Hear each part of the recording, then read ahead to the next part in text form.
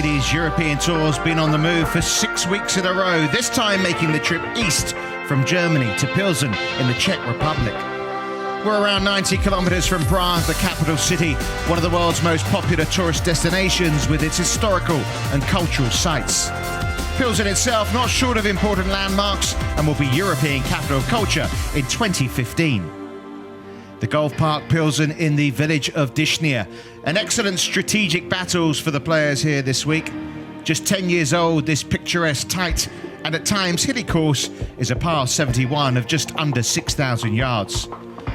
The scoring's been good and the race for the top is tight. The youngest player in contention is Amy Bolden from Llandudno in Wales. A winner this season on the second tier Access Tour, the 20-year-old could secure her LET playing rights for next season with a good finish. Leanne Pace has been jet-setting across the Atlantic, but the South African doesn't look jaded. Steadily moving into contention in search of tour win number 9. Pace starts just 3 off the pace. After 5 runner-up finishes, is this the day Ursula Wikström makes her winning breakthrough? The outgoing Finn with a scintillating 65 yesterday, and didn't she enjoy it? But it's Julie Greciet who's the one to catch with 18 holes to play, firing the best round in her 7-year LET career. The French player stands on the verge of a maiden title. A one-shot advantage for Greciet over Wikström. Pamela Pretzwell alongside Pace at 9 under. Sophie Juquel-Beton 12th on the order of merit and 5th on the leaderboard. The top 10 separated by just 6 shots. I'm Richard Kaufman and a warm welcome to the third and final day of the Sberbank Golf Masters. Alongside me, ladies European Tour player Charlie Douglas. And Charlie, big question, who's your favourite to win? I think it's got to be Leanne Pace today. She's coming off a great performance in the States and definitely think she's the one to watch. We've got to keep an eye out for the weather because it has just started with a bit of rain and the forecast looks a little dodgy this afternoon. It does, rain, thunder, lightning, all the things you don't want in the final round of a tournament. The latest I heard was maybe that thunderstorms that are predicted going to come later on in the day, so hopefully it's just a shower or two. But it does look rather gloomy over skies right now. Beautiful weather the first couple of days. It's been a pretty hot start out there as well from 1 or 2 players. This is how things stand right now. Still Julie Greciet in the lead, and she's increased her overnight advantage from 1 shot to 2 shots thanks to a birdie at the opening hole. But Amy Bolden with birdies at 1, 2 and 3, a par at the 4th, up to 11 under now. Couple of birdies early on for Sophie Juquel-Beton. Leanne Pace birdied the first as well. Pamela Pretzwell with a couple of birdies and a drop shot in between at the third, up to 10 under. So players making moves. You saw there Stacey Lee Bregman, 8 under for the round. There can be some low scores out there today, Charlie. Absolutely, yeah, the girls will be firing at the pins, and I think that might be another birdie there for Amy Bolden. Wow, that putter is hot today, isn't it? I mean, she can't believe it. She's got Kelsey McDonald caddying for her today, hasn't she? And obviously, ladies European Tour players, if they can't believe how it's going, can they? No, it's great to see Amy holding some putts early on. And because she missed those 2 tiddlers last night, didn't she, at 17 and 18? Yeah, she had 2 chances within about 6 or 7 feet and didn't hole either of them, so starting well today. Yeah, just 1 shot behind this lady now. Julie Greciet, still the leader, down to 1, and she's happy with that. A little dog leg from right to left at this par 4 5th hole, so nicely down the right side, exactly where she wants to be. But it's great, isn't it? It's almost the naivety of youth, isn't it? The way Amy Bolden has started in this final round. You might expect some nerves, but so far it's been pretty nerveless. Absolutely, yeah. She's a cool customer and just keeping her head down and playing really, really good golf. Oh, I thought Juquel-Beton was going to follow her in there.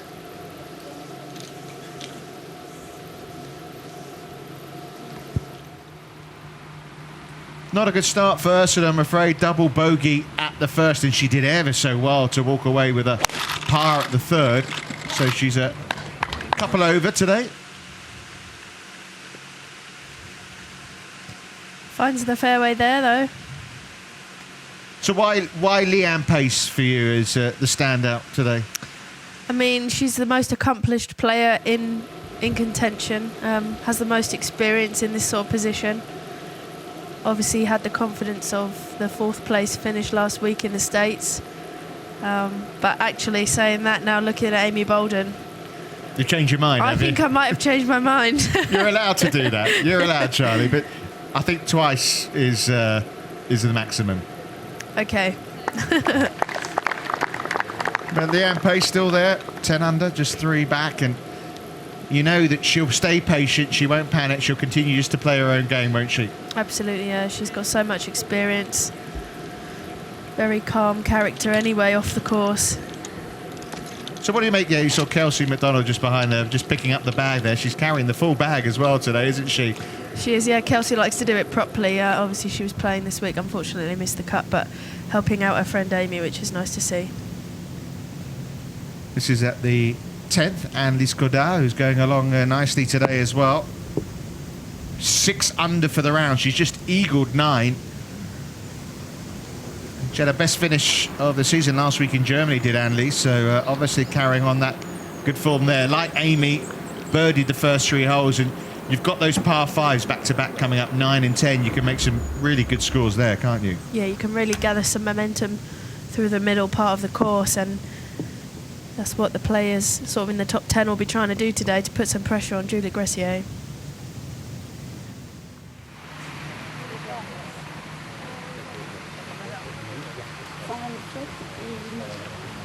Dad Roger on the bag with the rain cover on as well.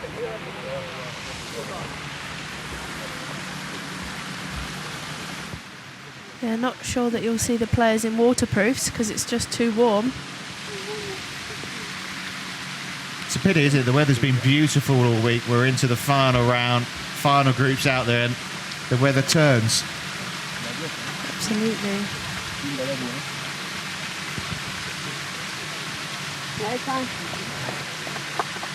Just needs to settle down now, doesn't she, Ursula? Yeah, she's very animated, and before the start of today, I just wondered whether that might hinder her, actually. So she just needs to steady the ship a little. Par 4, 6th hole, uphill. There's quite a few hills on this course. Here's the first of them.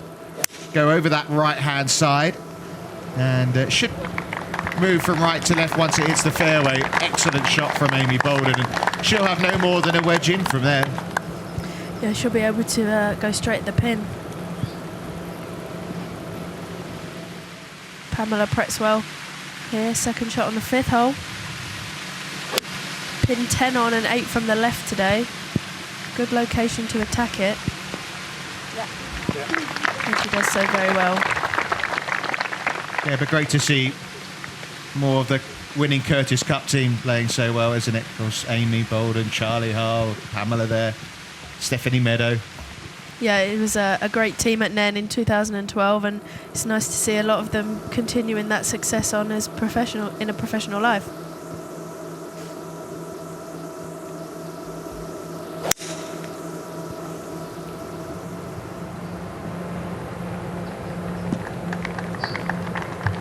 A little unfortunate there, Sophie. Just missed the fairway. Would have kicked to the left, but just got caught up in the right-hand rough.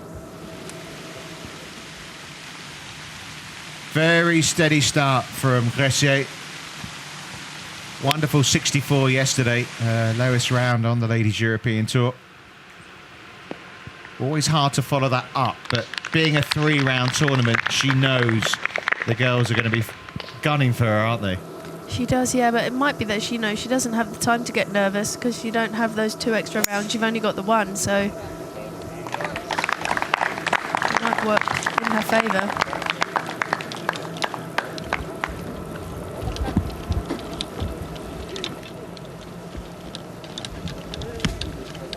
Well, this is the danger group, you feel, don't you? I mean, Ursula, Julie Greciet and Pamela Pretzwell in that final group, none of them have won on the Ladies European Tour. You've got Leanne Pace here, a 9 times winner.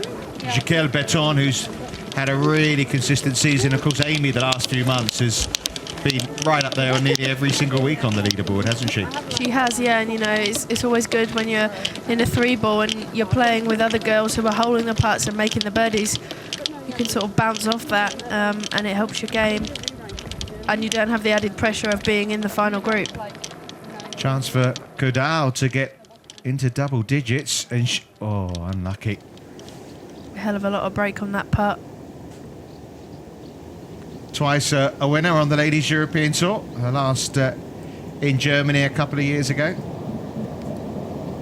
Yeah, winning a playoff against Laura Davis. Here comes the rain. It's we don't mind a shower or two. It's just the thunderstorms that we want to stay away. Not pleasant for the spectators, of course, but as you say, it's still very warm out there. Absolutely, yeah. It's not a case of packing on the waterproofs, and doesn't look too heavy at the moment. Yeah, 65 players made the cut. Unfortunately, no Czechs. Klara Spilkova, obviously the golden girl of Czech golf, missing the cut. And I think that might bring the crowds down a little bit today. If Spilkova was obviously challenging, I think the crowds would be pretty large. Yeah, I think so. And obviously now the weather as well is a factor. Montoya Srisarang, the Thai golfer. This is at the par 4 10th. She's a 5 under.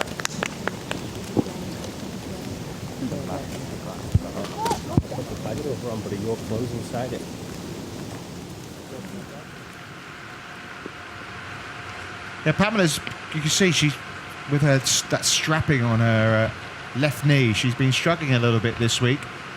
Hasn't been able to work out exactly what the problem is, but she's not been able to bend down easily and read the lines.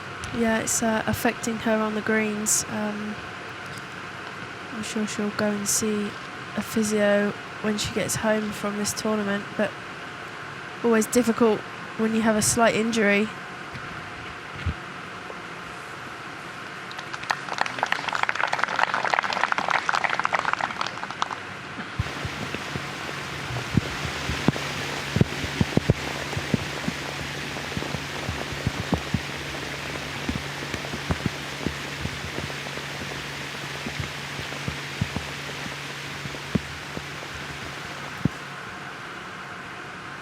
Well, looking for her first birdie of the day. Similar line to the one where Amy knocked it in from. Yeah, gathering pace. Not to be for Ursula there. Well, here's the player who's hottest of anyone in terms of scoring out on the course so far this afternoon.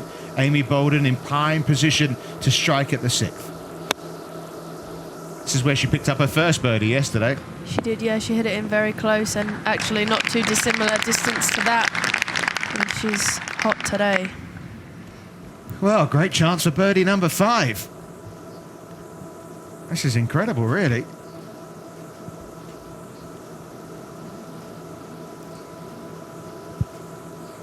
The rain getting heavier all the time at the moment.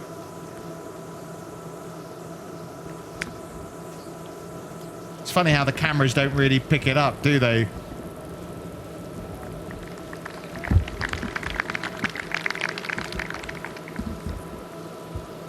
Well, incredibly, we're about, I don't know, how far are we away from that green? Probably about 400 or 500 yards, yeah, not far and at all. it's pouring with rain here. This is at the 12th, as you can see. And they're dry. And they're dry. What is going on? That's incredible. Oh, I think it's starting to come down now. There it is. Great shot there from Leanne Pace, and between herself and Amy Bolden, they've got that one surrounded.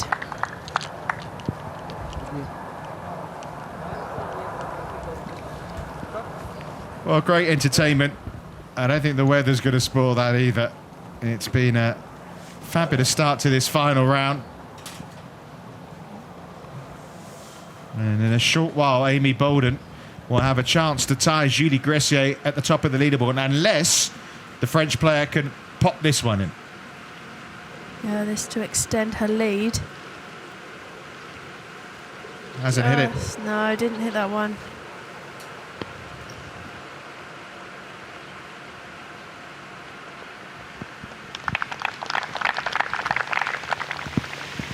Well, the feature hole on the golf course is the par 3 11th. It's water's coming down and the green surrounded by water as well. Absolutely, yeah. It's pretty daunting from the tee box. Island green, water, left, right, long and short. Going to be tricky if that rough starts to get wet to chip through that. Can get very grabby. Well, you say the players, they don't want to put waterproofs on because of the heat, but I mean, when it's coming down this heavy, surely you've got to start thinking about at least wearing short sleeve. At this point now, the waterproofs will be on because, the worst thing that can happen is the rain stops and you're soaking wet, so sometimes you just have to be a little hot but dry.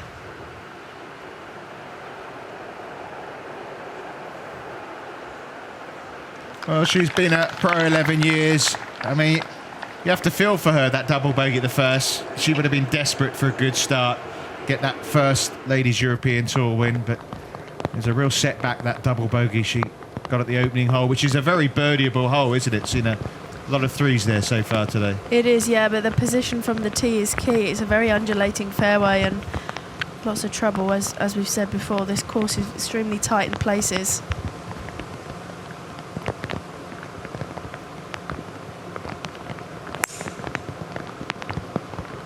Nice smooth swing there from Pamela.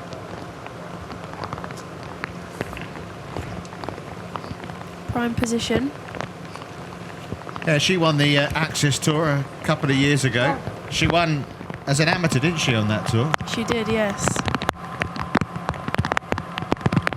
Sophie Jiquel-Batin for birdie here at 6. Oh. Half a roll short, that one. How did that not go in? I think the answer to that, she didn't hit it hard enough, but you know what I mean. So, yeah, I know what you meant, Richard. Oh, dear. Oh, dear. That could be a nasty one.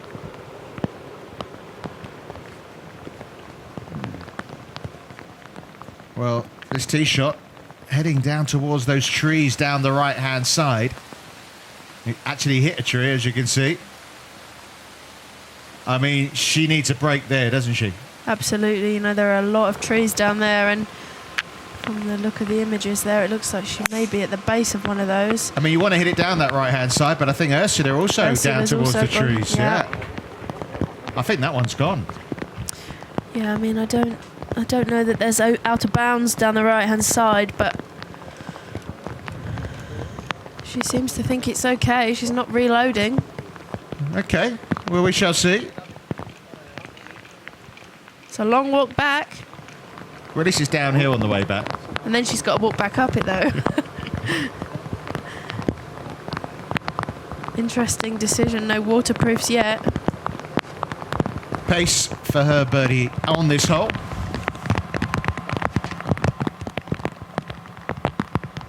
$11 under par. 2 shots behind the leader, who's in a spot of bother on this very same hole. But of course, Amy Bolden here has a chance to get to the top of the leaderboard alongside. It's their weather, isn't it? Absolutely. They're about the only ones who are going to be all right today in this.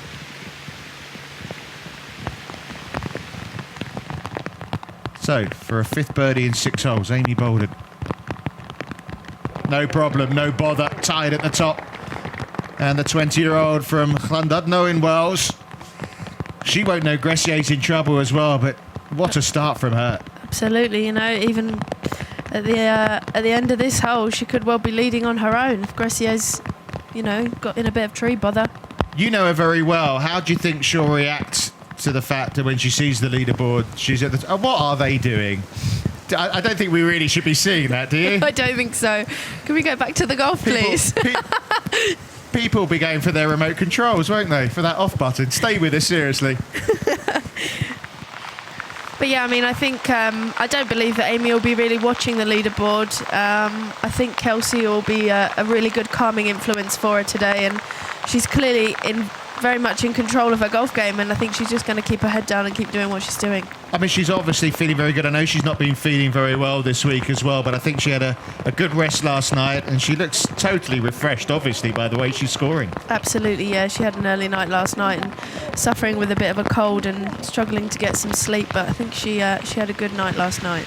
Swisawang out of the back of the 11th green, the bunker. That was a bit of work to save her par there at this short par 3, but obviously a testing one.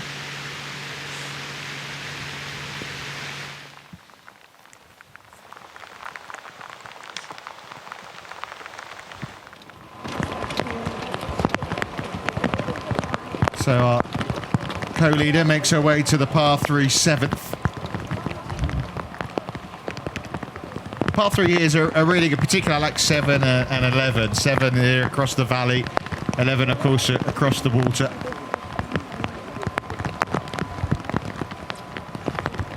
Yeah, this arguably the toughest of the par 3s. Well, that's where Vikström's ball's finished. She's obviously going to try and hit it low. Yeah, gripping down here, just going to punch it out, keep it low below the branches. Oh, she's hit a branch. Well, at least it's come out. It could have gone anywhere. It could have, yeah. Just actually question whether she might have been trying to go for the green. Seems a strange decision to not just pull an iron out and keep it low and back onto the fairway. Possibly being a little bit greedy with that one. Yeah, she's had some... I mean, she was wild off the tee at 3, wild off the tee at 1. Now here at hole number 6. Now, Greciet is chatting with, I think, one of the referees, isn't she? Tournament director David Lantos, who's down there with her. I'm not sure what the conversation is right now, but... Oh, I think she's asking about the pylon, isn't she? She's got away with that. She's hit a tree. She's come down in a pretty good spot, hasn't she? Yeah, from the tee she would have been holding her breath, but that's a result there. Well, obviously you don't want to be short here. Absolutely not. This is a no-go area to be short, and Right at it. she's just firing at these pins today. She can only see the flag. I mean, it's not easy to see the flag on this hole, is it? But she's got her eye on it, that's for sure.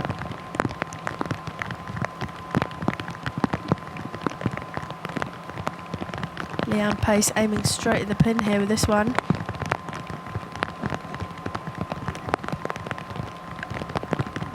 Fantastic. And that is straight at the pin.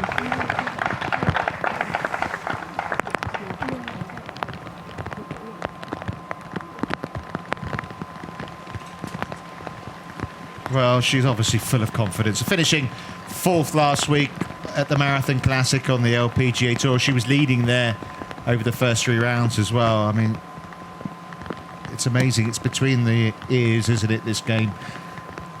Absolutely is, and she's being slightly overshadowed at the moment, but Leanne will have that putt there to get to 3 under for her round. Yeah, Jacquel Baton is also a couple under for her round as well. But obviously, everybody playing second fiddle to Bolden right now. She may have, yeah, just pulled it a fraction, but shouldn't be too much of a problem for Sophie there. They did it yesterday and I was there. But I was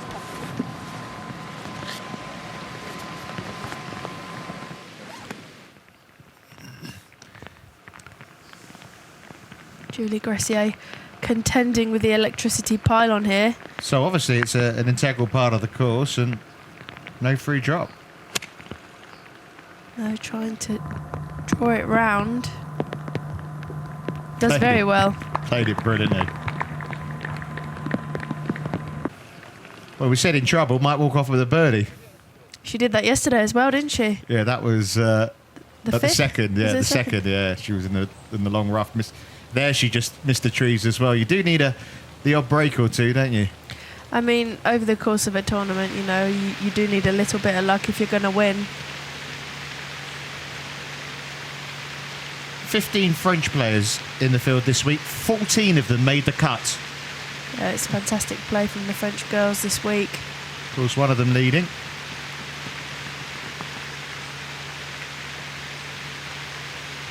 think that rain may have stopped, judging by the caddy there putting the umbrella down. Yeah, all peaceful now, and the rain stopped, but we are expecting various showers. They've come prepared.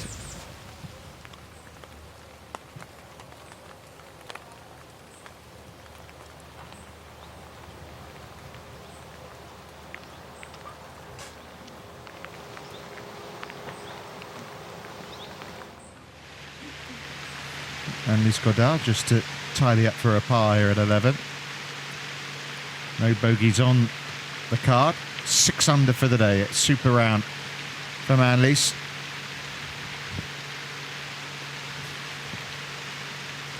So she's in a tie for 6th, having started the day just inside the top 20.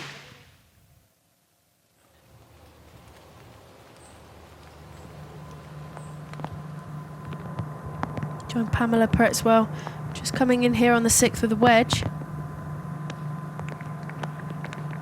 Bit of action on that one.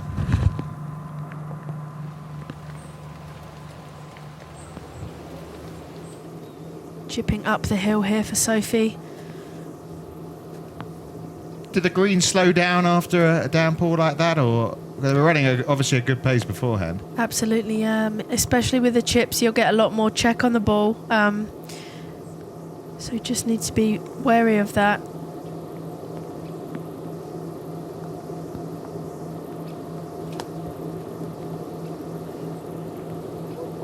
She's got it. She's got it, knocked it in for a 2. She's 3 under for the day. Yeah, this 3-ball are playing some quite incredible golf today.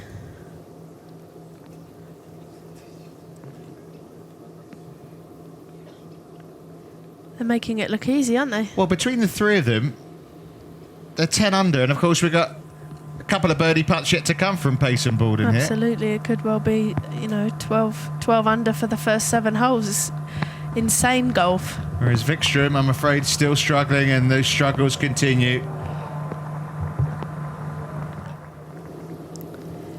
Now Amy Baldwin will have this putt to go 6 under for her round through the first 7 holes. And this for the outright lead for the first time at the Sberbank Golf Masters for Amy Baldwin. This one will be breaking from her left. Oh, looked good, didn't it? A couple of feet out. Agonisingly close. You just expect them all to go in now when she stood there with a putter.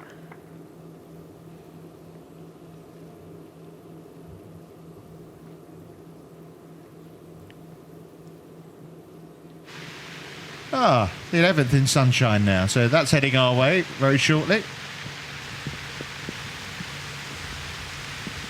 Well, let's hope that's the worst we see weather-wise today. Yeah, we're keeping our fingers crossed. Oh, and up and down for a double bogey here for Ursula Vikström. Second double bogey of the day. Yeah, it's not what you want at any time, but especially in the final round, it's too damaging. Now Leanne would have seen Amy's putt break at the hole, so hopefully she'll be able to convert this one.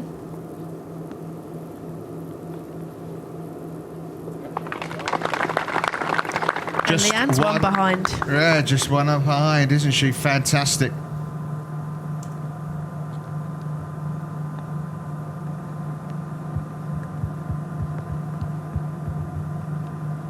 Well, I think given a tee shot, she'll settle for a 4 there, even though she wasn't far away for that birdie 3. Yeah, I think so. Par would be a great result for Julie after that tee shot, as you say, finding the right-hand side there where all those trees were.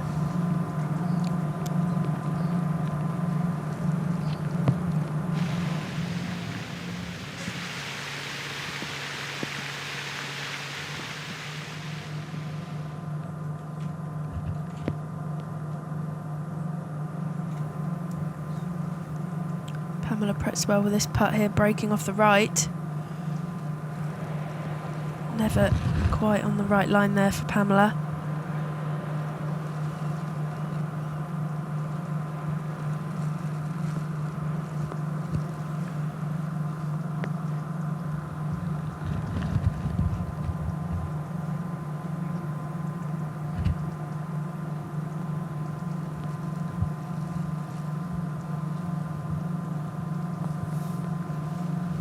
Concentration key on every putt.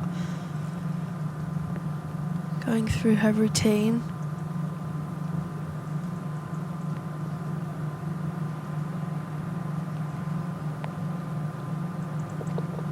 And she's made a solid enough start, hasn't she?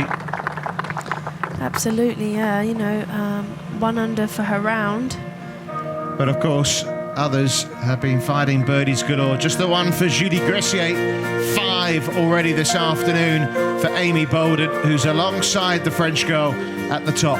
Leanne Pace with that birdie at the par 3 7th. Just one back. A lovely chip in from Sophie Chiquel-Beton at the same hole. And how about that for a 63 from Stacey Lee Bregman, the round of the week so far, and that gets her inside the top 10 at 9 under.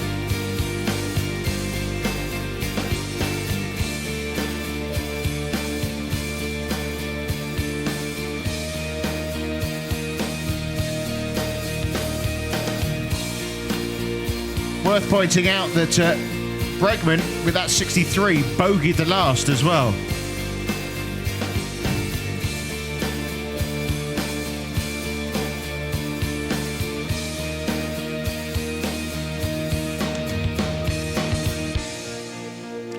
Rebecca Hudson unable to make any real progress. Started with a bogey, couple of birdies since then. Trish Johnson has had 4 birdies in a row from the 11th, which is why she's moved up to 7 under. Back-to-back birdies at 14 and 15 for Diana Luna. Mireia Prat having a very good day. The 24-year-old Spaniard, the winner of the Access Tour last season. Nikki Campbell having another excellent week. 3 under for her around. Isabella Ramsey, big week for her. Looking to make her first paycheck of the season on the Ladies European Tour. Whitney Hillier was going along really well, wasn't she? Birdied the first 3 holes, but unfortunately dropped shots at 4 and 6. Carly Walker, last week's winner, in with a round of 68. Vicky Lang. Nice playing as well, 67. And you can see the defending champion, Anke Lindner, having her best round of the week so far at 4 under.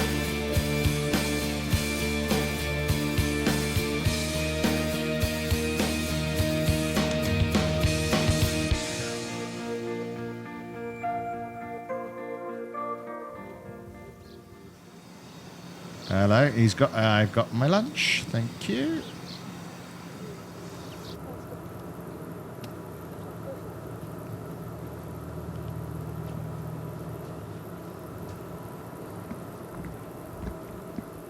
Just waiting for the group in front to clear here on the 8th.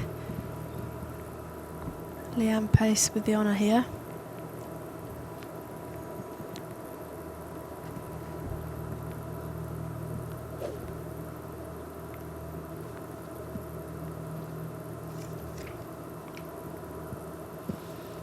Yeah, basically, don't go right on this one.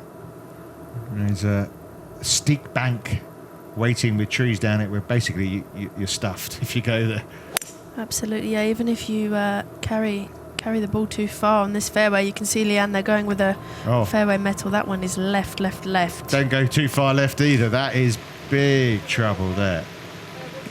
That pitched on the side of that bank and could have gone anywhere.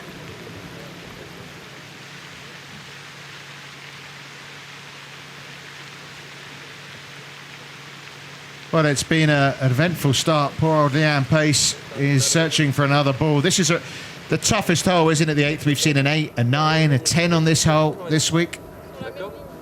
It's just tough. We were saying, you know, you're stuffed right, but as we saw from Leanne Pace just now, go too far left, you're also in big trouble. Greciet with a birdie here yesterday. Yeah, she tapped it in from around a foot, didn't she? She did, yeah. Going to be a bit more hard work for her too today from that rough. Yeah, we saw her make a great save on the 8th as well, just after we came off air yesterday, Greciet, and then she followed it with a birdie at 9. Players looking for about 230-yard max tee shot here down the fairway. It's very steep. downhill slope with an awkward lie if you carry the ball too far. Well, that's left, but obviously not as far left as Leanne Pace went.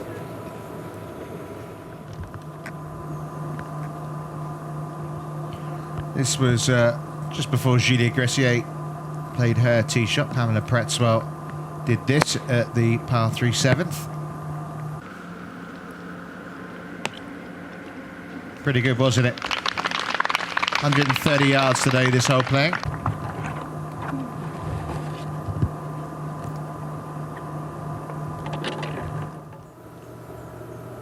But after seeing her playing partners go left, it becomes an even harder tee shot for Amy here. Watching it eagerly. That'll kick off nicely.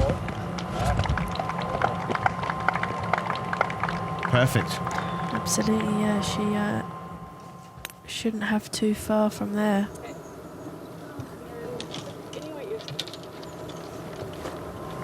That's what she wanted to do first time round, obviously. It's always the way. Frustration because she just got to within one of the leader. Amy putting her sunglasses on now. The sun's out. Yeah, what rain? Was there rain? Can't remember.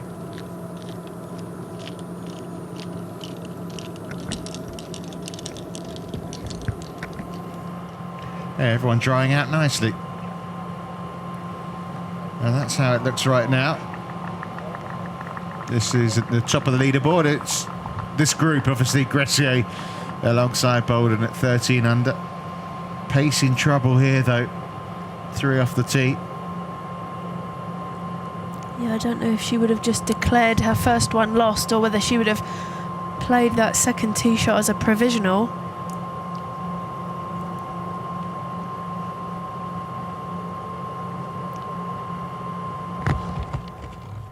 Ursula Wickstrom from the front of the 7th green here.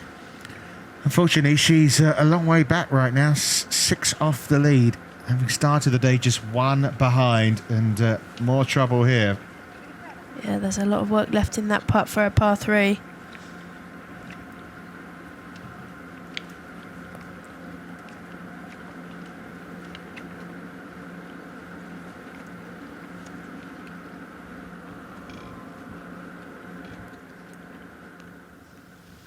Annalise Cadell, second shot into 12 here.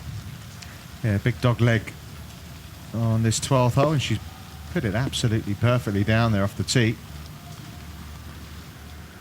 Yeah, firm green this one. Just starting too far back, isn't she, Cordell, in terms of her attempt to win this tournament? Yeah, and there's just, in my opinion, there's just too many players between her and Amy Bolden and Julie Greciet at the moment.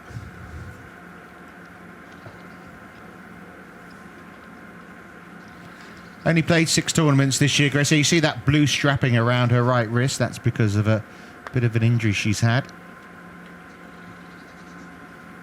Slow down. That's good.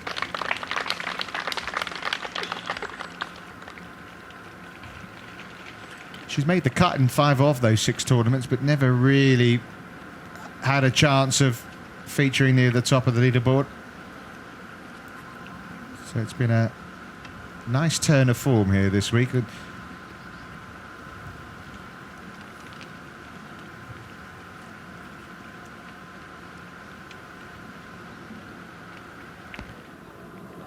Well, she just avoided losing her ball here, didn't she, Giguère Beton? But now she's got to find a way through with a second. Yeah, just talking through her options there with her caddy. There's a lot of humps and hollows in this fairway, potentially used to help feed the ball back into the short grass.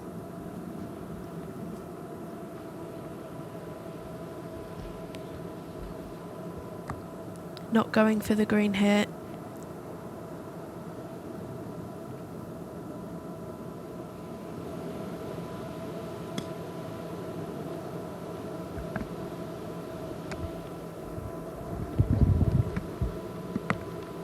That should leave her just about 100 yards in there for her third shot.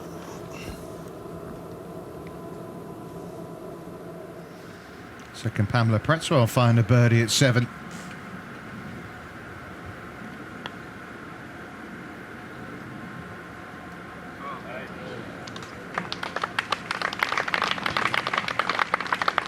A full shot then at this 8th hole.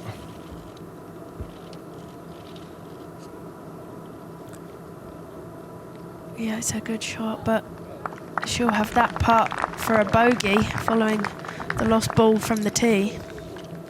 Well, at least she's given herself a chance to limit the damage. That looks like hard work, doesn't it? Well, is it going to go surfing there? Not too many waves on that lake, is there? No, I don't think so.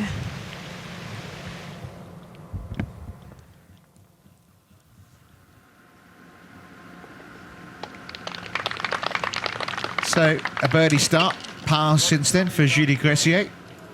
And, well, excellent drive down this 8th from Amy Bolden.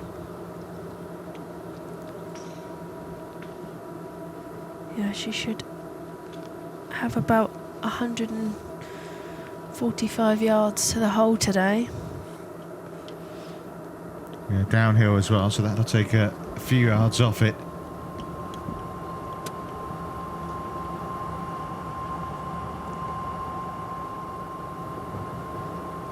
More than likely going in with an 8 iron.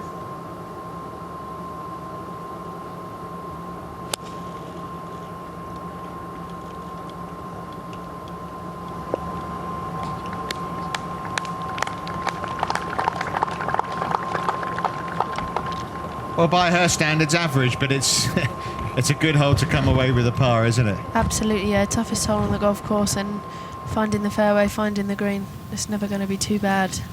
Goddard looking to see if she can pick up another birdie.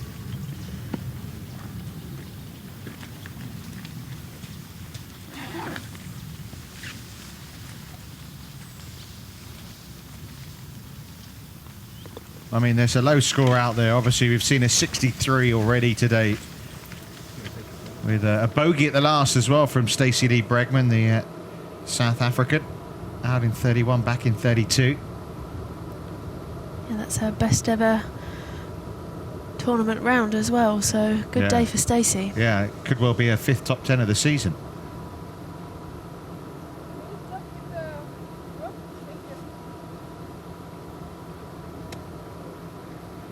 Just making sure that she feels happy here.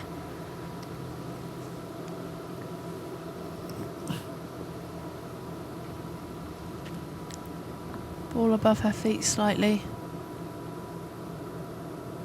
Tends to be a pulling lie.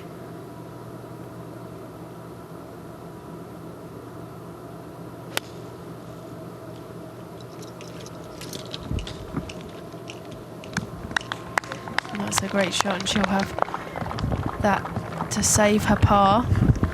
Yeah, 1 on the green in 2, 1 in 3, 1 in 4.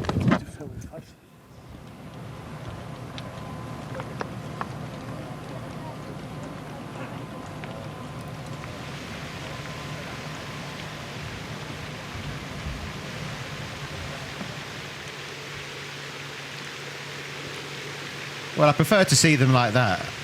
Yeah, it's a lot better than what we saw earlier, isn't it?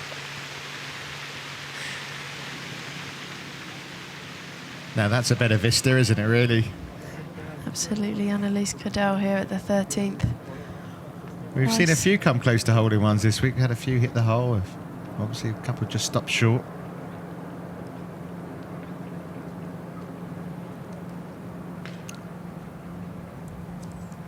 Accessible pin today.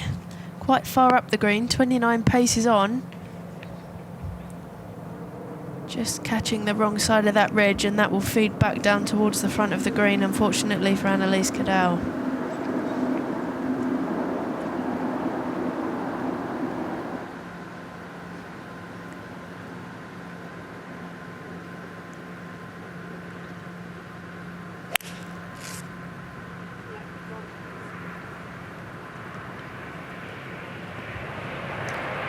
Great tee shot there from Pamela Pretzwell.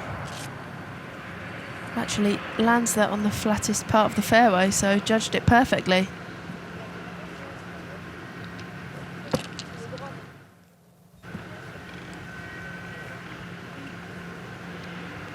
Well, she hit a poor tee shot here yesterday, escaped with a wonderful part, got up and down from about 100 yards. No problems today, though. No, she likes that one. Stops very quickly on the fairway as a result of that downpour of rain that we had about 20 minutes ago.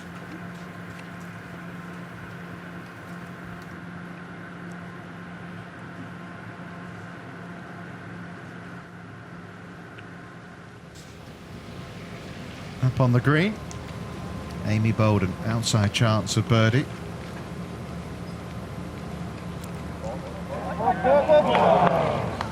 I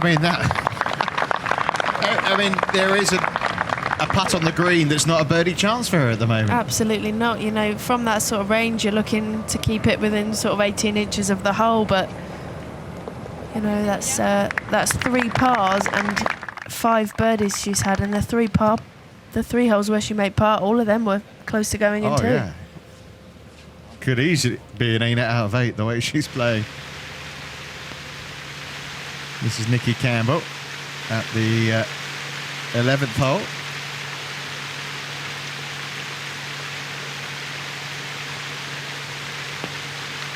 Yeah, the Aussie going nicely. 5th on the Order of Merit this season. Having another good week here.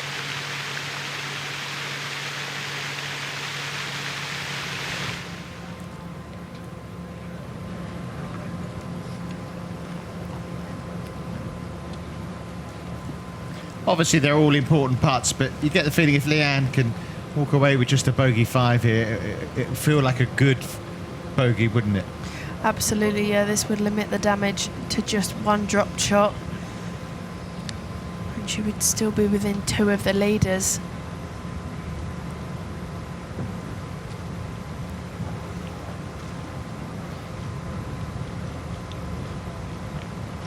You would just think that any 6s on the card today are just going to be too damaging if you're going to lift the trophy at the end of play.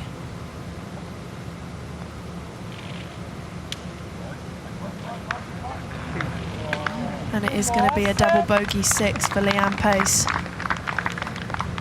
And she slips back to 10 under par and 3 off the lead. Oh, she'd worked it nicely. Those birdies at 6 and 7, but all that good work undone with 1 hit of a ball.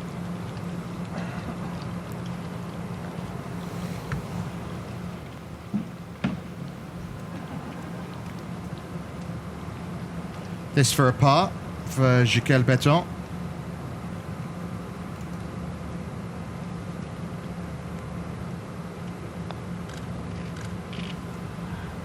Well done.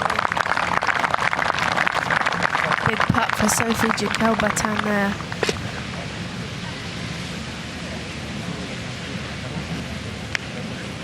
Some great golf being played out there today.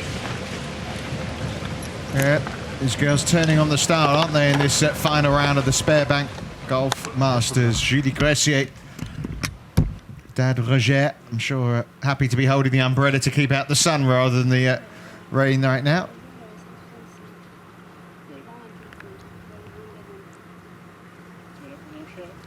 Yeah, Bolden for company. That par save for Jiquel Beton keeps her within 2 pace now. Back to 10 under. And that's 63 from Stacey Lee Bregman. Up to a tie in 6th place. Started the day in 45th position. Yeah, that's what you call a move, isn't it? She'll be enjoying her lunch a little more today, I'm sure.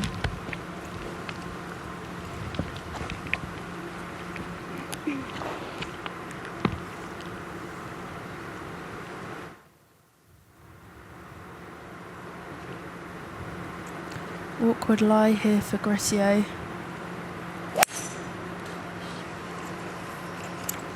And that's going right.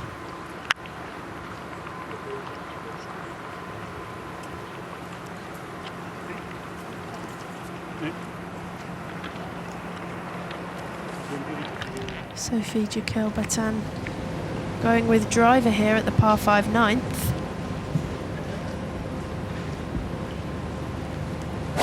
Yeah, we saw players setting themselves up for eagle opportunities at this hole yesterday. Downhill par 5, so really reachable. It's a lovely bounce, wasn't it, over the rough. And down that right side, you do open up the green a little bit. You go down that left-hand side a bit, that you have to cut it around the trees.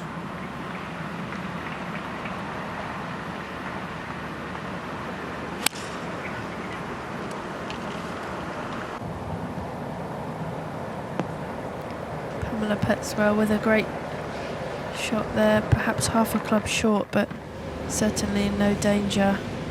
Now Amy Bolden going with 3-wood here today. She ran out of fairway yesterday. I think she hit her drive about 280 yards down here. Yeah, fairway runs out at about 270 yards, doesn't it?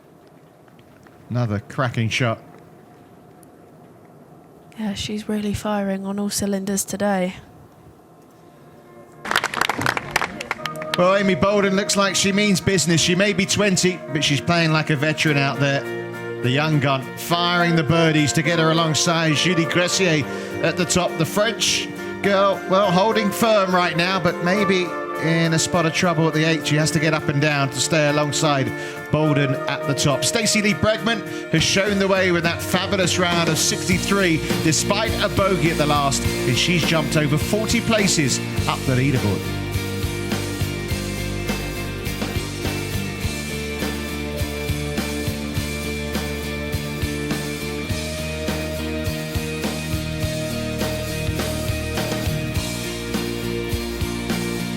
The Nickies going well, aren't they? Garrett and Campbell. Absolutely, yeah. Aussies going great guns today. Yeah, Nikki Garrett actually was at 10 under, but dropped shots at 7 and 8.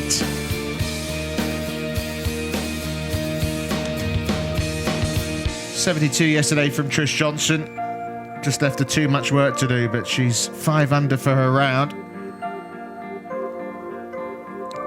She won't thank me and say this, but I think it's season number 28, I think, on tour for Trish. Gladys Nacera hasn't been able to make a real move up the leaderboard. She's had 5 birdies today, but she's had 2 double bogeys on the card, Gladys. Yeah, it's just too damaging in the final round.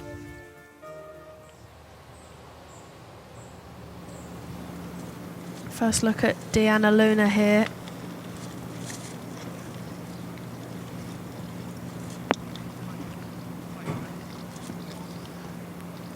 That's just going to hang on to the front edge. And Lise Cadell from downtown, as we say. Up and over the ridge. Big swing from left to right. Urging it to go, but she'll have about 3 feet left there for her par.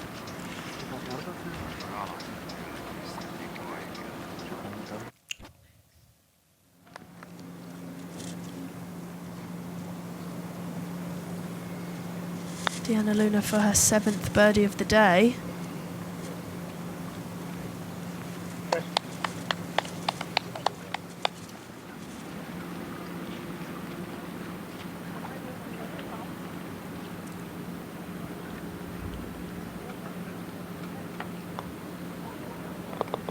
Cadell finishing up nicely for a par there.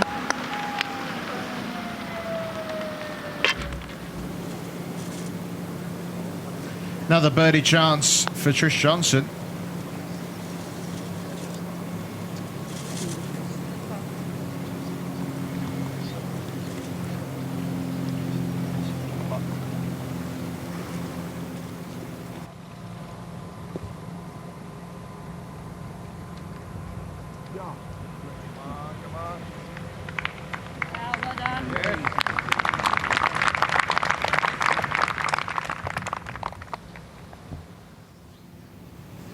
Well, it's been a fabulous front 9, hasn't it, in this final round of the Sberbank Golf Masters.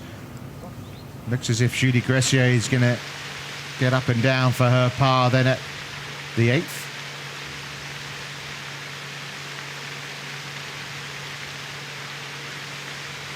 Four under for the round at the moment, Nikki Campbell. Another positive looking stroke. Oh, just caught the hole.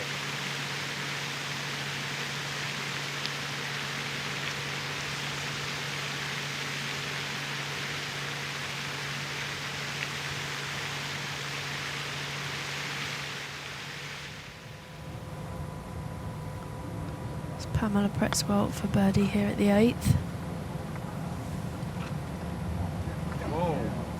She's hit that one. Bit of work left to do for her par there.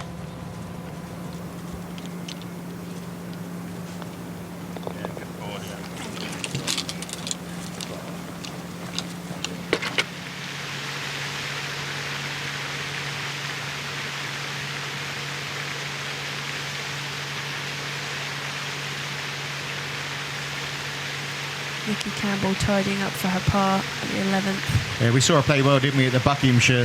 Obviously, everyone played second fiddle to Inkyun Kim. But even though she was 8 shots behind, she finished in second place there, didn't she, Nikki? Had a couple of runner-up finishes now. Yeah, she's playing some great golf this season. Having to wait for the green to clear at the par 5 9th.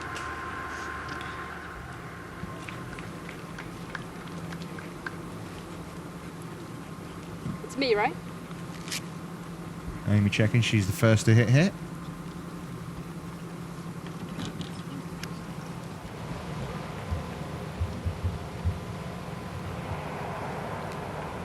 Don't see too many players having that white stuff. You see the white stuff she has on her hands? It's like it's weightlifter's clay, it's liquid isn't it? chalk. Yeah. I was actually in Morocco with Pamela a couple of years ago, playing in a golf festival, and she was telling me she's going to kill me for saying this, but we call her Clammy Pammy because she gets really clammy hands, so that's why she wears the liquid chalk. But you can understand. Sorry, Pam. But seriously though, I mean, as a golfer, you don't want those grips slipping out of your hand. You do you? And worry about absolutely that. don't know. So she carries a bottle of liquid chalk in her bag. I'll leave the nicknames to you then. Yeah, she's not going to like me for that one. But she can't hear us. Yeah, people in Scotland can though. Amy Bolden's found the left-hand bunker at this par 5 9th. She made a great up and down from that bunker day one, didn't she, to make a birdie? She did, yeah. Supposedly the toughest shot in golf, but Amy hit it to just a few inches. As you can see, it's a completely blind second shot for these players.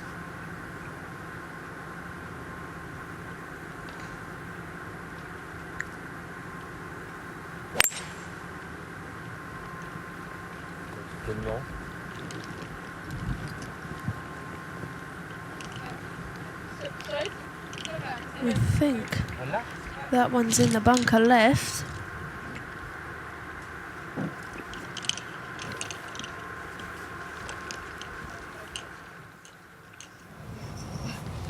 Well, she made a terrific par yesterday, and this would be a good up and down again for Greciet.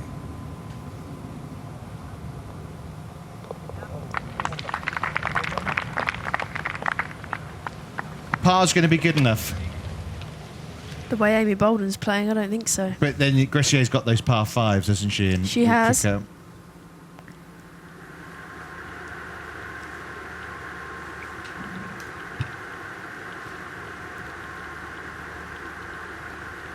and Pace looking to pick up at least one shot following that double bogey at the last.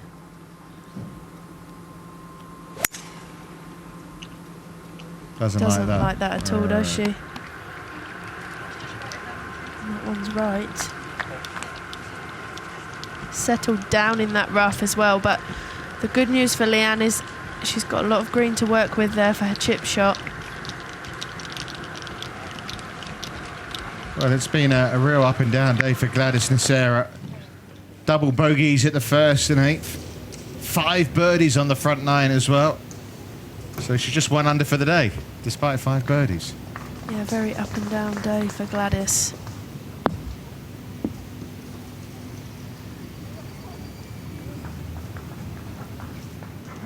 Well, good to see the crowds getting to enjoy some sunshine now. Did look a little dodgy for a while, didn't it? Pamela, having birdied this hole in rounds 1 and 2, looking to do the same today.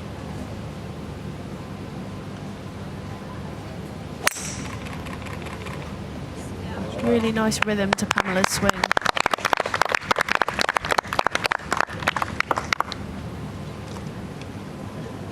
I don't think she could have walked up there and put it in a better place.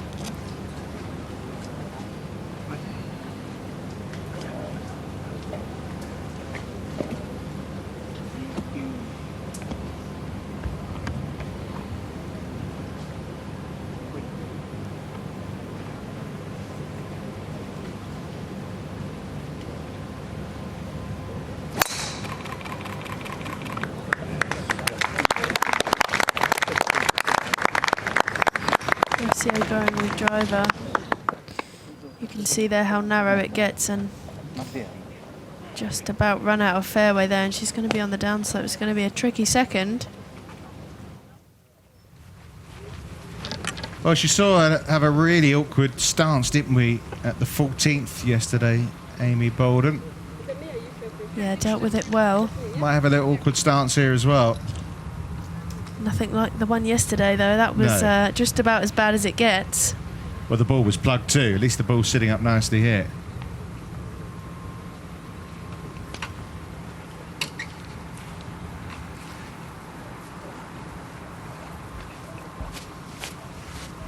Really big shot here for Amy Bolden if she can get up and down. Get to 14 under.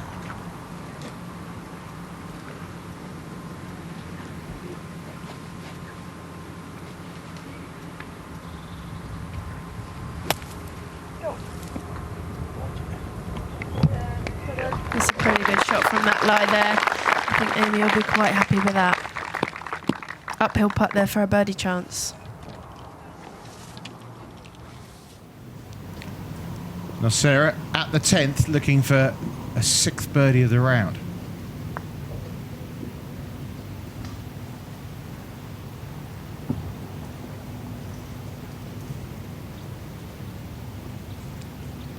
Playing with Whitney Hillier and Connie Chen.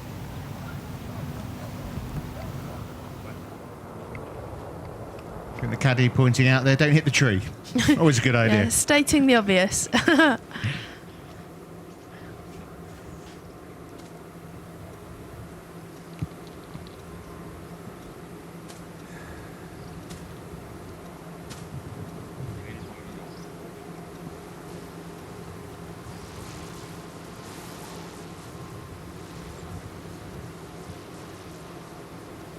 I don't think this tree should be a problem for Sophie here.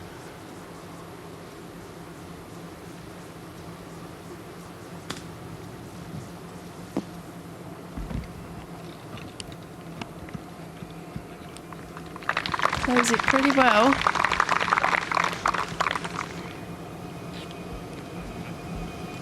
She'll have that for her birdie 4.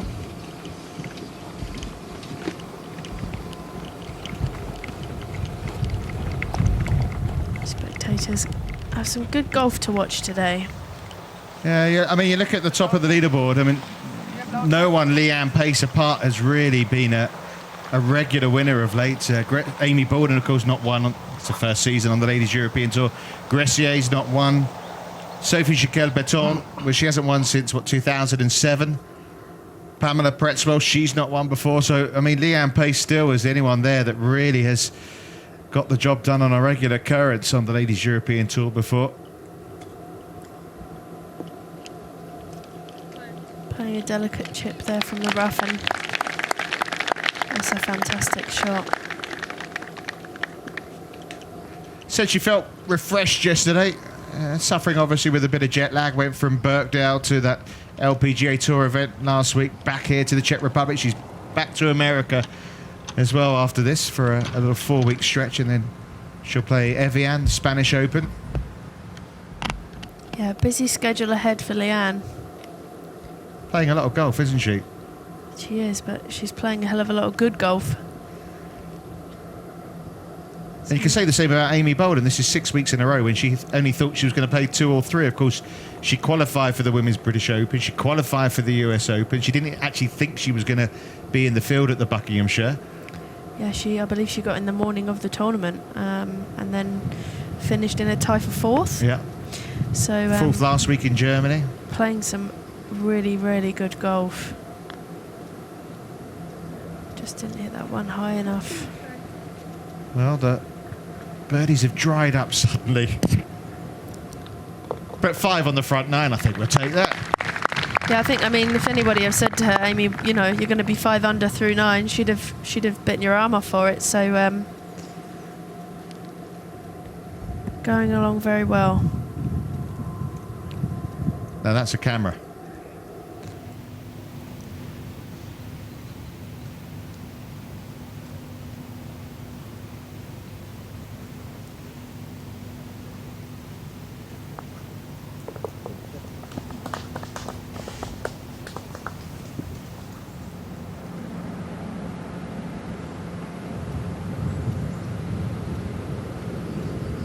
Sophie Jekyll here on the 9th. This is her birdie attempt to get to -12.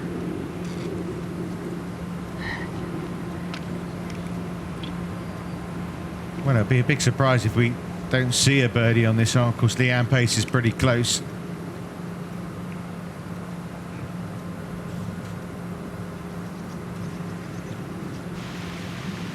Young South African, Connie Chen, just 7 under.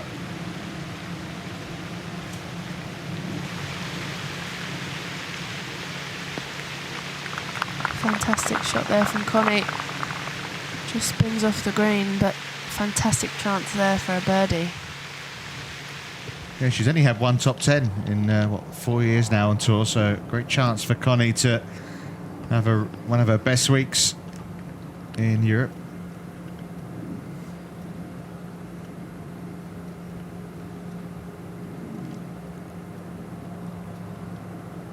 Now, after that second shot that she disliked from the fairway, Leanne has this for a birdie.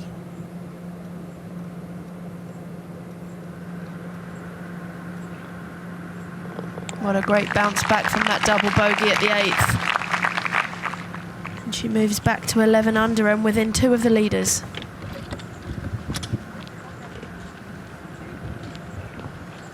Red throw first.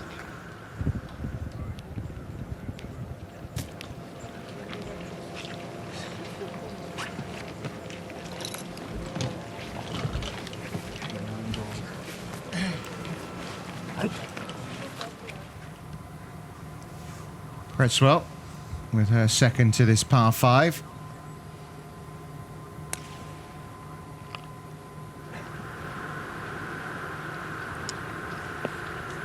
Oh, it's well, just escaped from the bunker's claws, hasn't it? You said there'd be a few people watching in Scotland. I'm sure her fiance's watching as well. Absolutely, yeah. He's been caddying for her, hasn't he, in recent weeks? He has. He actually caddied for her at the Curtis Cup at Nin. That's how they met, so quite a nice story. Yeah, he's a baker, I think, so this time of day he's almost ready for bed, isn't he? Yeah, he'll have been up a while.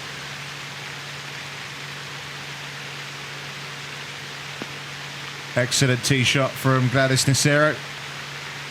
And the French are really firing, aren't they, this week in Pilsen?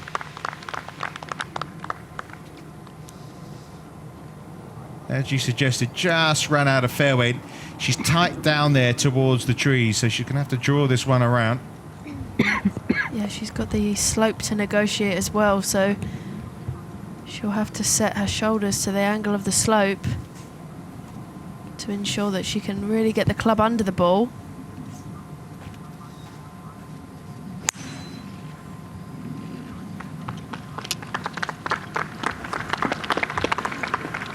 Does so very well, and great opportunity for an eagle there. Back-to-back par 5s on this golf course. This one a dogleg left.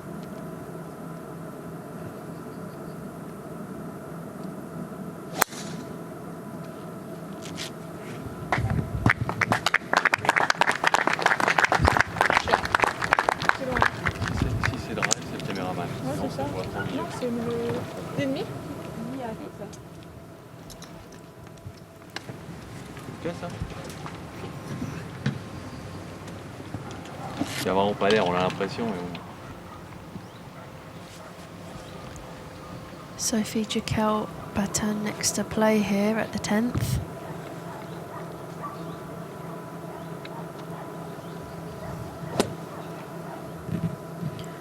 Not a par 5 that the girls can reach into. Dog leg left. Very much a 3-shotter.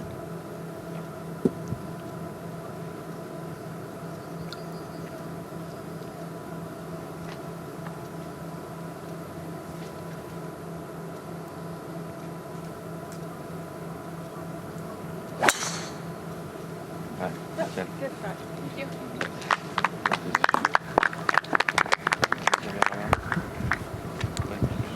Well positioned there for Sophie.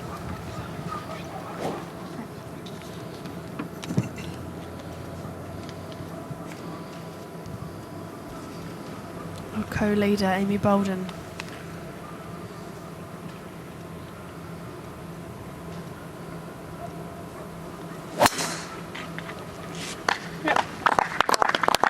Down the right-hand side. Needs to sit. That's okay. She doesn't hold back, does she? No, I think the tactic today is all-out attack, and it really worked well for her. Those opening 6 holes where she raced to the top of the leaderboard. Julie Greciet, though, has an eagle opportunity coming up at the par 5 9th, alongside Bolden at the top of the Sberbank Golf Masters leaderboard. Leanne Pace with that bounce-back birdie now alongside Sophie Jekyll-Baton. 3 French players inside that top 10, but it's Greciet alongside Bolden right at the top.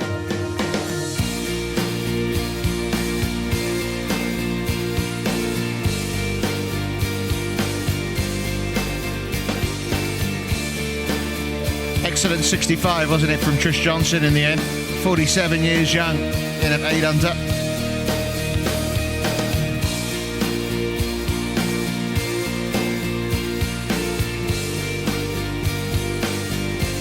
Chance maybe for Gladys Nacera to join that group at 8 under in a moment.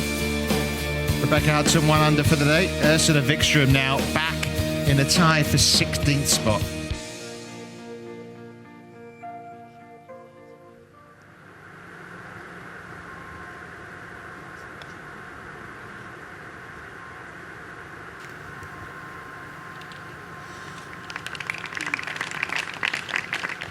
Pamela will have that for her birdie.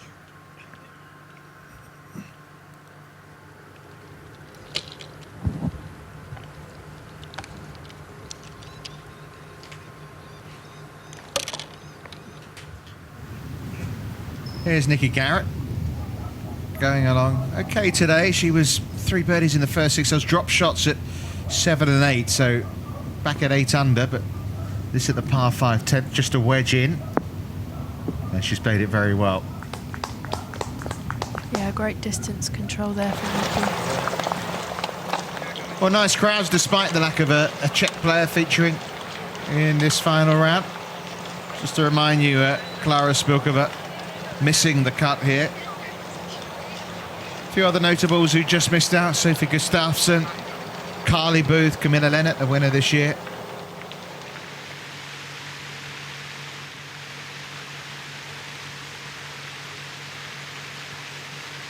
Connie Chen from the fringe. It does hang on and she gets to -8. 21, she doesn't look it, does she, Connie? She doesn't know, she looks very youthful.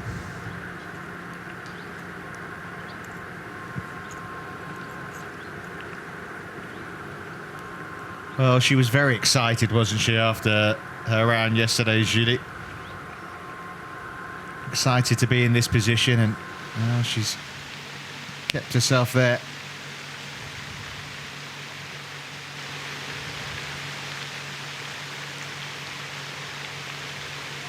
Well, take those double bogeys away and Nacera would have been right up there contending Absolutely, yeah. I don't think you'll see many groups with 2 birdies on that hole either today.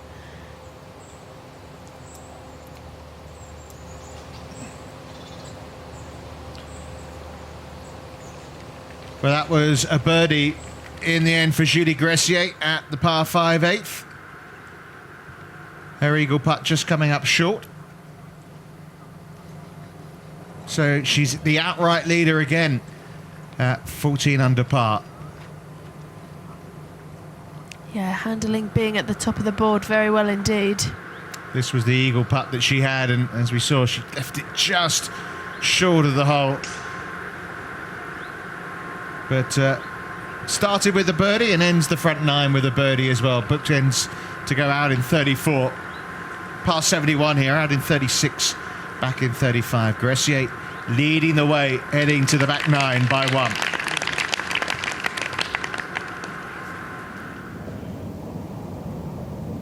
Nikki Garrett here for birdie.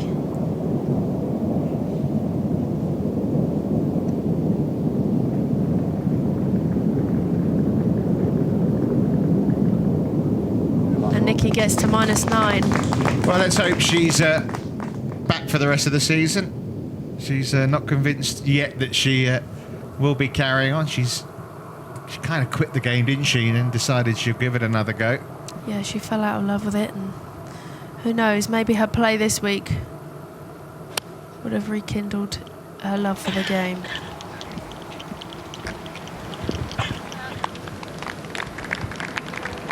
Just a layup for the girls on this hole. Dogleg left, so just trying to get it to the end of the corner there so they can have a clear view to the green. This is for Pamela to get into a tie for 3rd place. You get the feeling she really needs to hold those sorts of putts. She's now 4 off the lead. And she's playing really nicely all week as Pamela Pretzwell, but you know, there are a lot of players making birdies out there. Yeah, they're charging ahead and Pamela's being left behind at the moment. 9 holes to play though, anything can happen. It's great. Last week we saw Charlie Hall, of course, make that birdie charge at Carly Walker. And of course, in the end, lost out in the playoff. But seeing a similar kind of story here with the leader being chased down by a young, talented golfer in the shape of Amy Bolden this week. Absolutely, and it's great for the Ladies European Tour to see, isn't it? It is, you know, it's great for the young players to be coming through absolutely fearless, just playing some great golf. The future of the ladies' game is undoubtedly in very good hands. And we have to remember, you know, I mean, listen, let's not get carried away, but the way Amy Bolden's been playing the last few months, you know, St. Leon Rot is a year away, right? The Solheim Cup, and you know she's got to be a contender, hasn't she? You know, if she can continue this fine run of form that she's finding, then absolutely, why not? First of all, though, she needs to get her card, doesn't she? She does. It's you know, watching her play this well, it's hard to believe that she hasn't. Well, she's close already. I mean, if she finishes top 5 here, surely it's a guarantee anyway. Yeah, I think so. And then, you know, having taken that thought away, and you know, I haven't got my card yet, she could well even play even better golf if that's possible. So really exciting for Amy. I think that's gone right. Oh my goodness, and that is not what she wanted. Off the cart path and into the trees. Yeah, half a yard either side, and Pamela's ball would have been fine there, but pitching straight on the cart path, and the way she closed her eyes, it was almost as if she knew what was going to happen there. yeah, absolutely. I mean, it wasn't a great shot, but it's a bad break. Yeah, it's tough to take. You know, that cart path is probably under 2 paces wide, and to pitch a driver on that is you probably couldn't do it if you had 100 balls. Fabulous shot from Jiquel Beton. Slowly creeping forwards, isn't she?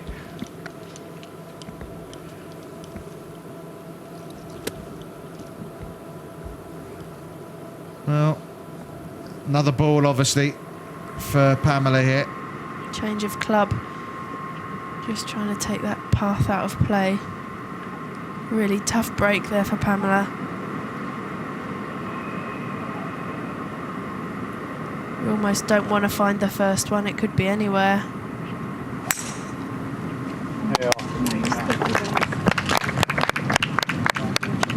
Very calm nature, those that won't faze her. Keep her head down. Keep plodding along nicely.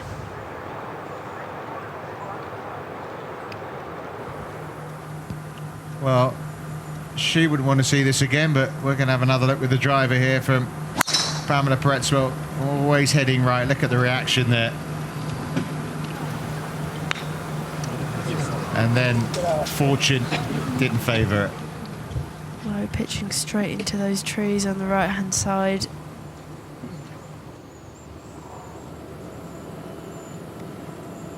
Amy Bolden here, just about 110 yards. Probably going in with a pitching wedge. Another super one, isn't it? Yeah, she's pin seeking today.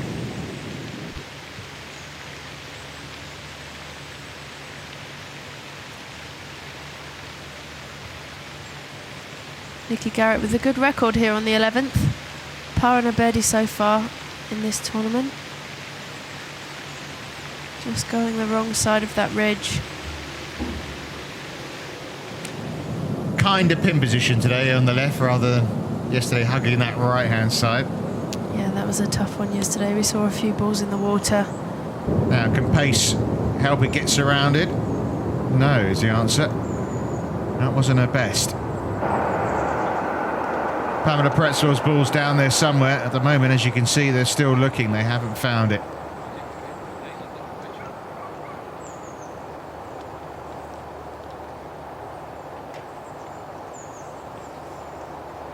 Obviously 5 minutes to try and find the ball before it is declared lost and her provisional is in play.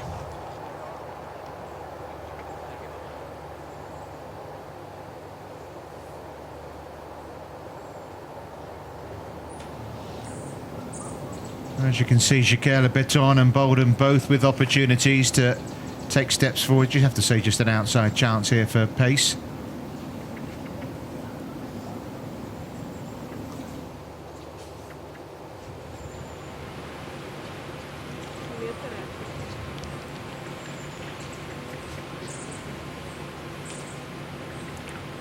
She was a bit of a late bloomer, Leanne, actually. She was in the South African national squad at hockey when she was a youngster. Gave golf a try only when she was 18 years old. So, you know, any young girls out there watching, you don't necessarily have to be at it from the age of, you know, you see, what, an 11-year-old qualify for the US Open this year. You know, you don't have to be that age and that good to make it. Yeah, I mean, golf's a kind of sport where, you know, there is really no retiring age. You can play well into your 50s. It's never too late. Yeah, I think the story is Leanne, she was really good really quickly. She got bored really quickly and gave it up. And then she managed to get a golf scholarship to a university in America. And she thought, okay. I quite like this. Yeah, it's quite good.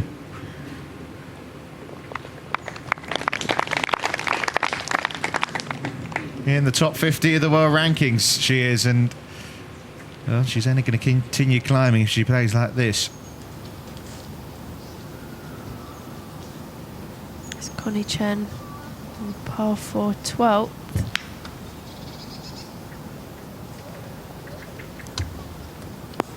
Severe dogleg right hole that we were talking about earlier, and she's going to have a downhill chip from there. Bolden to tie the lead again. She's got it this time. And that's her 6th birdie in 10 holes.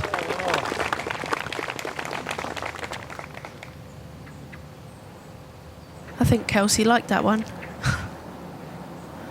We should point out Kelsey's a very good young talented player as well. Like Amy's part of the Robert Rock Academy, isn't she? Absolutely, yeah.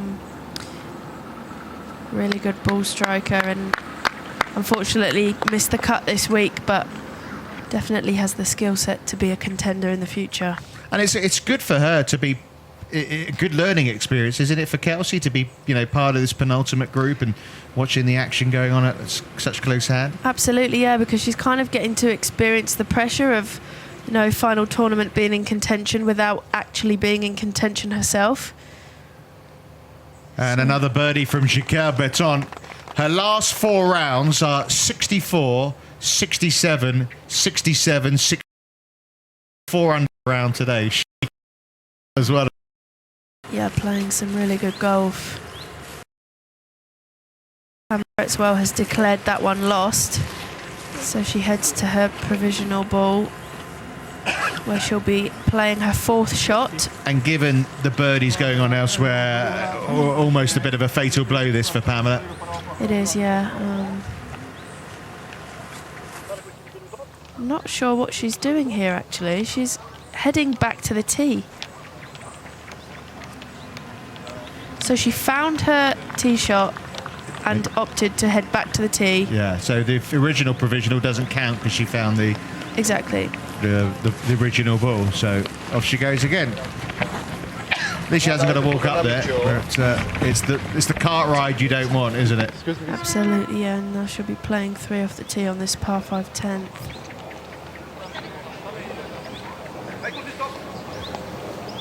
Yeah, stood on the tee, 4 shots off the lead.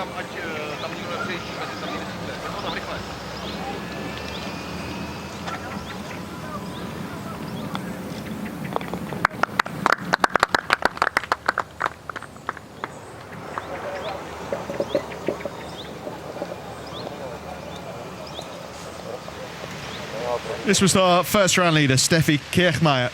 The German, unfortunately, hasn't cooked on from there.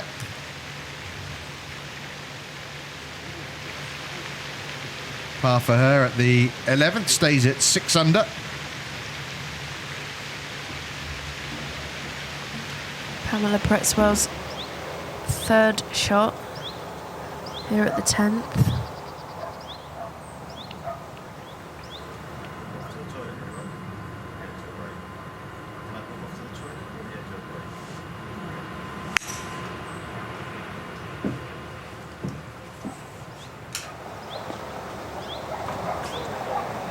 And that one's in the left-hand rough, but should be okay. This hole is not being kind to Pamela.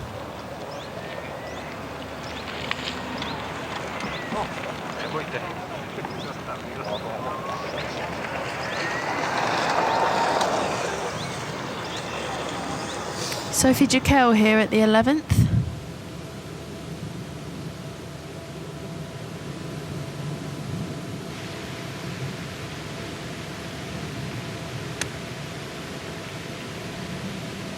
As Richard said, on a fine run of form. Currently 4 under for her round.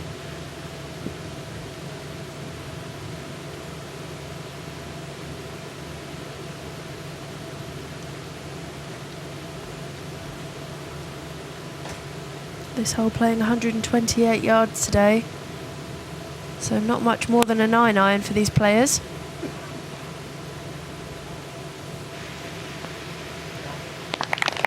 Another great iron shot there.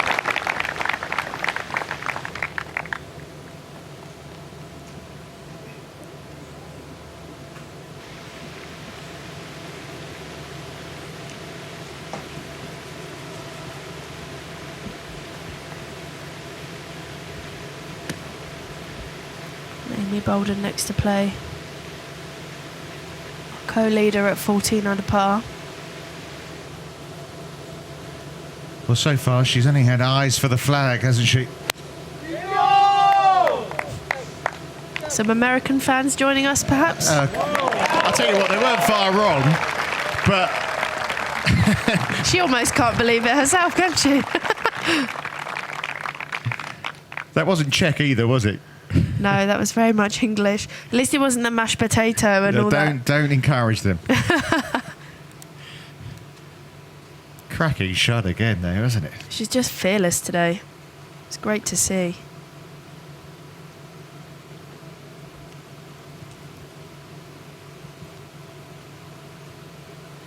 Yeah, and just want someone who's up, down there to stop moving.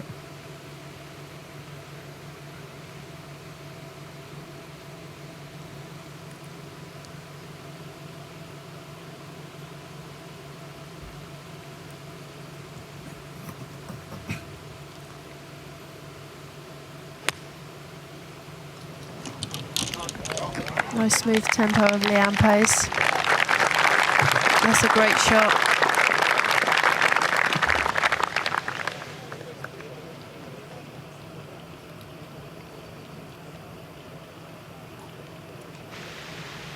Great crowds following this group, and understandably so. They're playing some great golf. And they've had pretty good entertainment, haven't they? They have. No reason to go anywhere else. Great day out.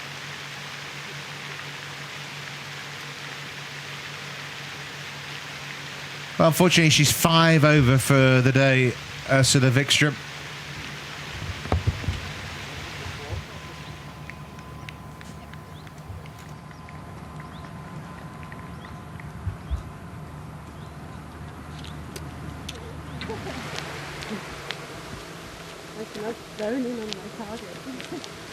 Well, they're both in contention, but of course it's Bolden who's tied at the top.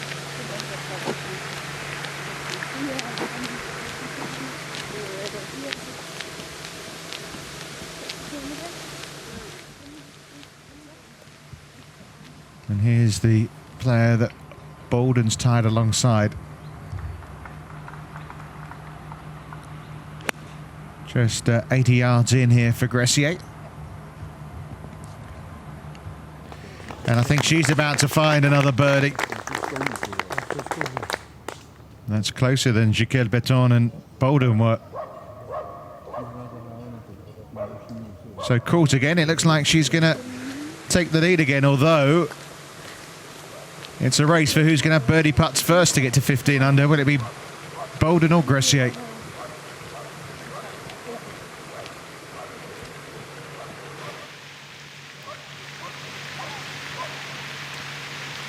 Amy was saying at the start of this week she was looking forward to a week's break playing these 6 in a row, but there's no sign of any fatigue, is there, from these girls up the top?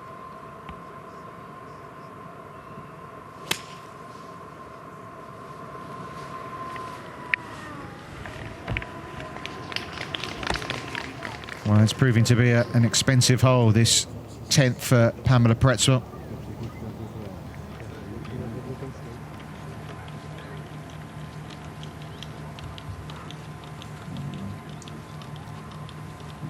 Last week she was a bridesmaid at one of her best friend's weddings in Loch Lomond. Lovely part of Scotland, that is.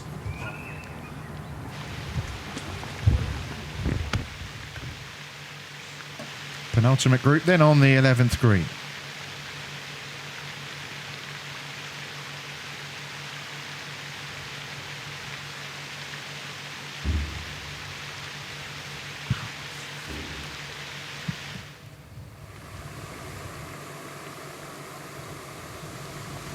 Leanne Pace with this putt to get within 2 of the leaders.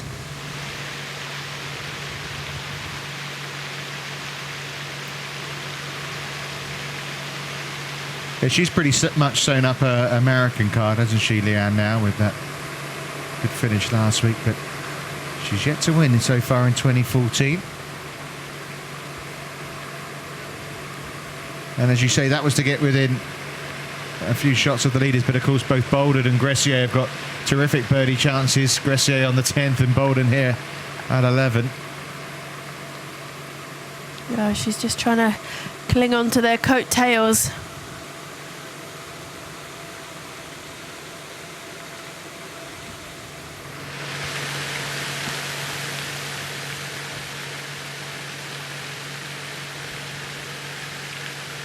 This is Sophie Jiquel to get just 1 shot behind.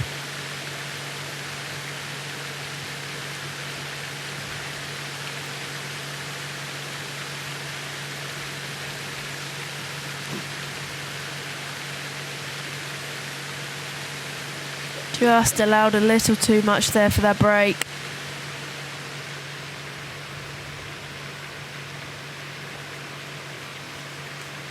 No damage to her card though, and she stays at -12 alone.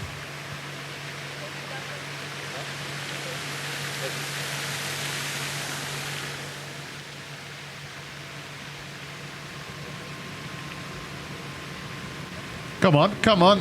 Oh, that was for a bogey 6. So it's a double bogey, unfortunately, for Pamela Pretzwell, and that is going to see her drop away to 8 under par. And Amy Bolden has the first chance to get to 15 under. Yeah, this for the outright lead. Well, it might not be for long, but she is the sole leader right now at the Sberbank Golf Masters. Birdie number 7 of the day. And Bolden's on the charge again. Yeah, just 4 pars for Amy today. It's just unbelievable golf. She's going to want Kelsey caddying for every week, isn't she? Every round. I don't think that's going to work out, though. Sorry. Kelsey's too good a player to stay on the bag. Unless they go 50-50. Yeah, maybe. No, I don't think so. Vikström for her first birdie of the day.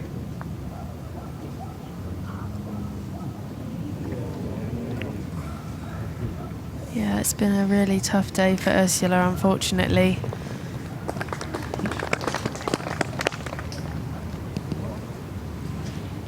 Looking very dejected. You can understand why she's upset.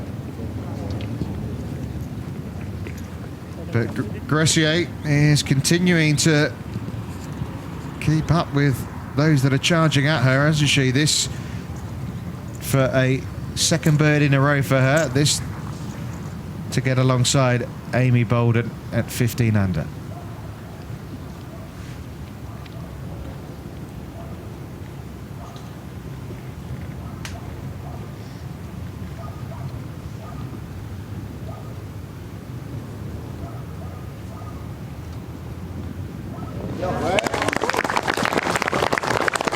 Excellent birdies at the par 5s then for Greciet. And there's a bit of a gap now appearing between Greciet, Bolden and the rest, isn't there? Yeah, Julie really accelerating ahead of the field. Well, is it down to these two? Obviously, you wouldn't want to rule out the likes of Leanne Pace, who's still lurking. 65 today from Trish Johnson, 63 from Stacey Lee Bregman. 7 under for her round, Amy Bolden, but Julie Greciet right alongside her at the top of the Sberbank Golf Masters leaderboard at 15 under par.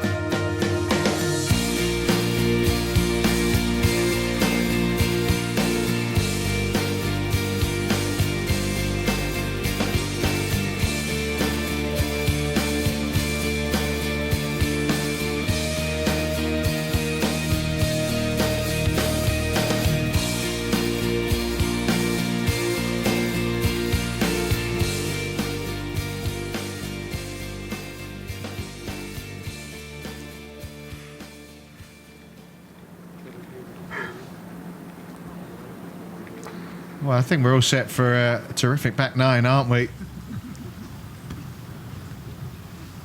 It's Connie Chen from the back of the 12th green, chipping from the rough. I think it released down the green. Just running out to about 5 feet.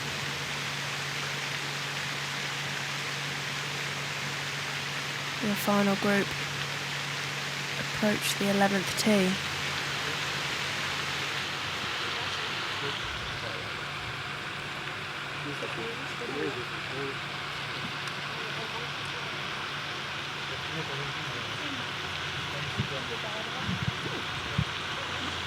No signs of nerves just yet from Julie Greciet. Well, she's been around a while, so she's 7 years on tour now. It's a lovely setting, isn't it? Lovely, but a fraction daunting.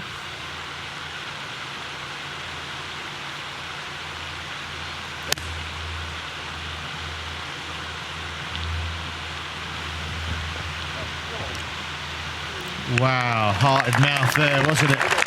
Yeah, that was a little bit of good fortune. Phew.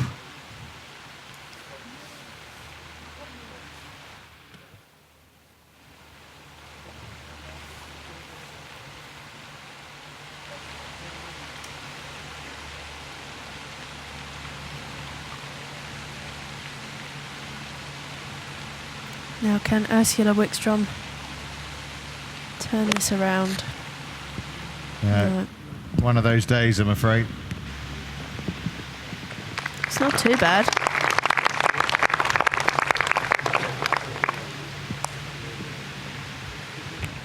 Yeah, but I don't think anything's going to cheer her up, is it? Yeah, you can see she's hurting, isn't she?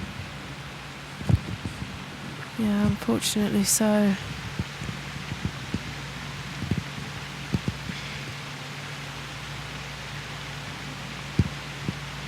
Well, we really are set up for what should be a terrific back nine here. Pamela Peretzwell off the back of that double bogey at the last now finds herself only just inside the top 10. Some players out there playing really well. Andy Skordal is 8 under for the day. We've already had a 63 from Stacey Lee Bregman, a 65 from Trish Johnson.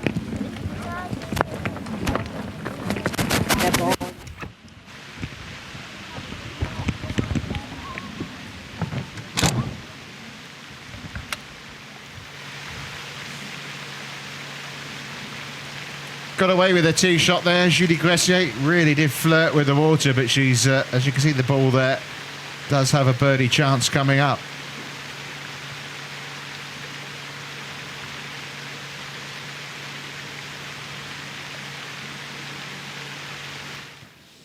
Just a wait on the 12th tee here for the players. This sharp dog leg to the right.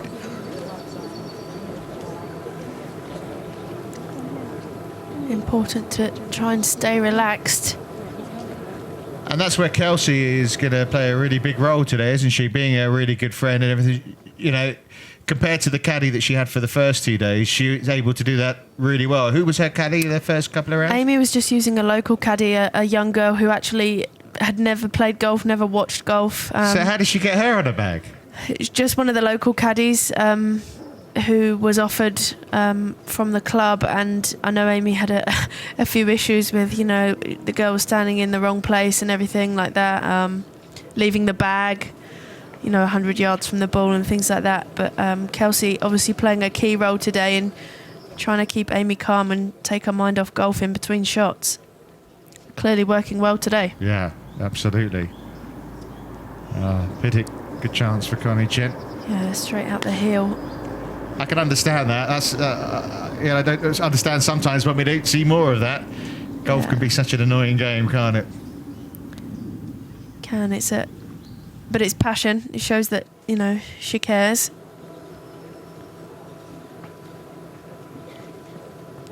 And hopefully these girls will be able to get going very soon.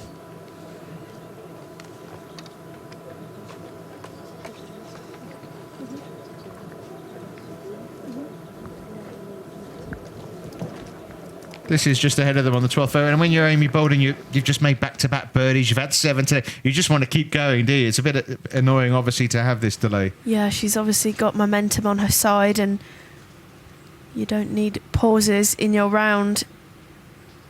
I don't think it should affect her, though. Nikki Garrett second into 12 here. You can see that she's got a bit of a side hill lie. Holding her balance well at the finish, though. What a fantastic shot, and very nearly in for a 2. She can't give the game up, can she, playing like that? I think it would be very, very sad if she did, but, you know... It's her decision, isn't it? It's her decision, and there is more to life than golf. Well, she hasn't decided yet. She's going to fly back to Australia and then have a think about things.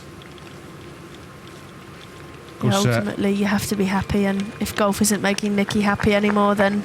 Well, she said she hated it, didn't she, at the tournament? I don't think that's how she feels right now, so hopefully she will carry on playing the delightful golf that she is. Just an iron off the tee here for Amy Bolden. Yeah, the fairway runs out on this hole at about 180 yards, so I shouldn't imagine that Amy has much more than a 5-iron here. Just aiming at the middle of the bunker there and perfectly placed for her second.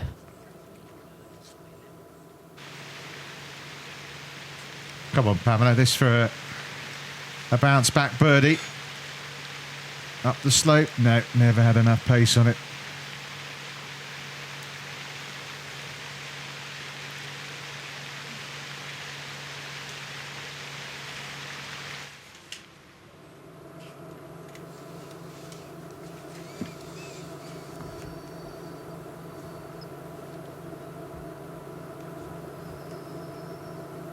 Sophie Duquel-Betan looking to follow Amy Bolden into the fairway.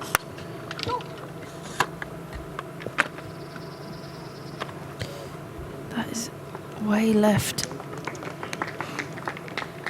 Yeah, it's a long way from there as well. She'll Right. have about 175, 180 yards there from the rough. Yeah, a lot of people around here get attracted to the local beer, and she went right via the advertising boarding for one.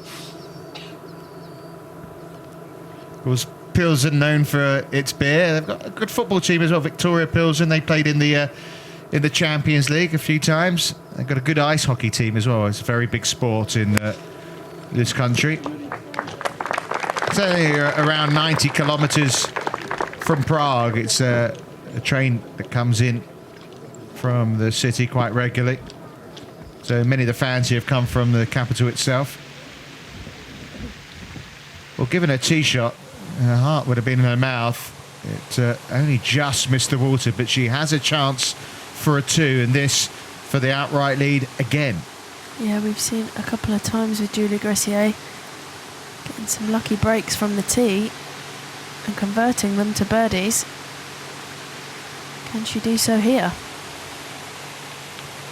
3 in a row for Julie Greciet, and she's on her own at 16 under.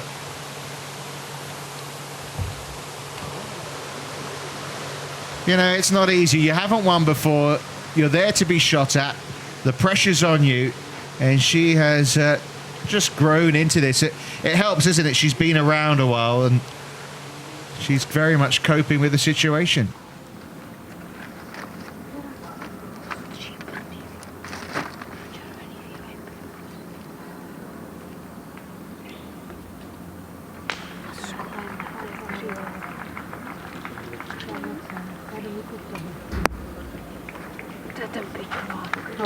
Safely on from Gladys Nacera. Well, this is one of the rounds of the day, isn't it? Started at 3 under. Annelies Cadal now up to 11 under.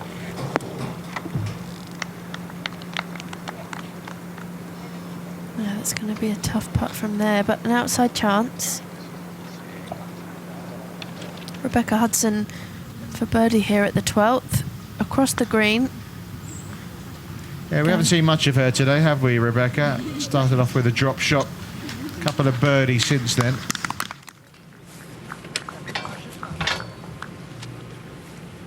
Just able to move that board with no penalty, obviously.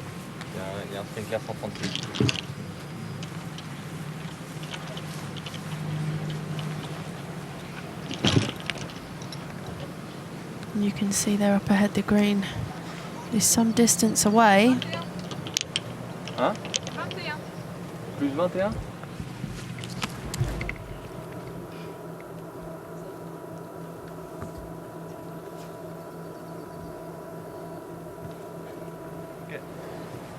Mais d'accord que les distances rouges, c'est ce qui reste pour le green. Oui. C'est avec son campus, mais attends. So Sophie Duquel-Betan currently third on her own. Ouais. Now 4 behind leader Julie Greciet.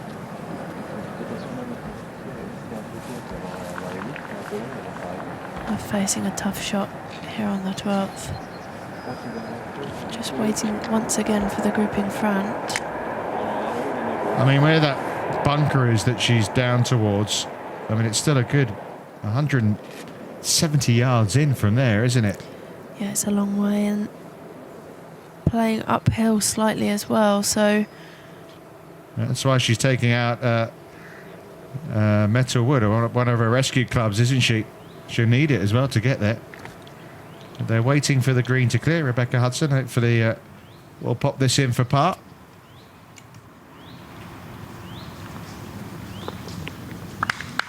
Four times a winner in 2008, Rebecca.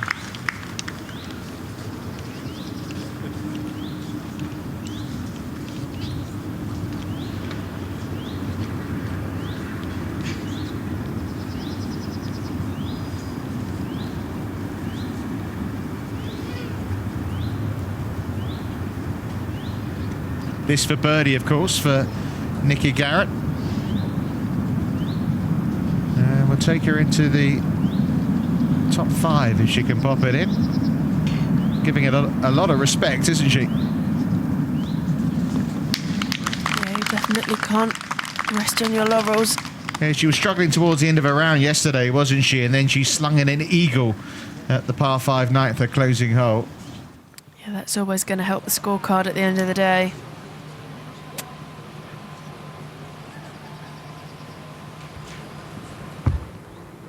Sophie Duquel, return from the rough on the left-hand side of the fairway. You can see there the pin tucked back left. Don't think she'll be going at it.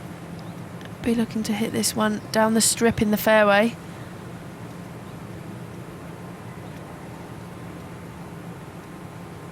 Really important to get the club under the ball here.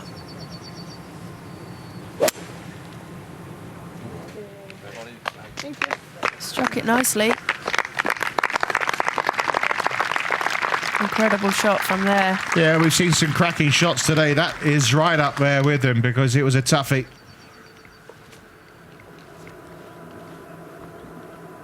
Does Amy count as a Ladies European Tour rookie? Because the reality is she hasn't actually got a card, has she? Yeah, no, she would be classed as a rookie. Anything first year on tour.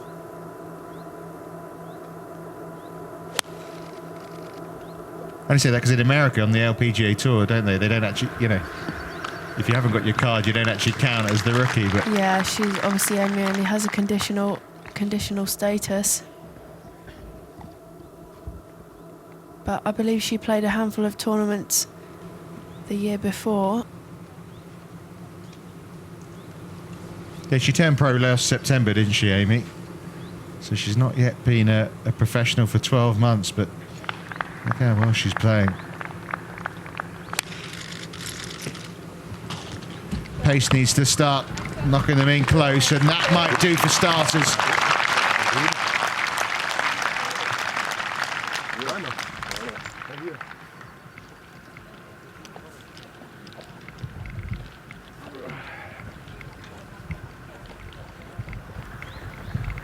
Well worth another C from Leanne Pace.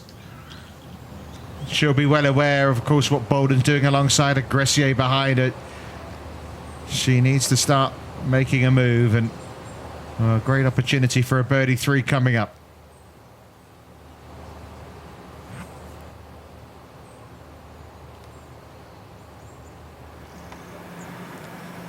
Annalise Cadell with this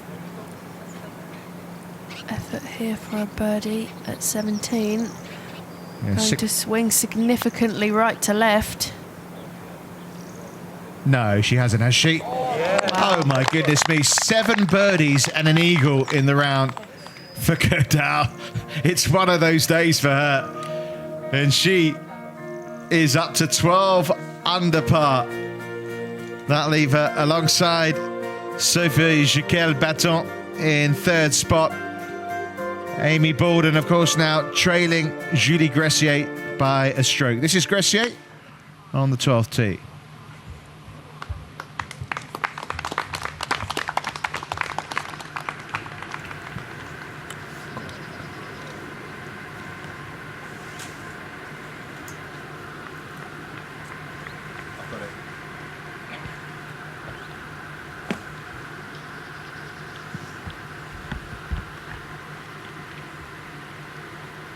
Well, she looks like she's enjoying it. You've got to relish being up there. It takes a lot out of you mentally, doesn't it? Being at the top and being chased, but she's handling it oh so well, Julie Greciet. She is not feeling the nerves at all so far. Well, we've seen when Amy Bolden's been on the green, every single birdie putt either gone in or missed by a matter of, well, the tiniest margins, really. It's important, though, as much as she's playing great and putting beautifully, you don't want to start getting too aggressive, too bold, getting carried away with it and leave yourself one of those 6-7 footers coming back. Absolutely, yeah. She doesn't want to get too aggressive or try and force anything. Just keeping everything nice and controlled. But she looks dangerous on the greens.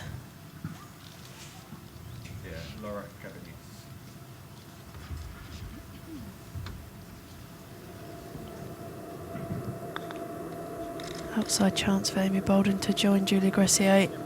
Oh, the pace of the putt's excellent. Again, like 8, 12's a decent hole to walk away with a par 4 with.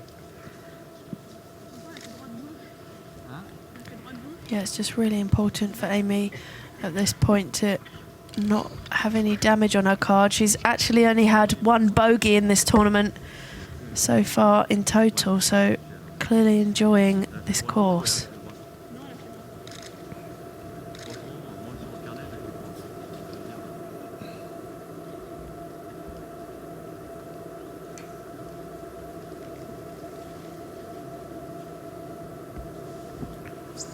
Well, Gilles Béton with that terrific second shot, giving herself a real look at birdie here.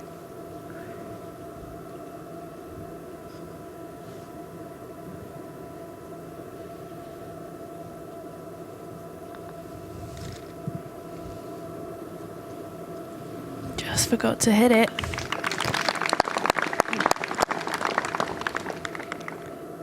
She'll stay at 12 under. Now joined by Annalise Cadell, following that birdie at 17.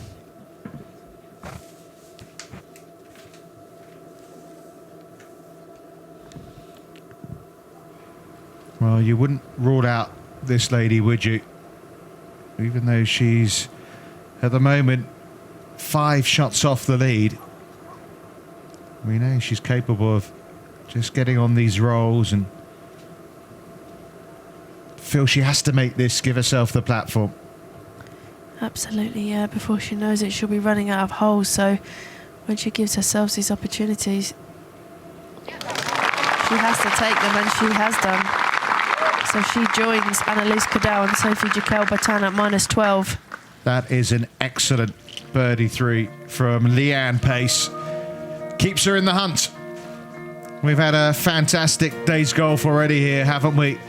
At this golf park Pilsen in Dychnia in the Czech Republic. Julie Greciet leading by 1 at the start of the day, and she's still 1 ahead. But Amy Bolden with 7 unanswered birdies is right on her tail. 3-shot gap then to 2 other French players, Annalise Cadell, who's 9 under for the day, and Sophie Gilles-Béton. That birdie from Pace gets her to -12, and in that tie for 3rd.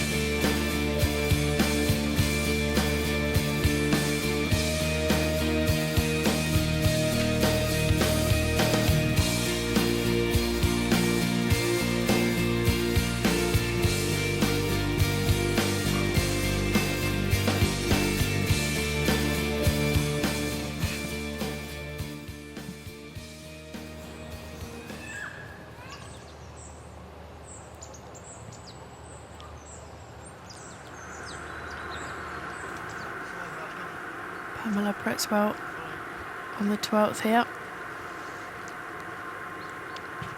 Now 1 over par for her 3rd round.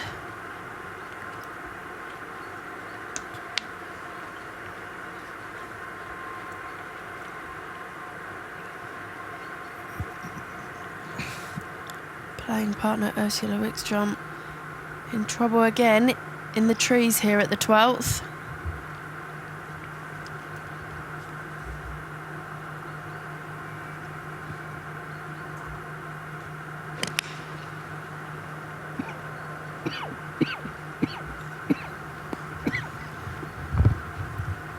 Slightly pulled iron shot there from Pamela.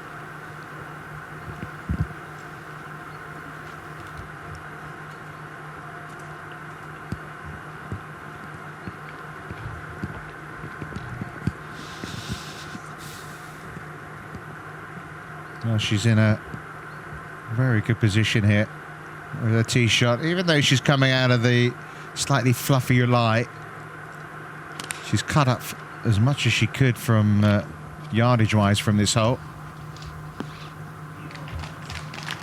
Similar sort of putt to the one that Amy Bolden had.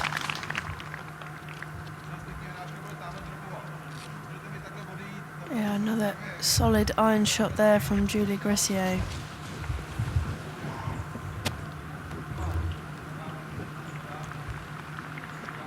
I mean, she only looked in trouble on one hole, didn't she? That was the 6th.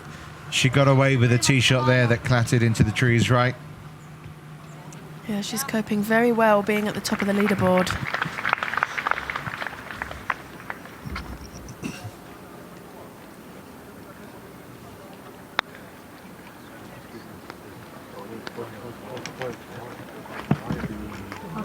Pretty good effort from down there from Rebecca Hudson.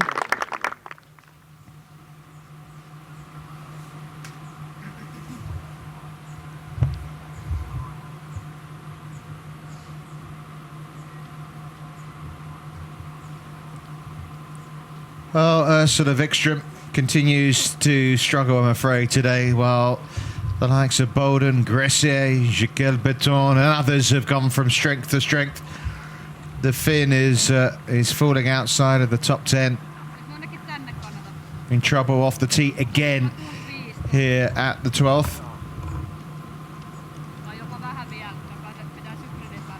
Yeah, it's been a very tough day for Ursula Wikström. That's a nice car, isn't it, Richard? Yeah, very smart.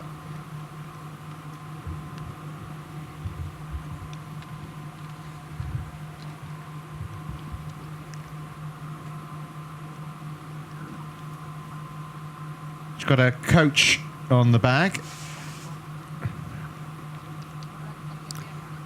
Yeah, he'll be trying to keep her calm today, following the frustrations of her round so far. And in some of the close-ups we've seen from her face, she looks really upset, doesn't she? I mean, you can. Yesterday we saw the happiness come out of her. She's a very demonstrative player. We can see the tears almost come into her at times. Yeah, that's the tough thing with wearing your heart on your sleeve. You know, when things are going well, it's great, but when you have a day like Ursula is having today, it becomes very difficult to pick yourself up.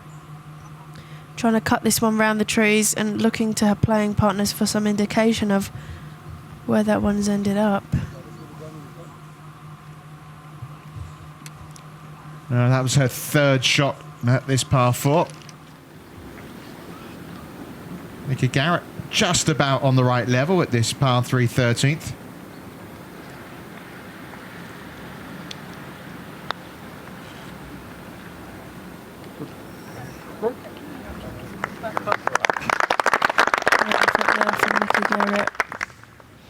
Par 5 14th. It's only a short par 5, just 410 yards. Nasera in the front left bunker here.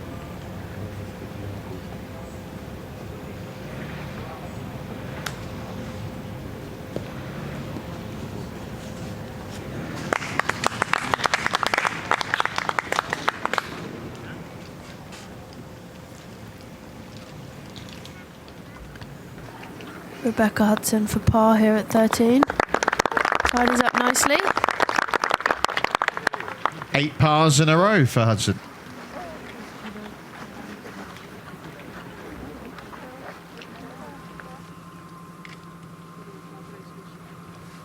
Well, no one has picked up the car yet.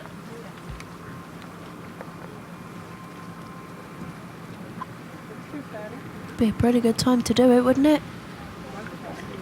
Any time's a good time for a hole-in-one, though, isn't it?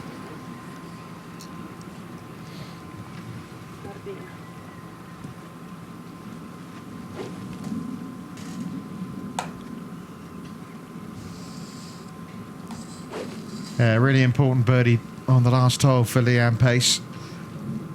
That double bogey she had at the 8th, looked like it had cost her a chance of challenging, but although not quite bang back in it, but she's on the fringes again.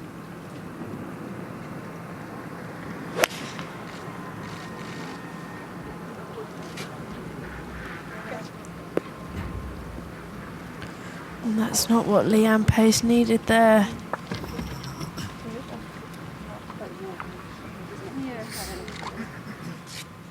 Playing 176 yards today, this hole, with the pin on that back shelf.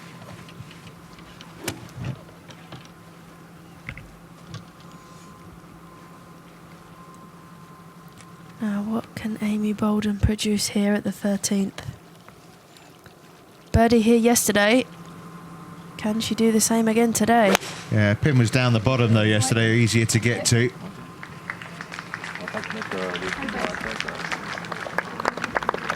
Just the wrong side of that ridge, and that's going to feed back down towards the front.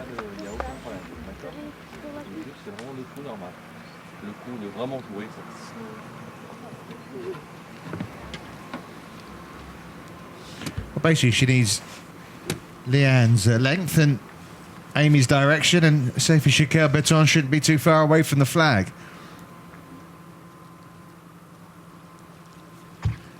And as you can see, 4-iron in here for the French player.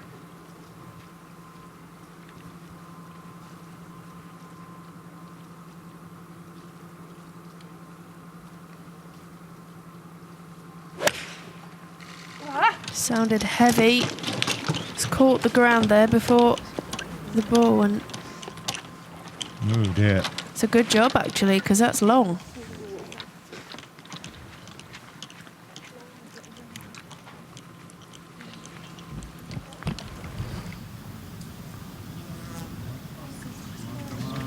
Pretty good effort, wasn't it?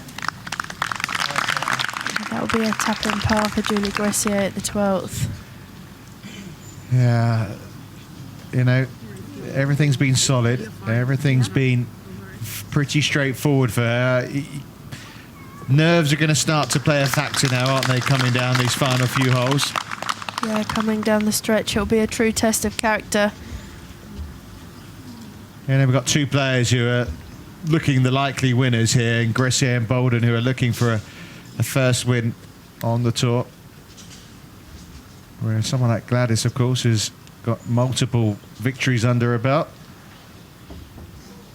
But it's not going to be her day today.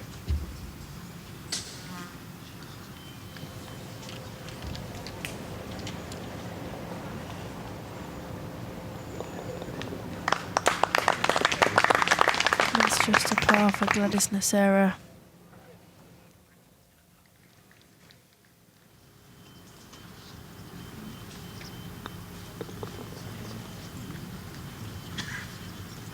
That was Ursula Wikström, and you can see the tears aren't far away, are they? Oh, what a shame. You have to feel for 5 times a runner-up, such high hopes. And you can see it's can be an emotional game as well. Yeah, I think Ursula just wants to get in now, and it's tough to see a player struggling the way Ursula is today. Par for Pamela Pretzwell. Yeah, she's been on the verge of those tears, hasn't she, all afternoon, really, ever since she started with that double. Yeah, it's hard to watch. I think it was another double bogey for Ursula Wikström. Par for Pamela Pretzwell there.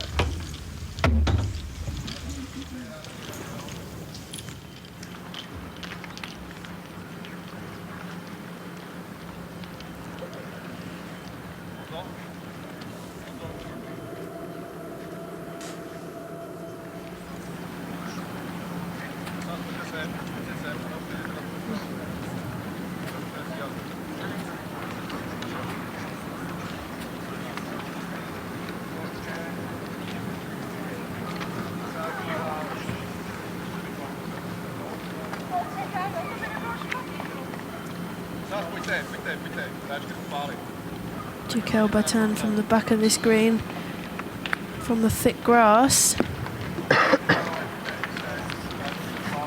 Played it nicely.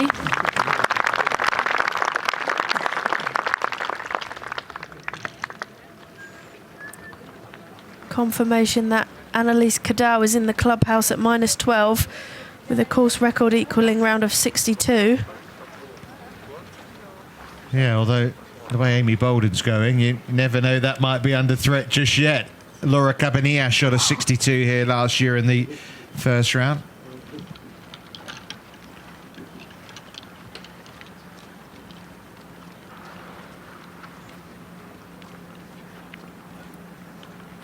Yeah, finishing at 12 under par. That was the score that Anke Lindner shot for 3 rounds here last year. But they're going to go better than that this week. Who knows by how many?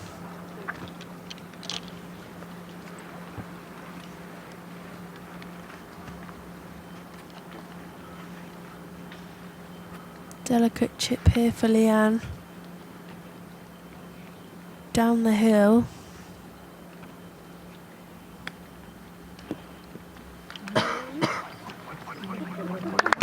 Played it very nicely indeed. Yeah, lovely touch from pace.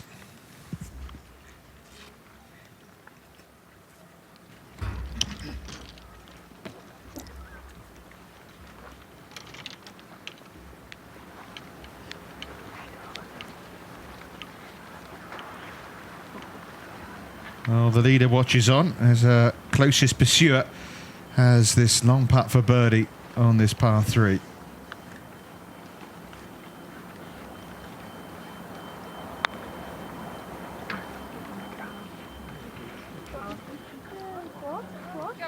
Another great judgment of pace there from Amy Bolden.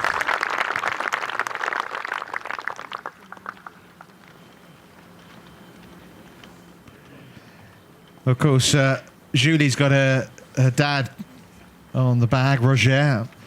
I'm not sure where Amy's dad Simon is right now, but I'm sure he's watching.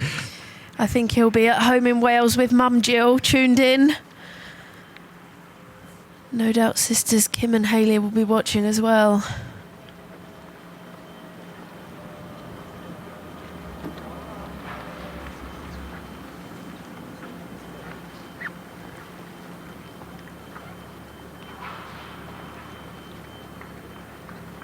Well, this to keep the bogeys off the card today for Gilles Béton. It's to stay at 12 under.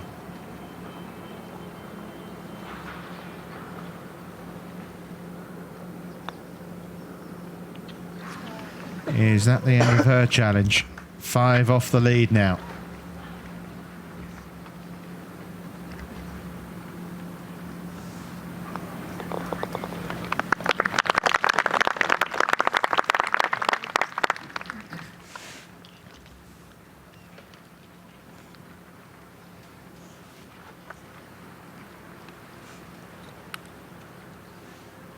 Amy Bolden looking to finish up here for her par 3 to stay just the 1 shot behind Julie Greciet, who watches on from the tee.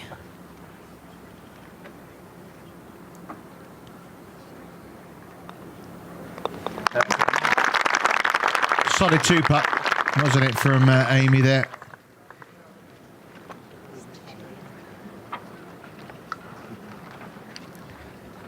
Well, you know, we talk about handling the nerves and feeling the pressure.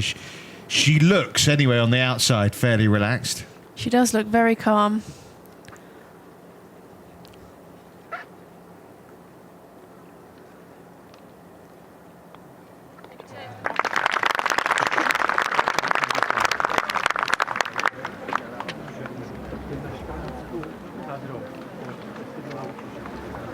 Up at the par 5 14th, Nikki Garrett in terrific position here off the tee. Parred the 13th after that fabulous birdie we saw at 12.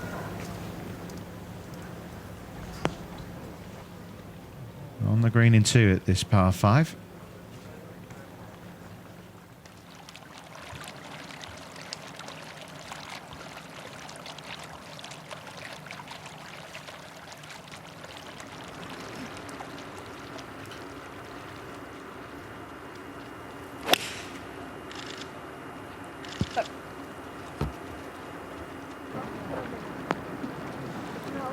Well, it was right at it. Maybe another club needed. Absolutely, it's tough on this green. The back tier is very firm, so anything pitching up there is just going to go over the back. Well, it's a real battle, isn't it, between the 27-year-old from France and the 20-year-old from Wales at the top. Wouldn't want to rule out the likes of Leanne Pace just yet, but after that fabulous 62 from Annelise Caudal on a day of red-hot scoring, it's Greciet by 1 from Amy Bolden. But look at that scorecard from Caudal into a tie for third spot with a course record 62.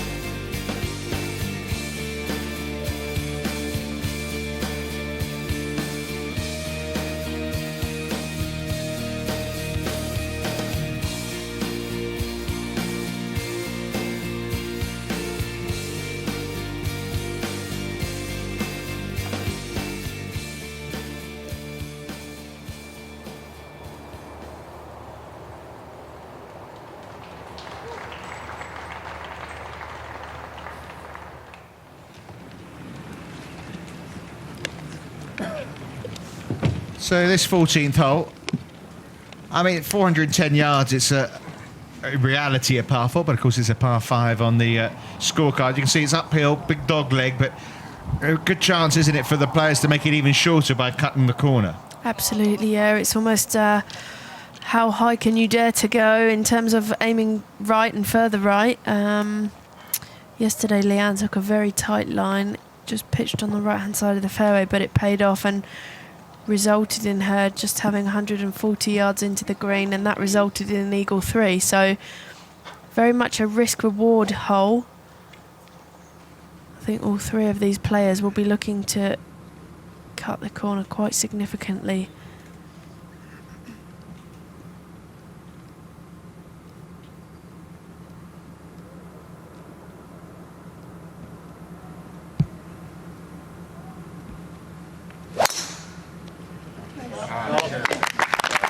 That's a solid hit, didn't it, from Pace? Not too far away from where she was yesterday.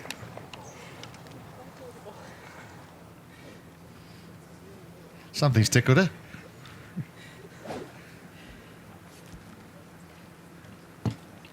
It's great to see the players enjoying being out there. Amy Bolden, you can see there, aiming right through the middle of those trees. Oh, she's gone right.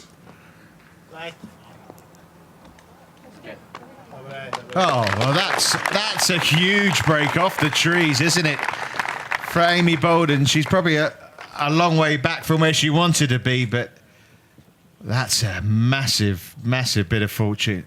That is a big break, and obviously we said it's a very short par 5, so despite being further back from Leanne's ball, I would think Amy can still reach this green in 2. She deserves a bit of luck on this hole. It owes her after that plugged lie in the bunker yesterday, in a way. Absolutely. I mean, generally in this game, the luck does even out.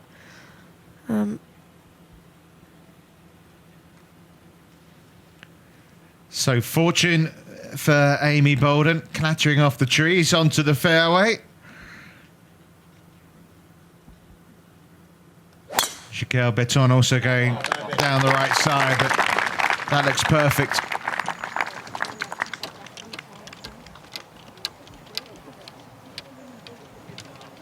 It's even past pace, that one. Yeah, that's a long way down. I'm not sure Amy Bolden will know that her ball is back in the fairway, but it'll be a nice surprise when she gets up there. Yeah, lovely little gift.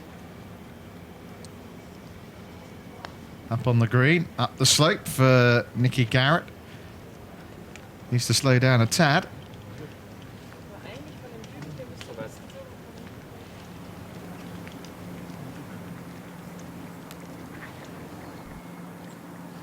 Nikki Campbell here on the 17th. Second shot.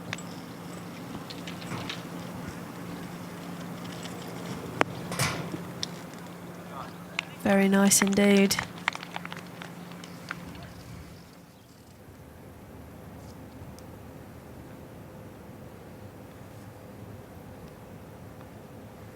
Been another solid week, hasn't it, from Gladys Nasser. And for a little while at Birkdale, she looked like she might really feature.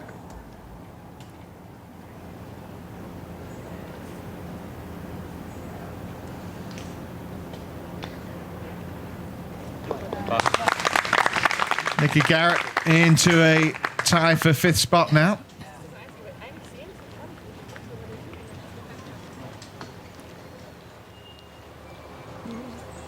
Well, they've spotted the ball now, haven't they? She can't believe it's gone over. Is that mine, really? Over there?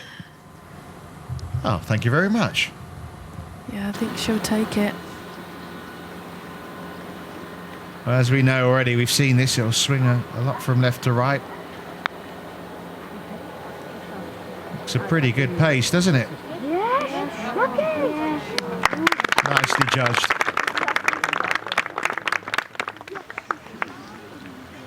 Well, obviously, she's made this hole a little longer than she would have hoped, but my goodness me, she clattered into the tree. Could have gone anywhere. Yeah, I think Amy will have about 210 yards to the green. So definitely within her capabilities to reach within 2 shots. That pin you can see there is tucked back left. It's what we call a sucker pin position. Well, that bunker is the bunker that obviously caused her those problems yesterday when her ball plugged. You can see there Kelsey McDonald handing her the hybrid. So going for this in 2. Is there a risk to this? I mean, it's pretty tight off the right-hand side, but the flag's on the left anyway, isn't it? Absolutely. I mean, in general, you know, greenside bunkers are never too bad a thing on a par 5, but Amy has the benefit here of the ball being below her feet, which is going to push the ball right away from that bunker anyway. Looked a solid hit, didn't it? But it's going towards that right-hand side. She's got away with one. Is she going to get away with it this time? I don't think she is. It's where we can see the ball. I'm not sure how much room she's got to have a swing at it, though. Yeah, perhaps nerves just playing a part now. Needs to just settle things down a little. Very difficult lie she had. Made all the more difficult by the length of club she was hitting, and you can see the ball come down there. Caught the cart path a little bit, didn't it? And we can see the ball still lying there. Just don't know. It's hard to see how close those bushes are to where our ball is, but obviously we'll find out fairly soon. Position A, though, for Deanne Pace.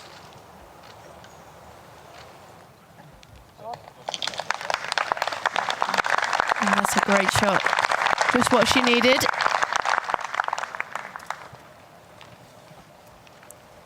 Julie Greciet looking to tidy up for her par here at 13 to remain at 16 under par.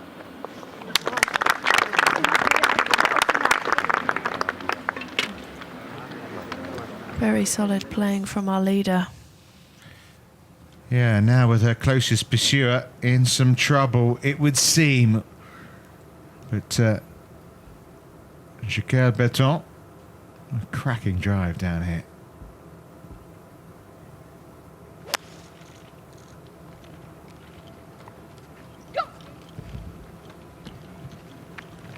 And there's the danger of going at the pin. She said that in English, didn't she, though? Go, go. No, you thought allez would have come up there. Allez vite. Oh, très bien.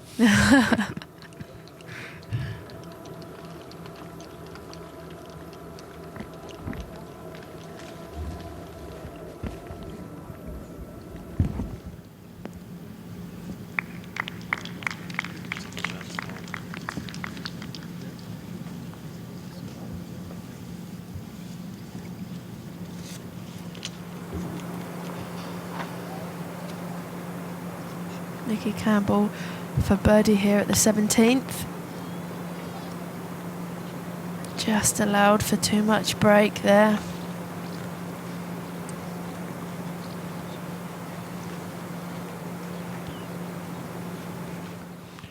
Well, I mean, she got away with one. I mean, she gets away with this one as well, then maybe the golfing gods are on her side. But heart in mouth moment, I think, for Amy Bolden here. She's over there on that right-hand side. You can see some of the crowd gathering there. Some trees there. She have to play it off the...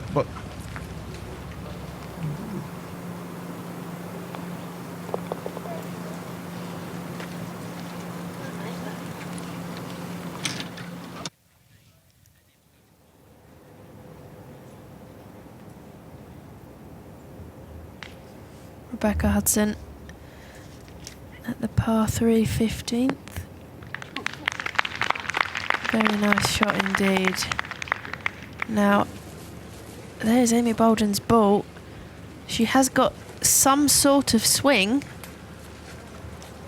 Well, and you can see as well, there's a root, is it, through there as well? You know, it's not like she's got a great big tree in front of her as well. No, she has got a clear view to the pin. It's just how far she can bring the club back and whether she can do so in line with the flag. She may have to aim further right. Obviously made par here yesterday. Well, this is a really good part of the course for Julie Greciet. Eagle and a birdie at this hole. She's birdied the 15th both days as well. So 5 under par for the 2 holes coming up over the first 2 days. And that's a nice tee shot.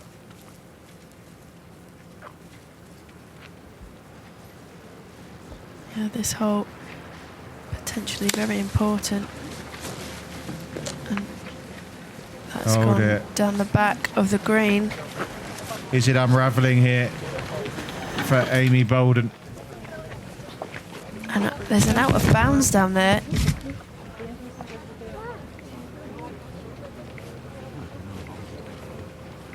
Well, she hasn't made the most of her fortune, and things are going from bad to worse for the Welsh girl. She is in bounds, we're hearing.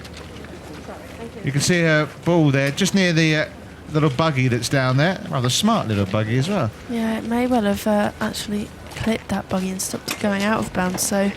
Maybe another break. Another break for Well, she's Amy. played 3. I mean... We have to remember that she still has an opportunity to get up and down here for a par. Yeah. I thought that ball was going out of bounds. Obviously, we couldn't see where it was going, but as you say, it might have even hit the buggy itself.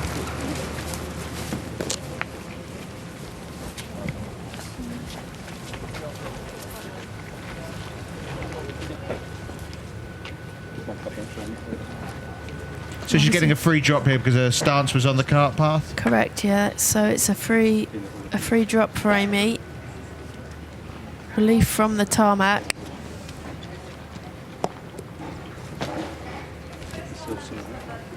No, I should be fine. Yeah. Confirmation from the referee that her ball is now in play. Yeah, Steve Kavanagh down there. Just wonder whether from hitting that shot under that bush something stung her there. She's got an aggravated hand.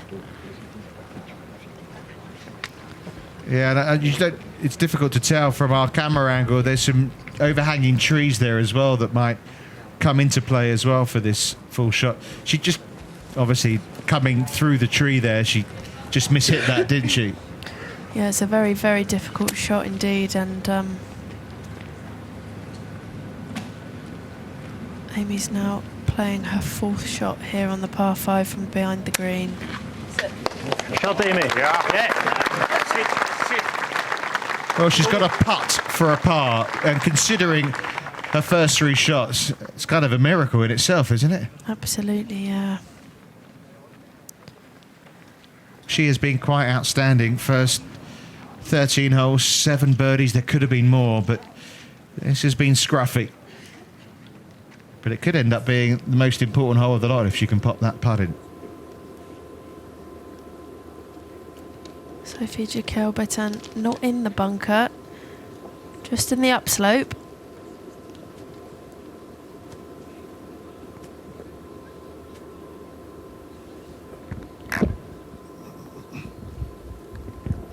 Going with a lofted wedge here to try and get some spin.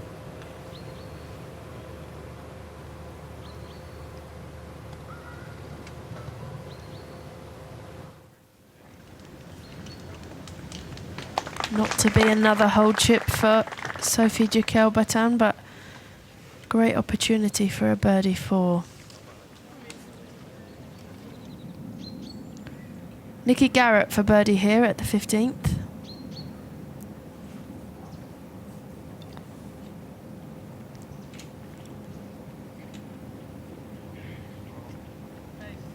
Playing some lovely golf this week. Yeah, she got the week off to a good start with a round of 66.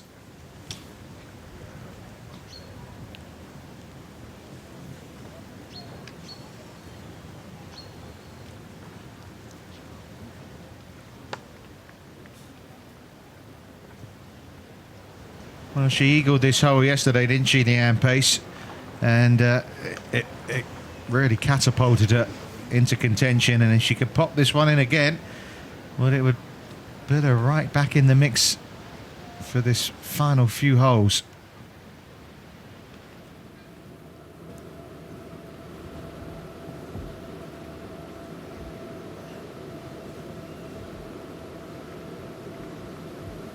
Leanne Pace up and over this ridge, down towards the hole. Comes very close, and she will have that 2-footer there for her birdie 4, which would get her to 13 under and in 3rd place on her own.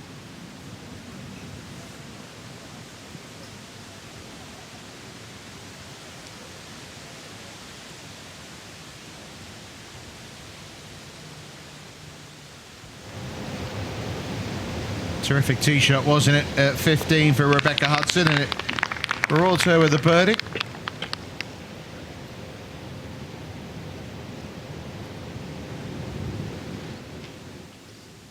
Well, crucial moments these for the leader Greciet and for Amy Bolden.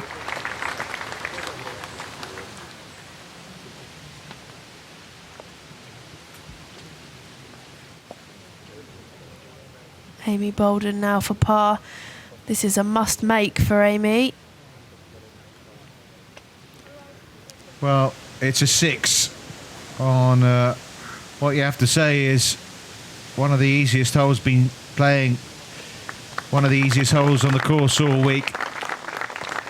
And that has made Julie Greciet's job a little easier, hasn't it? It means she is now 2 shots clear, and she's playing a hole that she's birdied an eagle the last couple of days. Yeah, it's potentially a big move there. It's far from done and dusted, though. I mean, there's a lot of golf to be played, and the way Amy was playing before this mess, if you like, at 14, there's nothing to say that she can't get back on the birdie trail again. Absolutely not.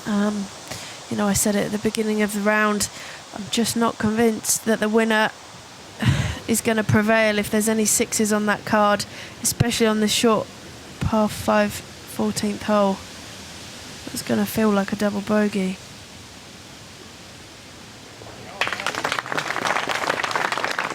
So Bolden back to 14 under, Pace up to 13 under.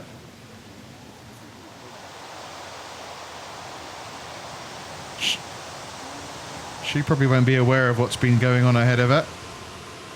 Ball below her feet as well. Yeah, very similar lie to Amy Bolden.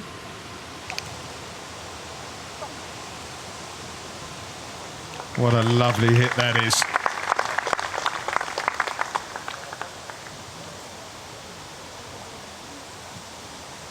Well, you get the feeling she could be 3 clear in a minute.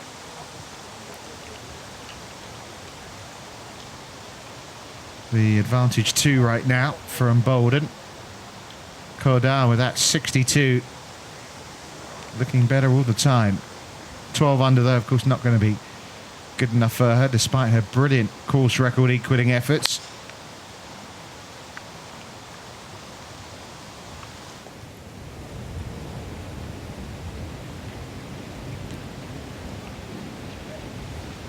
Just checking the wind. You can see there it appears to be picking up. Yeah, it does seem to be. We've had that, haven't we? And there is some storms predicted for this afternoon. So I hope that that's not a sign that there's a storm a brewing. The clouds do look a little dark though, don't they? They do indeed. Hopefully just lurking in the distance.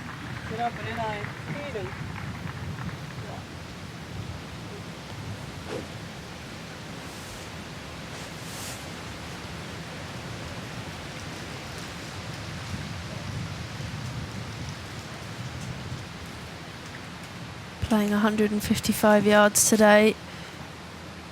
This par 3 15th hole.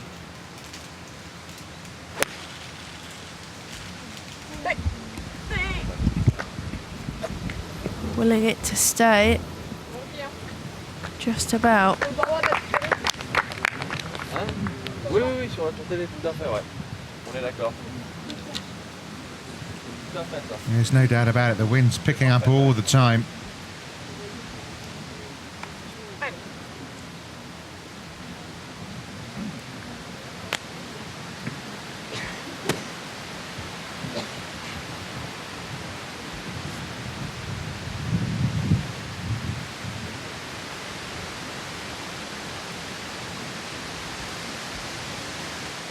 Really focusing in here.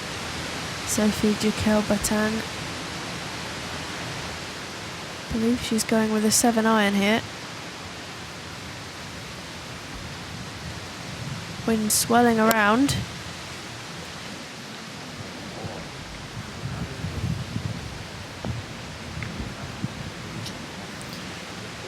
That's not what she was after. Well, Amy Bolden needs a bit of a nerve settler here, doesn't she? And those conditions aren't going to help her, really, are they? No, it's something she'll be very used to, having played a lot of links golf in the UK. Plays her golf at Conwy in North Wales.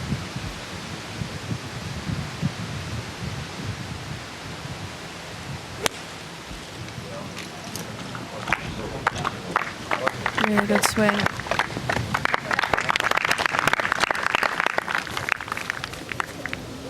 Well, safely on, but hurting still from the double, or from the bogey 6, I should say, at the previous par 5. Julie Greciet looking the red-hot favourite right now on the putting surface in 2 blows at that same 14th hole, already with a 2-shot advantage at the Sberbank Golf Masters, and that may get a little bit bigger very shortly.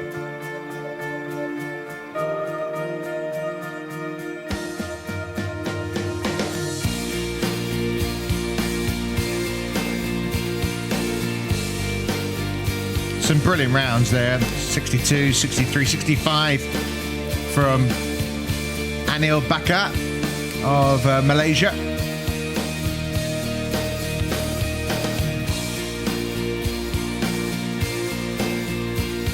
Defending champion Anka Linkner finishing with a 67. 6 under.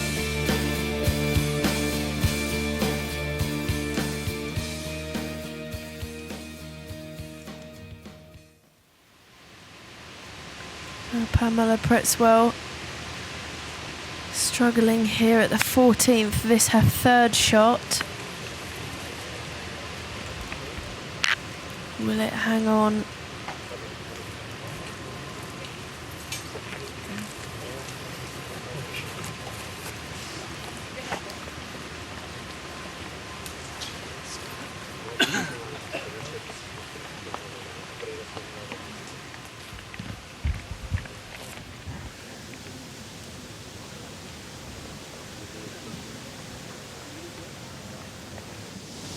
Nikki Garrett on the 16th. Not a long hole this, so probably just a wedge for Nikki. Using the slope to her advantage, and it's a fantastic shot. Sets up a fantastic opportunity for a 3. Yeah, she's hit some lovely golf shots this week, hasn't she, Nikki Garrett?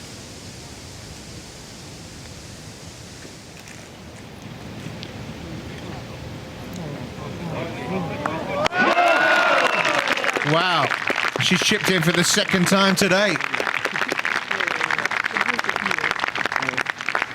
She joins Leanne Pace at 13 under par. Chipped in at the par 3 7th, does it again in another par 3. Helps the padding stats, doesn't it? It does. You can see releases well up the green. Just drops in.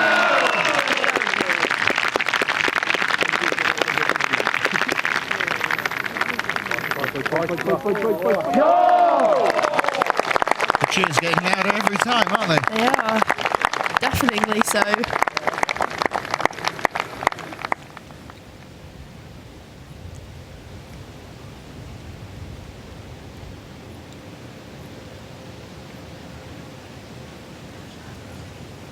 Well, after Gilles Berton's chip in, Leanne Pace wasn't too far away herself. It couldn't be again, could it?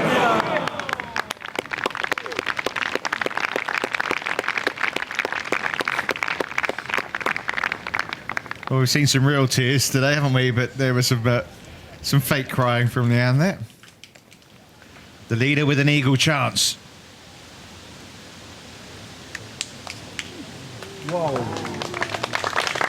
Little bit of work left. Great effort though, gave it a chance. Does look very calm, very much in control of her game. No bogeys today.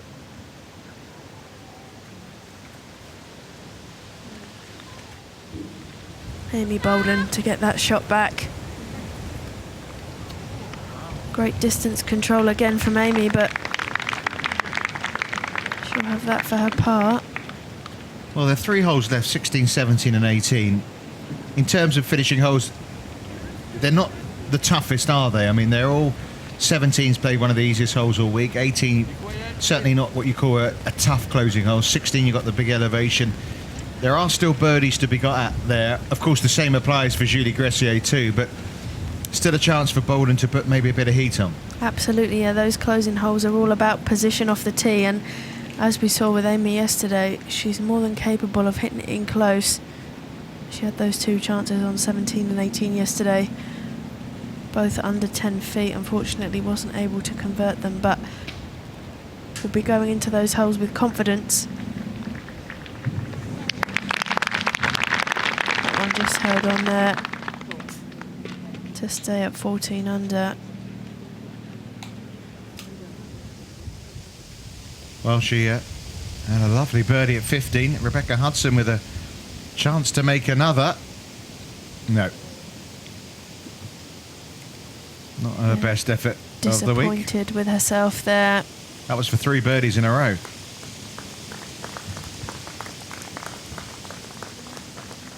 This is our leader, Julie Greciet, with this putt to go 3 clear of Amy Bolden. Suddenly, Look at Dad Roger there. He's getting right into it, isn't yeah. he? He wants to have a go. Look. Well, you know, it's not easy for a dad to stay calm in these situations, is it really? Absolutely not. I know from experience, believe me. And that's confirmation that Julie Greciet pulls 3 clear of Amy Bolden at the top of the leaderboard. She's 5 under for the day. I mean, it's fabulous playing from someone who was leading at the start of the day. Well, a massive drop, as you can see, from the 16th tee down to the 16th fairway. It's a drop of about 25, 26 yards. Yeah, it's a good 2.5 clubs. The girls will be hitting less. Just playing here with a fairway wood. Just trying to feed it in between the 2 bunkers. Be looking to hit this one about 220 yards max. Preferably down that right-hand side in the dark strip of fairway there. A few noises from the spectators putting Sophie off. Yeah, I can hear one of the trains on its way past as well. Sophie will have good feelings on this hole, having made birdie here yesterday.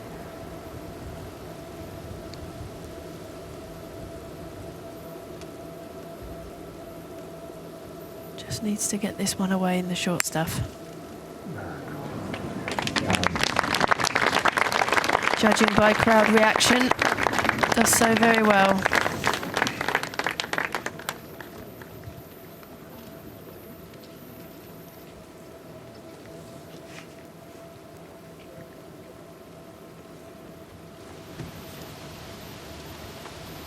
There's the train that we were referring to. I make that the 315 from Prague.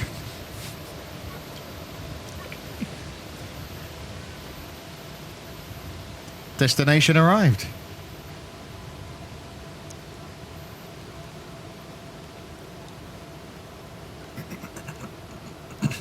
Pace with a fantastic record on this hole. 2 under for 2 rounds so far. Very good angle there. Opens up the green nicely for her second.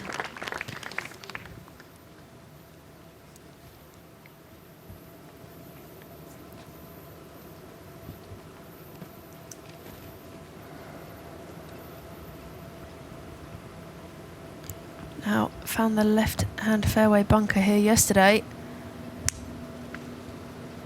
Not going to make that mistake today. Heading nicely down the right-hand side.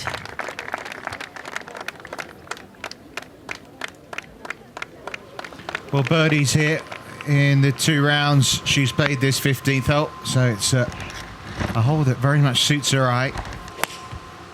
Wind's calmed down a little now, hasn't it? Yep, totally dropped. Chance to make it 3 out of 3. Julie Greciet in charge right now at the Sberbank Golf Masters. She was pushed, hasn't she, all the way this afternoon by Amy Bolden. But suddenly, a little bit of daylight for the French lady. She leads by 3 shots and a birdie chance coming up at 15.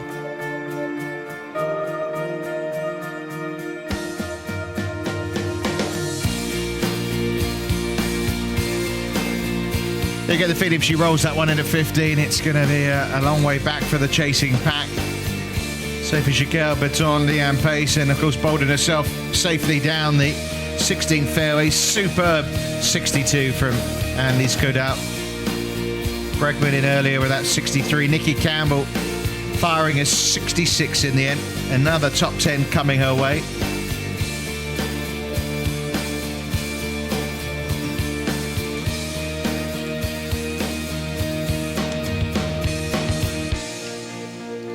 So a day, as you can see, of really good scoring. 65s from Anil Bakar and Trish Johnson. It's a number of 67s there, look at them. Nora Tamminen of Finland. Shot a 66 here last year, her lowest LET score. 1 off that here today.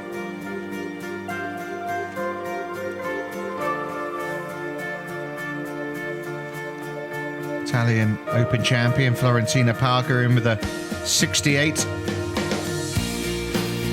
66 from Alexandra Villatte, who played so well here last year. Kylie Walker had a good few weeks, hasn't she? Unable to hit the heights, obviously, that she did in Germany. But a good end nonetheless.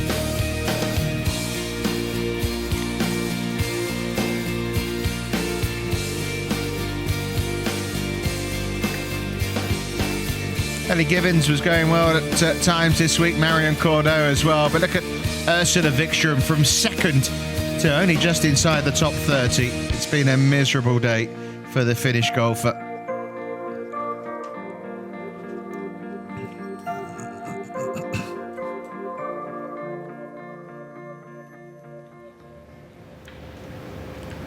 Can she get her first birdie there? Go on, give us something to cheer her up. Come on. Come on, yes! Yeah, she thoroughly deserved that one. It hasn't brought a smile to her face, but you can't blame her for that. But it's been a tough old day, hasn't it?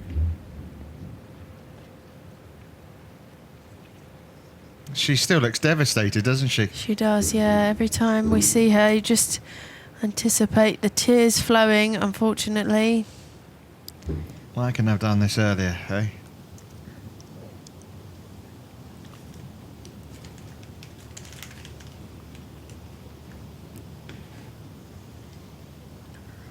Well, given the fact that Greciet's at 17 under, you really feel Amy Bolden has got to birdie every single hole coming in to have a chance. And with Greciet, well, she's got a chance to get to 18 under here, hasn't she? Yeah, she could really pull away from the field with this one, and she does. Well, was that the moment the door was slammed shut? Brilliant birdie for the third day in a row. She gets a 2 at this par 3. Yeah, playing some incredible golf. 6 under for her round so far today. Yeah, she looked to the skies there. I think she thinks that might be anything that might stop her right now. Yeah, we're just hoping that this thunder and lightning that's forecast will stay away until the close of play. 4 shots the lead now. It's amazing how quickly things can just turn.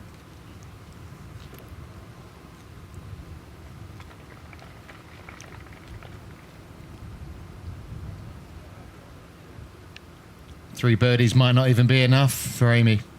It might not, no. The way Julia Greciet is playing, you know, she doesn't look like making any mistakes. And as you say, I think the door may have been firmly shut.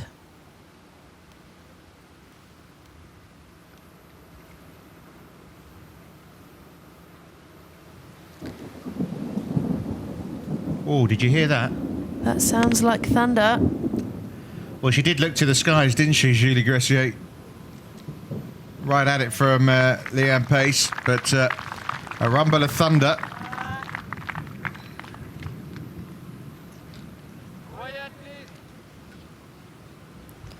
Looking very ominous out there. Well, it was forecast to come around the 4 o'clock mark, and it's obviously coming up towards 3:30 in the afternoon here in Pilsen in the Czech Republic.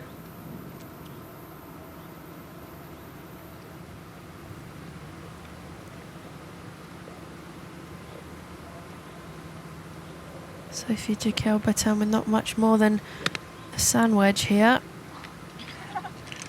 Laughs. That's not what she wanted. That's up the bank on the right-hand side in the long grass. And we saw Clara Spilkova up there yesterday. She can't quite believe it.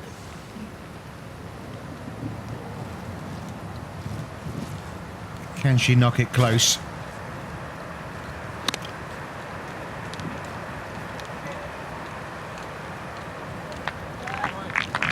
Great shot from Amy Bolden. Yeah. Giving herself the opportunity to get this 3 birdie finish.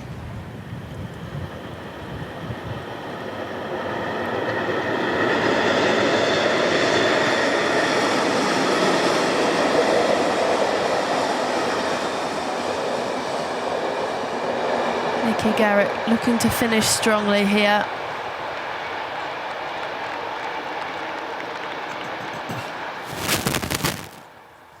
Well, it obviously is looking worse all the time out there.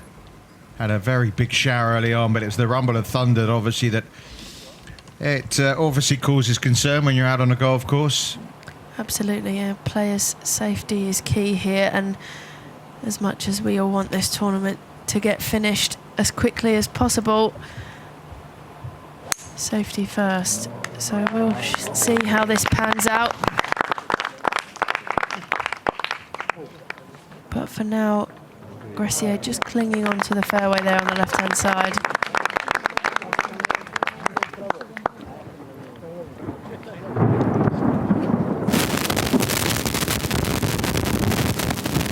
Well, that sounds very close by. You can see the referee is ready to halt play here.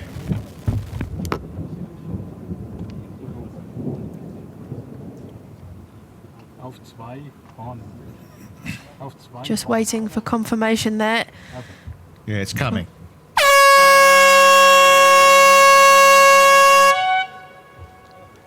There's Steve Kavanagh from the Ladies European Tour, and what a pity, so close to home.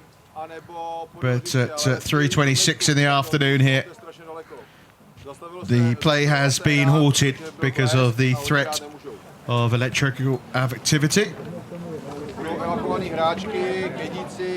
Well, when she rolled in that birdie pad at 50, I did note that she looked to the sky and said that was about the only thing that might stop her now. This was her reaction after a tee shot.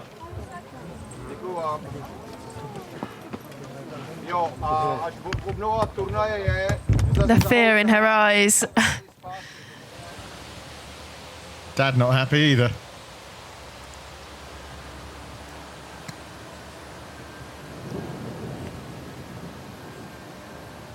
Players heading back to a safe area there on the buggies. Well, I assume they'd take them back to the clubhouse, wouldn't they? I mean, Yeah, it's not too far away. yeah, it's a maximum of a 5-minute buggy ride back to the clubhouse, and obviously only a few groups left to complete their 54 holes of this Sberbank Golf Masters. I'm not sure I'd have the umbrella up.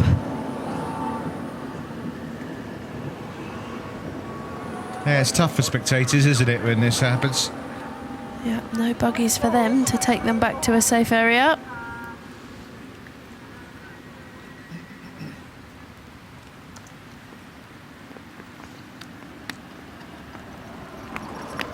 Well, you get the feeling, Charlie, that obviously we're not going to get a conclusion right now, but I think we've seen the key moments in the last 20 minutes, half an hour, to what the conclusion will bring.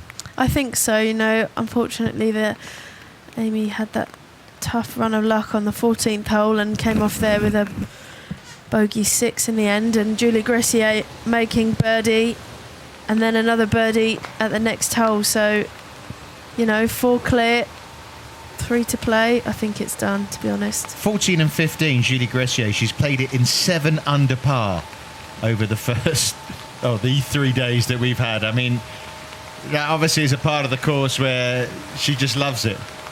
Yeah, you know, I've been really impressed with Julie today.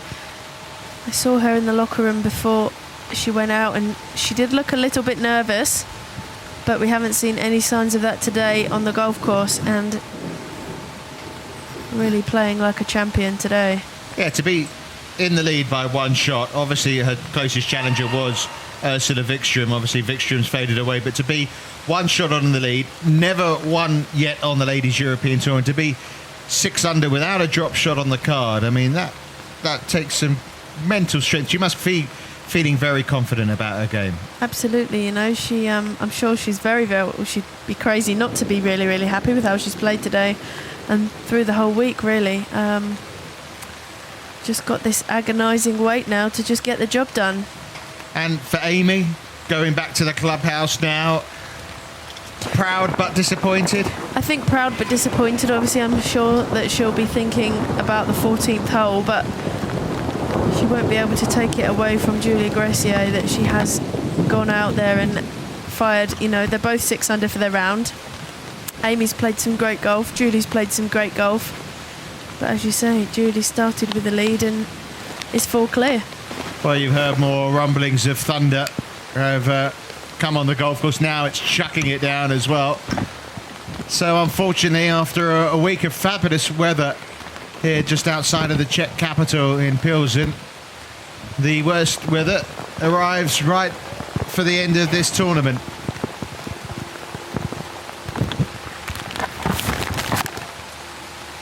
So confirmation play suspended because of the thunderstorms in the area.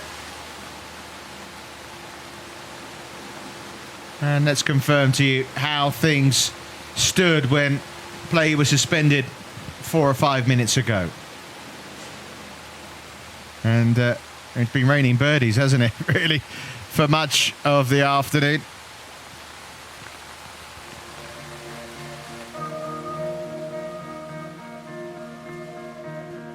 To confirmation, Julie Greciet with a pretty comfortable advantage. 4 shots clear with 3 holes left to play, and she's nicely down the left-hand side of the fairway at 16. Amy Bolden will have a birdie putt, a good one as well, to come at 16. But, well, even 3 birdies might not be good enough for her.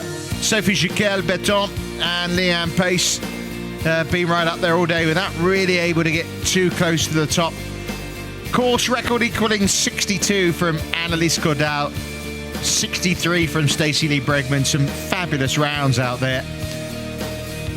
Nikki Garrett in that tie for 5th.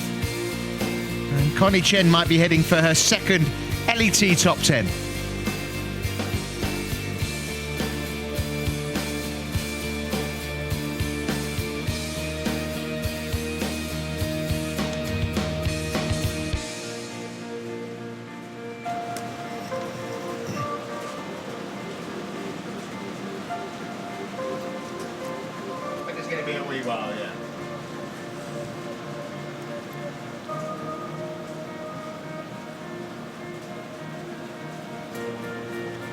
So what we're going to play in? Highlights of just last year or so?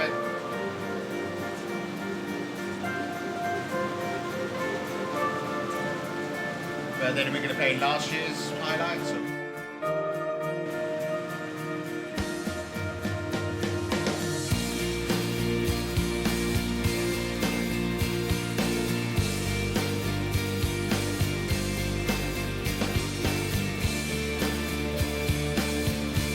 So some great golf. Obviously, most of these players have now finished their round. 65 from Anil Baka. Really good finish from her. Maria Balakoeva, we saw playing really nicely yesterday. The Russian in with a 67. Pamela Bretzwell, another who in the final groups hasn't quite been able to push on. Going, losing that ball at the par 5 10th really was her downfall. First time defending a title for Anke Lindner, and she's done it pretty well inside the top 20 with a 67 to close.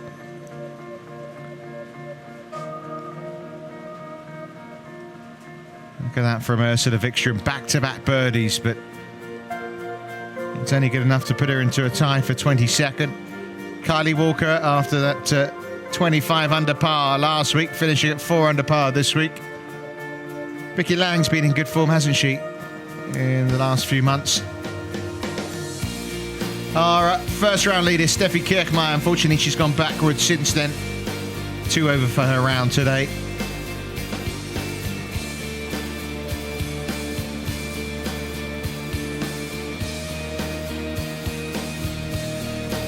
Ollie Kleiben out very early this morning, a round of 69. Another of the young players who have made their mark after being in that Curtis Cup winning team.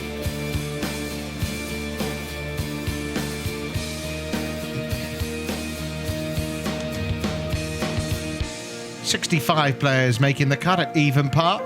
Not everyone has had the birdie bonanza that we've been seeing. Valentin Deria, winner in Turkey in that group at +1.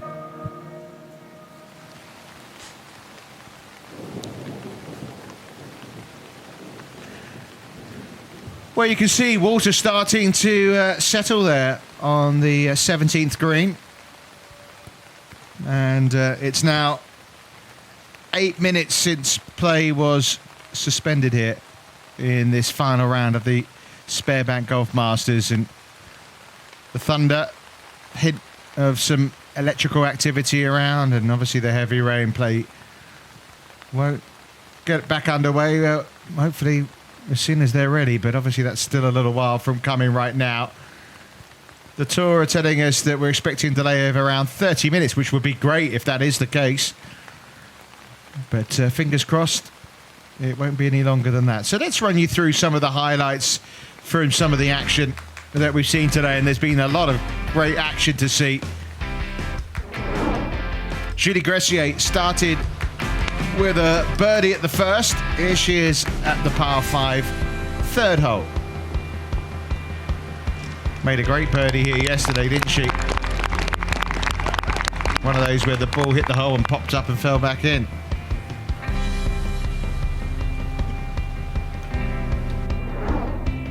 Made par from there. then here at the 5th. And she was just going along steadily at this point, wasn't she, Charlie? Yeah, just plodding along nicely. Just what you want to do when you're leading. Got a bit of a break here at the 6th, went into the trees off the tee and played a great recovery shot. Yeah, it's a great shot around the electricity pylon there. Integral part of the course, so no relief. And a really good up and down to save part at the 8th for the 2nd day in a row. And then this provided the springboard for what we now know is the winning run. 5 birdies in her next 7 holes, starting here at the 9th. This her second into the par 5. Yeah, she seems to like the middle section of this course. And that was a great shot, which would lead to a birdie 4. Yeah, 2 putts for the birdie there. This her approach with her 3rd shot at the par 5 10th. Fabulous, wasn't it? And now she was really finding her range. She had Amy Bolden for company at the top of the leaderboard. This was very much good fortune, nearly in the water off the tee, catching the right side of the mound at the front of the green and converting that into a birdie 2. So 3 birdies in a row. She was the sole leader again. And while Bolden made a mess of this par 5 14th, no such problems for Greciet, who found the dance floor in 2 blows. That would set up birdie number 5 of the day. And for the 3rd day in a row, it's a 2 at 15 that pretty much means she's in charge. That just before the sirens were sounded to stop play. 6 under for the round, 5 under for her last 7 holes, and leading by 4. As I was saying before, water settling on that 17th green. Yeah, it's starting to... And on the fairway as well, Yeah, it's starting to really flood. And the greenkeepers will be hard at work when we return. Well, I mentioned Amy Bolden right up there with Greciet. She put on some startling play, didn't she? Especially over the first half a dozen holes. She birdied the first. Hit the second, knocked it in close. She wasn't stopped there, was she? This to start with 3 birdies in a row. Just the way she would have wanted to get off to this final round. Yeah, it's exactly what she needed and really got her round off to the best start possible. Another birdie there at 5. And they just kept coming. This a lovely wedge into the 6th hole. And every time she was on the green, every time she gave herself a chance, it either went in or looked like going in. Yeah, she looked very dangerous on the greens and with a strong iron play. Didn't make that putt at 7. She birdied 10, and then look at this for a tee shot at par 3 11. They shouted get in the hole, and wasn't far away, was it? No, it really wasn't. That was another birdie for Amy. Unfortunately, at 14, though, it stalled, and she's back at 14 under par. And what about her playing partner, Sophie Chiquel-Betain? French player played really nicely over the weekend in Germany. Started with a birdie at the first. This was a great shot here at the 4th. Setting up a birdie 2. One of the toughest holes on the course, isn't it? Next par 3 was the 7th. And this was the first of 2 chip-ins in the day. Absolutely, yeah. Sophie seems to like the par 3s. Yeah, she was in trouble off the tee at 8, but she made up for it, didn't she? What a great up and down this was. Yeah, wedge to there, and she'd hold that for her par.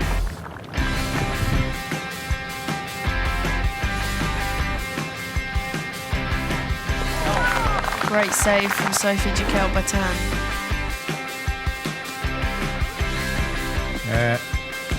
Coming out of the long rough at the par 5 night. Couldn't make a birdie, unfortunately. But 3 birdies on the front 9. She was going along nicely. And this is her 3rd shot. Yeah, this was a great approach. Almost a gimme.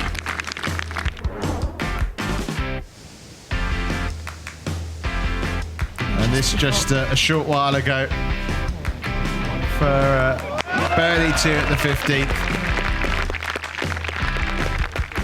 Then the rain, the thunderstorm came, but we're hoping, fingers crossed, it's only going to be a delay of around half an hour. Let's hope that is the case. It already looks a little bit brighter out there, as you can see. I see the water on the 17th, on the green at least, has receded, so all looking positive, although as I say that, there's a rumble of thunder. So I'll take that back, shall I? The old curse of the commentator strikes again. Let's have a look at Leanne Pace then.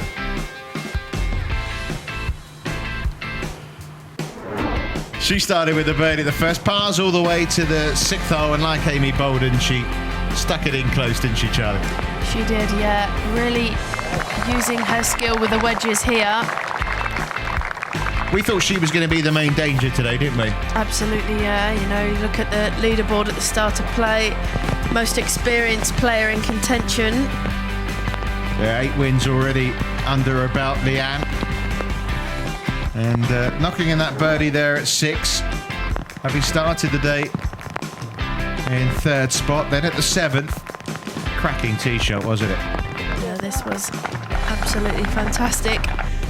But it all went wrong with her at the 8th, didn't she? She had to play 3 off the tee.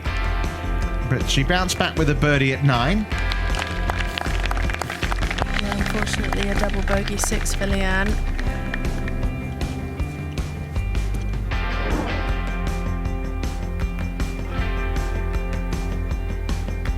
This chip at the par 3 13th, down the hill. And she almost chipped in at the next par 3, didn't she? After seeing Jacquard Baton chip in, this was to follow. Pace in a tie for 3rd with the previously mentioned French player. 4 under for a round, 13 under par for the tournament. So just to confirm that play is suspended here at the Sberbank Golf Masters. Hopefully we'll get them out shortly. It is raining. We have heard some rumbles of thunder since the players have gone off, so we'll just keep our fingers crossed they get out there as soon as possible. And just to remind you, this is how it stands with just 3 holes left to play for the final group. 5 birdies in the last 7 holes for Julie Greciet, leading by 4 at 18 under. Amy Bolden there at 14 under. 62 from Kadar. Brilliant golf, wasn't it? So while we are without the action, let's catch up with something that happened yesterday. I'm sure you're all aware of the Ice Bucket Challenge now. A lot of golfers around the world have been getting involved, and so too has the CEO of the Ladies European Tour. Actually, this is your second. This is my second. She should so probably next have 2 twist in buckets. two. Yeah, here goes. Ready? Ready? I was actually born with multiple heart issues, so had a couple of heart surgeries when I was a lot younger in the Brompton, and still go every year for my checkups and enjoy visiting the ward and the people there. I have a lot to give back. Obviously they saved my life and I wouldn't be able to live my dream as I do today out here. They raise money to basically arrange kind of days out for families that spend a lot of time on the ward. A lot of children are in there for months at a time, and it doesn't just, obviously, is a big effect on them, but as well as their parents and brothers and sisters and things like that. So it's kind of, they get to go on days out and kind of just do something away from the hospital, which is a big deal if you've been in there a long time. I just thought it'd be quite funny to see him being iced. And I just thought why not? I mean, go big or go home. If you're going to go for someone, I'd probably go for the CEO. I would nominate, furthermore, Keith Waters, CEO of European Tour, Commissioner of LPGA Mike Wan, and Eiko Schulz-Hansen, General Manager of the Solheim Cup 2015.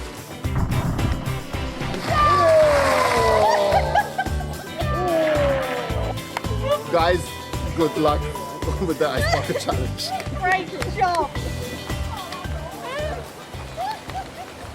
Yeah, he's a good sport, isn't he? And just in case you didn't catch that and you are listening, Keith Walters, Mike Wan, Eiko Schultz-Hansen, that was you who was nominated next for the Ice Bucket Challenge. You could get pretty wet out on the golf course today, couldn't you? But obviously not with any ice around.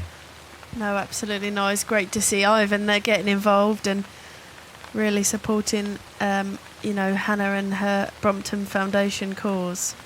Okay, so as you can see, no prospect of play getting underway anytime soon, but fingers crossed it won't be that long. And when it does resume, it looks at the moment as if Julie Greciet could be heading towards her first Ladies European Tour title. So for the time being, we're going to take you back to Saturday's play, and we're going to see the best of the action from round 2.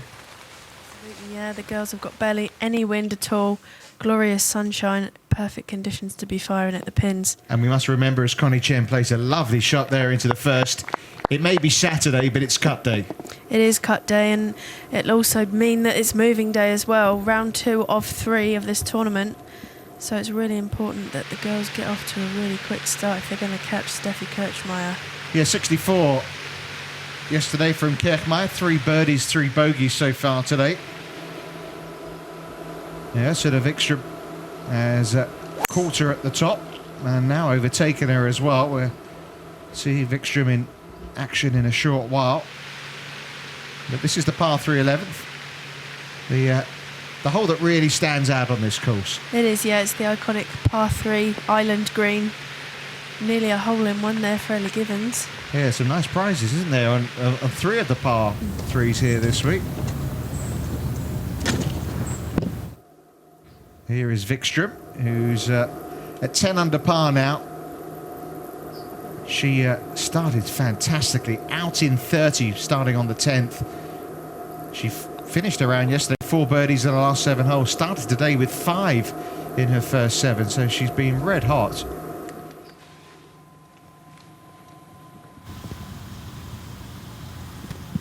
Been a really mixed bag for Steffi Kirchmeier so far today. Always hard, isn't it, to follow up such a low first day score? It is, yeah, because her expectations have probably changed as well. Blame the caddy, she changed it, didn't she, from a local to a boyfriend? Yes, he. I believe he travelled yesterday after she completed her round. Travelled from Germany, so he's caddying for her today. Connie Chen, who shot a 67 yesterday, South African, with a good chance to find a birdie at her 10th hole of the day, this par 4 first.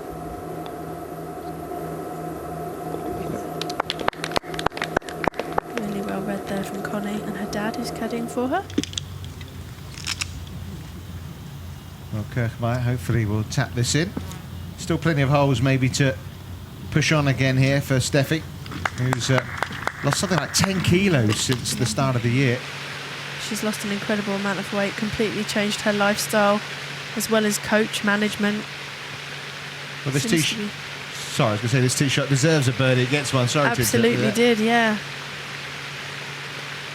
Welcome to for Ellie Gibbons. Maria Salinas.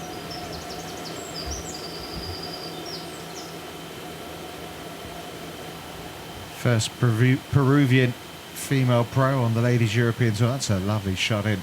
She's going along very nicely. 3 under today, 69 for her yesterday, but no one getting better than Ursula Vikström. And a chance maybe to finish with a birdie as well.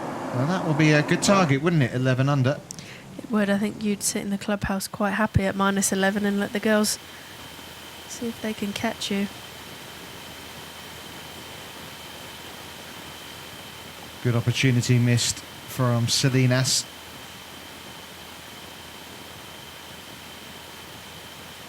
But it's Ursula Vikström, who's certainly come out of the blocks firing today. Now, can she finish it off with yet another birdie? This for a round of 65. Oh, yes. Look at the reaction as well. Goodness me. She really enjoyed that. She did, yes. She's very animated, and you can see how much it means to her there. Goodness knows what she'll do if she wins. Of course, she's had 5 seconds, hasn't she? She has, yeah. It's been tough for Ursula. Obviously asking the question of herself, can she win? So a par from Selena, stays at 5 under par, but it's Wikström who's made the headlines, looking for a first LET title. It's the Finn, Ursula Wikström, who's clear at the top. Oh, well, the back nine, that was my only birdie on the back nine. I couldn't really make any putts and I wasn't hitting as close on the front nine, so, you know, it was nice to get at least, you know, 1 birdie. What's going right here this week for you? Oh, well, at least the good thing is I have my coach as my caddy and starting to hit ball a little bit better. Body is feeling okay and putts are falling a bit, so, you know, things are going okay so far. It's a tactical course though, isn't it here? You have to think your way around. It's not just a hit and find it and hit again. No, it's not really, and at least I am not using too much driver at all. You hit more like hybrids and 3-woods out of the tee, but the par 5s are pretty easy. So you get a lot of chances to, you know, birdies and eagles in those ones. So, can anyone catch Ursula Wikström from the afternoon groups? It's the par 3 7th. Leanne Pace, of course, been in terrific form. 3rd at the Ladies European Masters and last week in America. Finishing in 4th position when she led for much of the week.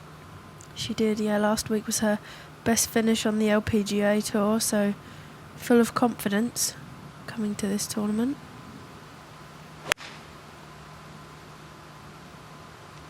Really picturesque par 3. Front flag at the right-hand back. side to be avoided, yeah. So you don't want to be short either. absolutely not. Leanne's judged that one perfectly. And talking of informed players, here's another. Yeah, we have a look at Amy Bolden here on the 6th. Just a controlled wedge shot for Amy. All par so far, but every chance that'll be a first birdie today.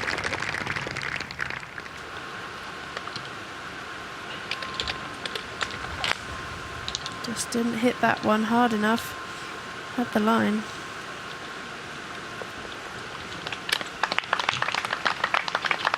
One under for her round.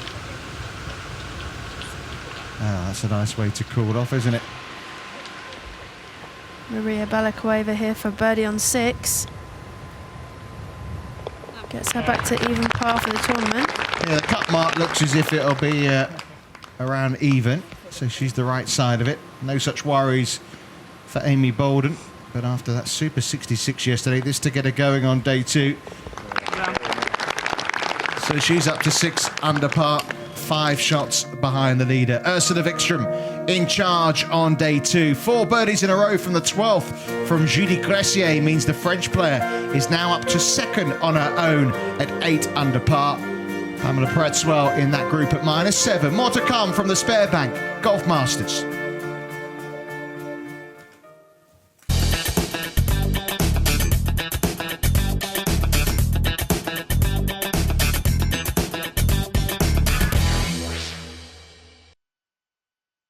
Two or three at the Sberbank Golf Masters at the Golf Park Pilsen in Dyzhnia. And here's the local hope who's at the moment struggling to make the cut, Lara Spukova. Second shot into 9 here, going for the green in 2. Is well in reach, isn't it? Absolutely, and that's a fantastic shot there from Clara. Have a great opportunity for an eagle 3. Be a welcome contribution to her scorecard. Yeah, she'd jump from the wrong side to the right side of that cut mark, wouldn't she? Absolutely. Leanne Pace just ticking along nicely, isn't she? She is. Leanne does that very well, just sort of plods along.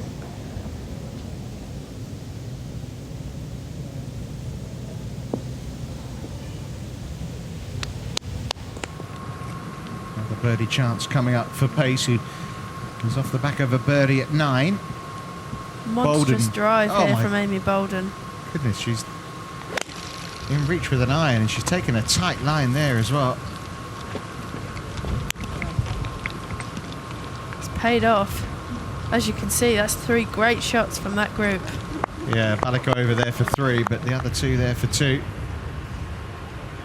And here are the players in that chase for second place. Nikki Carrot playing in the same group as Julie Greciet, both players at 8 under. Nikki just opting for a punch shot here. Trying to get some distance control and does so perfectly. Yeah, this is the 18th. It's their 9th hole of the day, though. They started at the 10th, whereas this group with Spilkova in started at the 1st. You can see this one's going to move a lot from right to left, but what a chance for Spilkova. Yeah, Clara aiming about 1.5 foot outside the right edge of the hole here.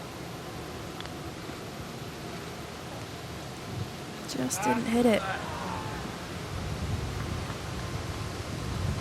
Tough one to be positive with, though. That hole is sort of situated on a crown. If she'd have hit that too far past, she would have ended up with a 6-7 footer left for a birdie. She's definitely gone with the Czech colours again today, hasn't she? She has, yeah, keeping the crowd happy. Pace then for back-to-back birdies.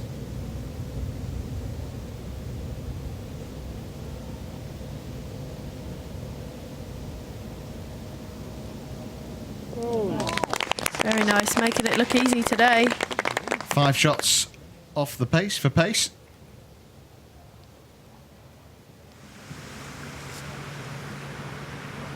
Well, you'd give her this, wouldn't you, really? But Garrett has to make sure of it. She doesn't know if she'll be coming back to the Ladies European Tour, Nikki Garrett. But she might be leaving here, going back to Australia as a winner, the way she's going at 9 under. Yeah, she may well have a trophy on the plane next to her.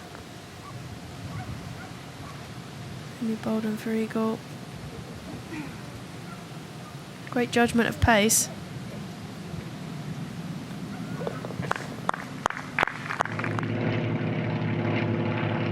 Greciet just missing the trees down the right-hand side of this second.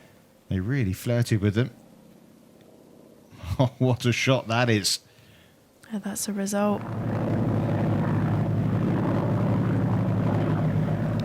Last week's champion. Yeah, hard to follow up that spectacular scoring of a week ago. 2 wins for her this year. 1 in Holland, obviously last week in Germany.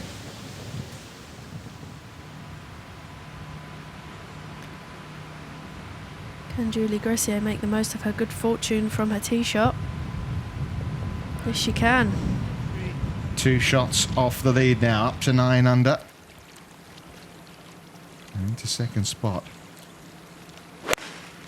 Amy Bolden on the 175-yard par 3. She said it looked good. It looks ever so good. Certainly does.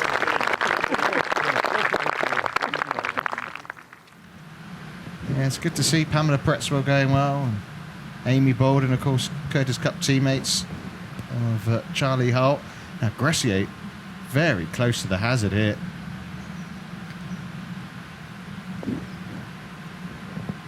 She'll have that left for a birdie attempt. Good fortune. I'm sure she thought that that layup was in the water.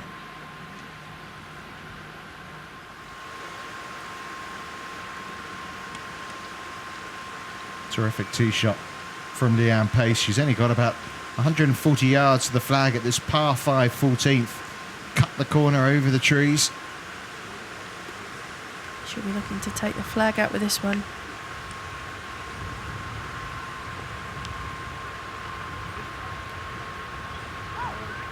What a shot. Well, suddenly she's going to get close to the lead, isn't she? Because she pops that in Pace. She'll go to 8 under. Also looking to get to that mark is Amy Bolden here at 13.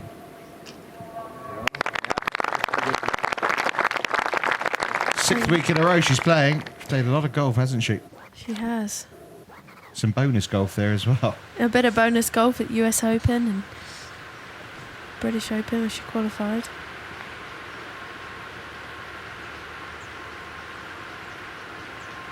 Wow, good job that one hit the hole. Wow, what a bonus. Almost in the hazard, walks off with a birdie, 1 off the lead. It's probably going about 10 feet past as well. Funny game.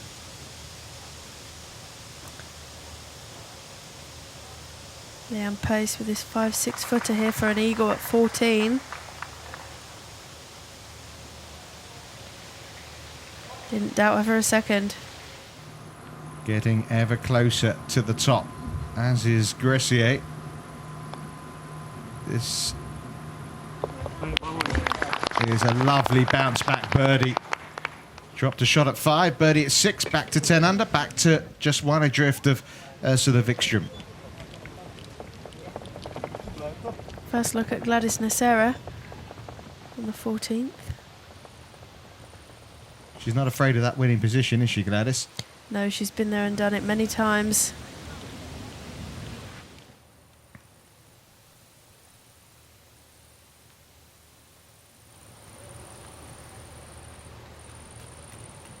Another birdie opportunity for Leanne Pace here at 16. And gets it. Well, she's playing so well, Leanne. Not easy to deal with a jet lag, but she's coping admirably. Other side of the course, across the valley at this par 3 7th for Julie Greciet. Right at it. Oh, what a shot. Well, I think she's just about to get into a share of the lead. I think so. Pretty much a gimme that she's left herself there on the 7th. Eagle not to be for Nacera, but the birdie should be a formality. Yeah, not too far back. If she pops that in, she'll get to 6 under 5 off the lead. Of course, just 18 holes to go tomorrow.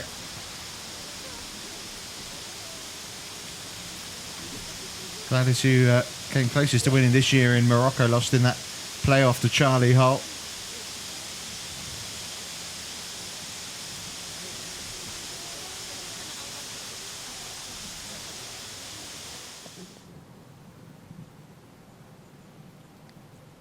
Now Pamela Pretzwell for Eagle here at the 9th. Pamela playing some brilliant golf today. Just giving that one a wrap. Yeah, shot a 66 yesterday, so if she can pop that one back in, it'll be for a round of 67. This for a 5th birdie of the day. Really good follow-up, maybe inspired by what her good friend Carly Walker's been doing out on tour.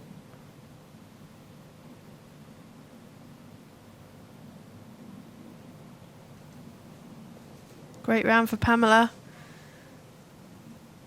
In the clubhouse at -9. And in contention. Absolutely. Going to be in those final groups tomorrow. Nice line ahead. Now, all sorts of problems on this hole for Nikki Garrett. She's been through the back, then down the other side, chipped up to here. This is her 4th shot. And I'm afraid after dropping a shot at 5, that's going to be a double bogey there at 7.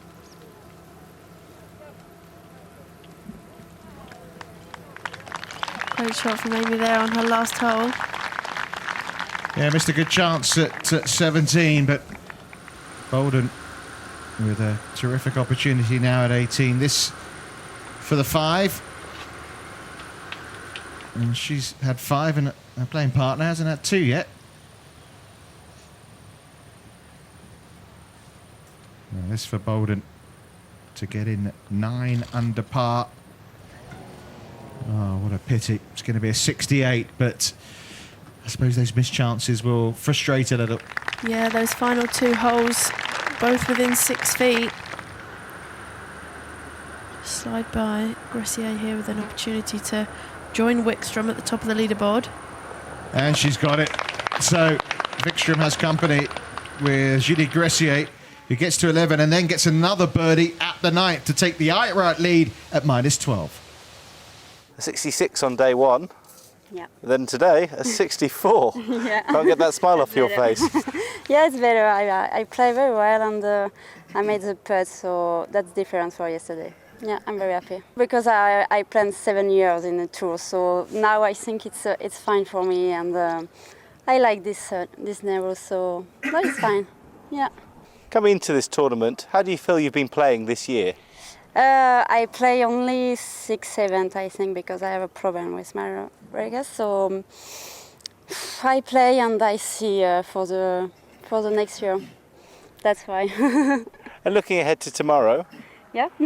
are you just looking now for one position? Yeah, I know, but I play my golf and I see, and I like this position, so that's fine for me. Are you excited? Yeah, I'm very excited because in 3 years in Prague I finished second, so tomorrow I try to the best. So it's Julie Greciet, thanks to her lowest round on the LET, who takes a one-shot advantage. Pamela Prestwell and Leanne Pace among the chasing pack. It's brilliantly set up, isn't it, for the final round of the Sberbank Golf Masters. We look forward to your company.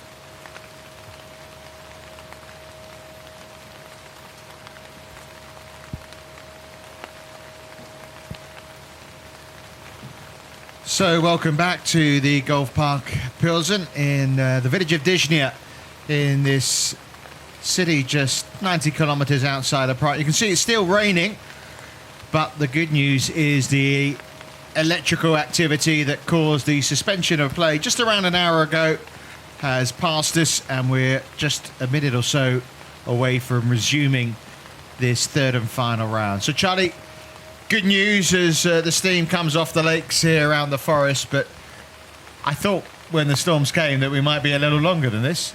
Yeah, it's actually been a bit of a result that it has only been the hour, and the girls are just looking to finish up their rounds now and get this tournament done and dusted. Yeah, so a number of groups yet to finish. Our leader, Julie Greciet, there is it's a 4-shot lead, and she's safely down on the 16th fairway with her closest challenger, Amy Bolden, facing a birdie putt to come on that green. If it was tight, one shot in it, you'd think, oh, delays come at a bad time. But given that she just rolled in that birdie at 15 and is 4 clear, maybe a chance just to calm herself down and get ready to finish this off.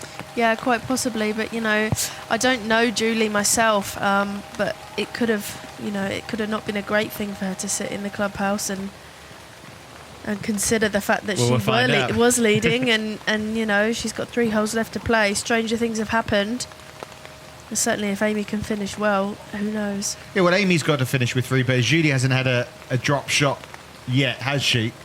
And she's 6 under for the day like Amy is, but 17 and 18 aren't what you call real danger holes in terms of dropping shots. I'm not saying you can't drop one, but there's no real fear there, is there? No, absolutely not. I mean, the key on both of those holes is just to find the fairway, and then you've got nothing more than a wedge really into the green. So the tee shots are key in the final few holes. Just waiting for the referees to sound the sirens to tell us that play is resuming. Gladys and Sarah amongst those who are waiting around. That's the Nikki Garrett, Rebecca Hudson group. That's on the 17th green. Rachel Wakey, Bell falling wakey. asleep. It has been a long week for some. Do you think she knows she's on camera? I don't think so.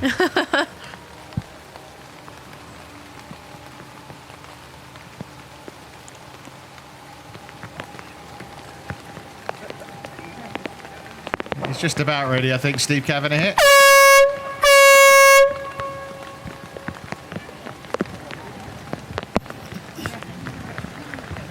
So it's exactly an hour's delay, isn't it? Play stopped at 3:26. It's now 4:26 in the afternoon. Still coming down heavily. And we resume with Sophie Giquel-Batin just off the green here at the 16th.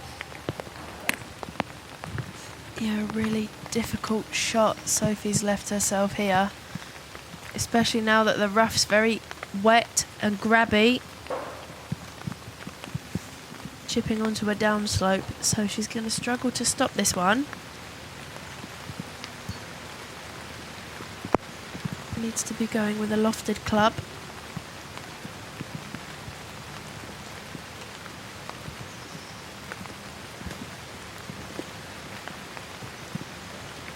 I don't think she could have got it any closer.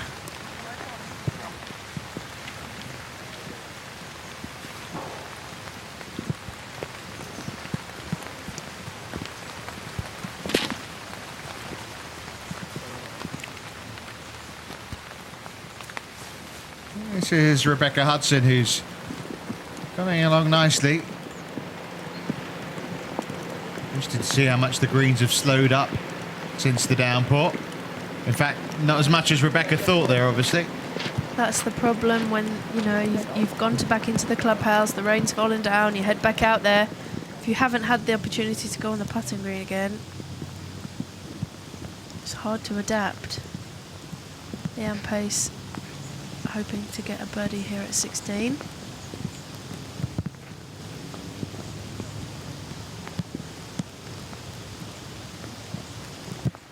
This to get her in a tie for second place with Amy Bolden. Yeah, you can see Amy's marker there. She's only around 6-7 feet away.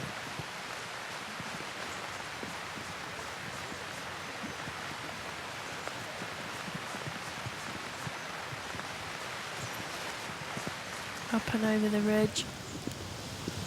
Never really had a chance.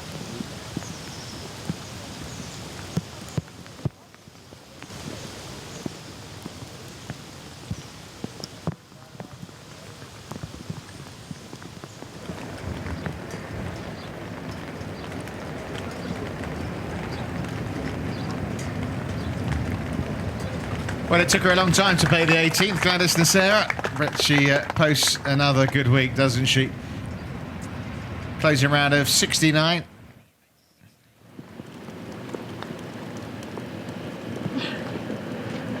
Oh, Nikki Garrett very close to another birdie.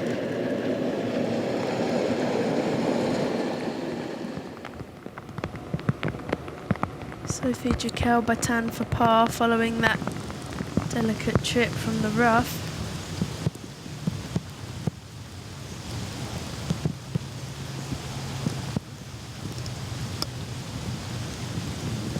Well, there was always going to be a tough up and down, whatever the weather. Absolutely, it's just tough to, you know, stop playing, go back in, come back out. But it's the life of a golfer, isn't it? You do get used to it, don't you, Charlie? You must have had it happen on a number of occasions. Yeah, I mean, it's frustrating, but it comes with a job, and you just got to get on with it, really. Well, she's had a long time to think about this birdie putt, hasn't she, Amy Bolden? Let's try and close the gap again to 3 shots. No.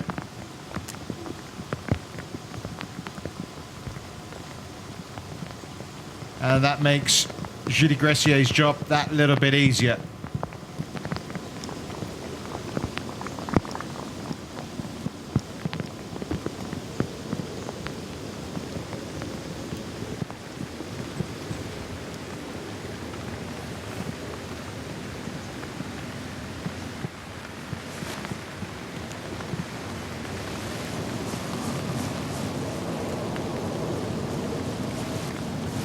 That's a bogey 5 for Sophie Jaquel-Batan. She slips back to 12 under par.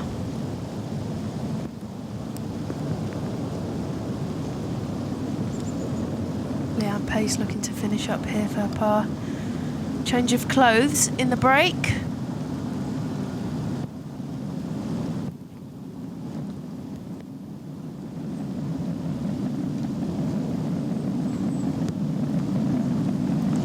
Nicely. She's now at 13 under on her own.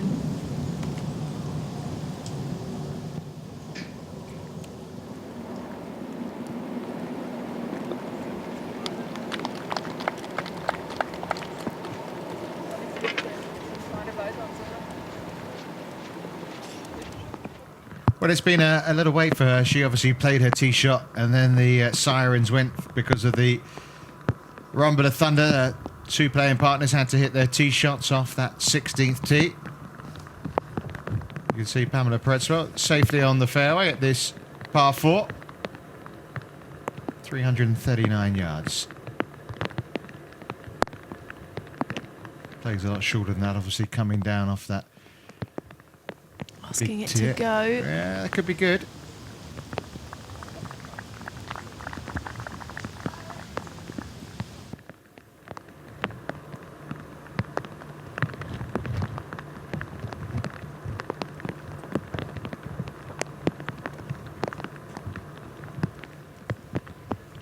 Final hole then for Nikki Garrett. Yeah, looking to finish strong here.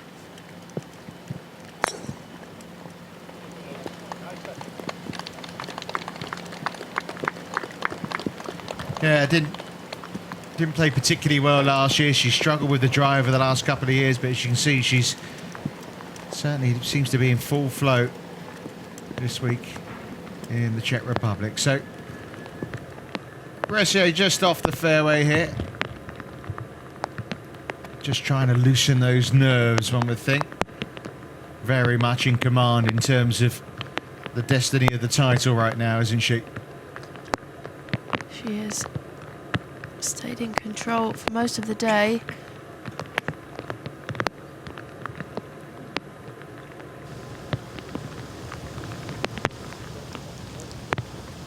Resting up against the collar there could be quite a tricky shot.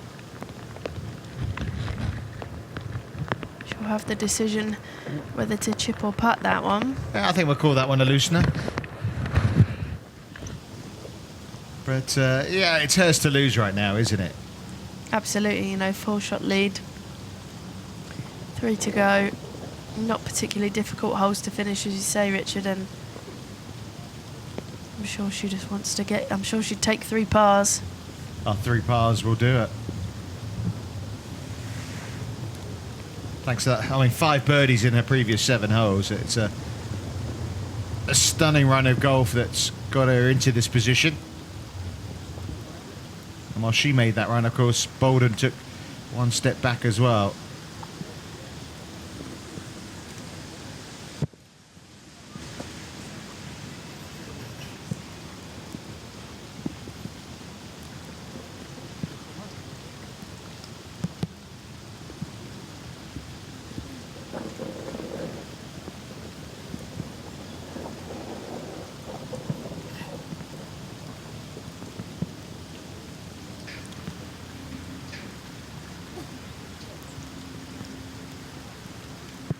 Seventeenth tee then for the penultimate group. This is where the course kind of opens out. You know, you're playing in amongst the trees. Now it's the railway track down the left-hand side, the pylons that come across the fairway here. It's an awkward little fairway there. It's a straightforward hole and it's only, what, 350 odd yards. But it's hard to find a flat lie down there. Yeah, there's lots of undulations. I did have a look when I went out there on Friday, and I don't actually think there is a flat lie on this fairway.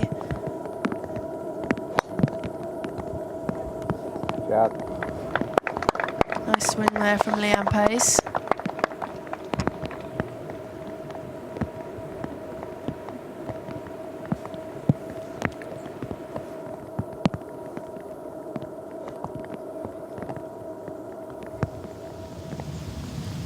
Greciet for birdie here at 16, just behind that black umbrella on the right hand side.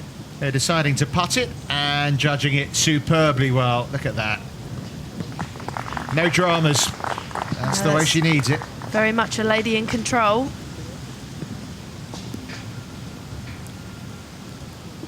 Four shots clear, 2 holes to play. Greciet closer to being the Sberbank Golf Masters champion. It's going to take something rather dramatic now, isn't it, to alter that?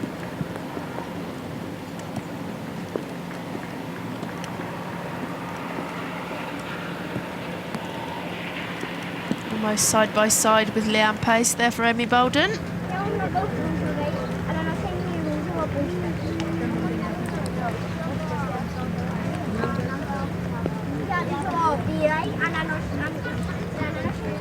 Rebecca Hudson with that approach into 18. Ursula Wickstrom, birdie at 16. It's not to be. Really tough day for Ursula on the course today. Yeah, I think she's had a chance to calm down now. It's been a few tears, well, I wouldn't quite call them tantrums, but there's certainly a few emotions she's gone through this afternoon, from the hope to the despair.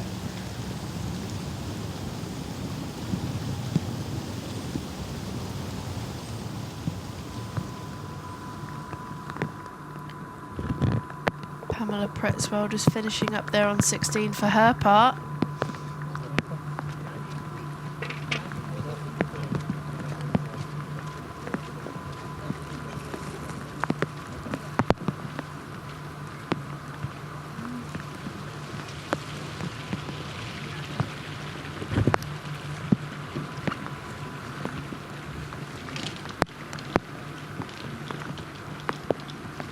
Players have that dreaded walk up to the 17th tee. Yeah, it's almost like climbing a mountain, isn't it?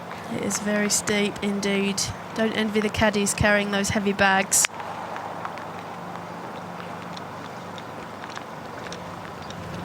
Oh, well played.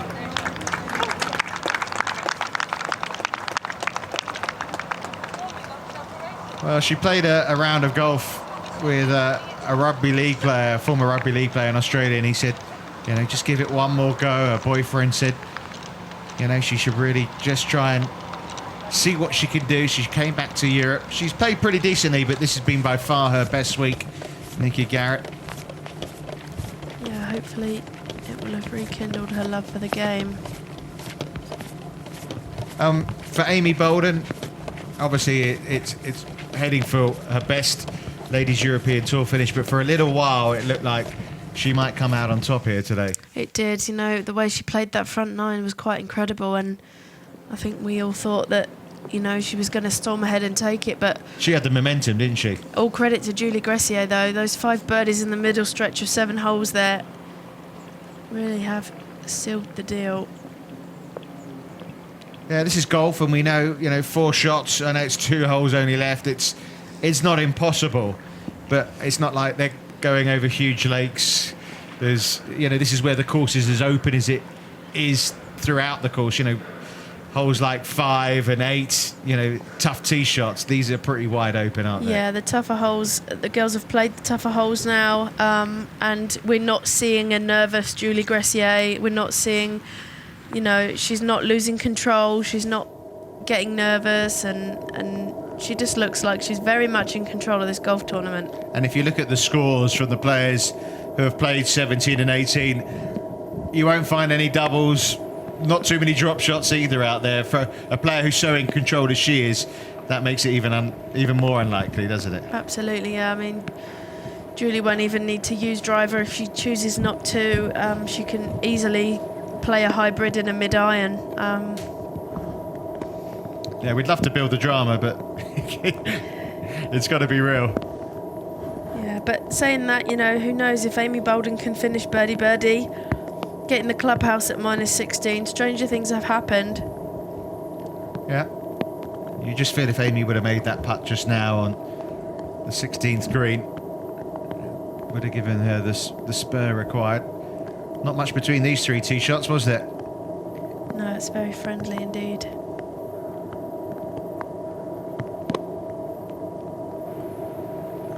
They'll all be looking to go straight at this pin. Very easily accessible. Well, that's one.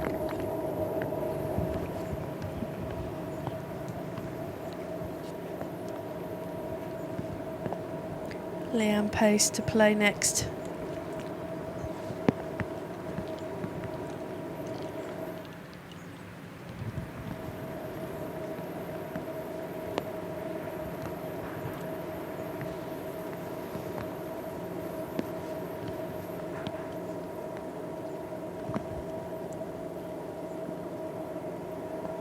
Said she hasn't won this year. She has won in South Africa on the Sunshine Ladies Tour.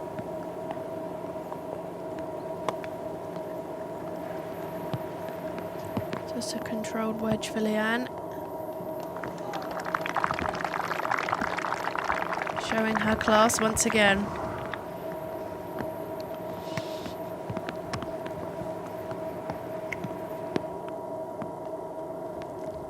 Amy Bolden with the most awkward of the 3 lies. Ball above her feet.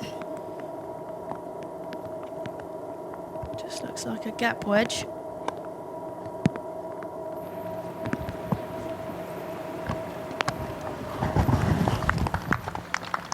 See there, the wet green. Bit of spin on that one. Well, she had high hopes, didn't she? After shooting a 64 on day 1, but 2 over par since then from Steffi Kirchmeier.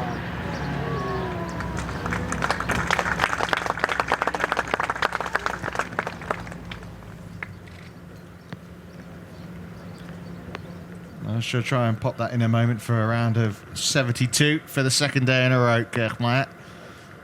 But it's Julie Greciet now back on the 17th tee. As you said, she doesn't even need to hit this driver, but she's obviously feeling very confident.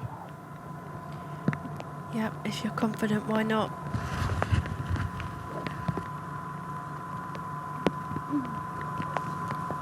This one just needs to find the short grass. No fairway bunkers to deal with here. And she's happy enough with it.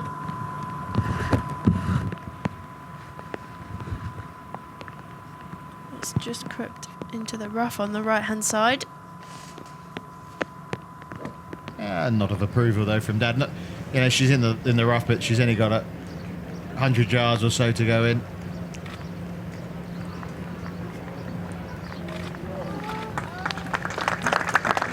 Oh, it's not going to be a birdie for Rebecca Hudson to finish. But She finished third in Italy, and she's going to have another good finish here. I think she thought about finishing that off and then realised she might be in Nikki Garrett's line.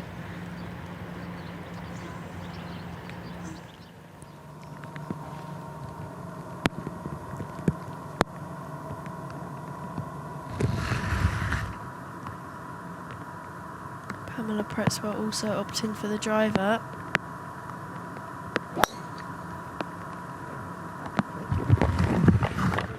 Looks good. A1 position. Amy Bolden's effort for birdie at 17.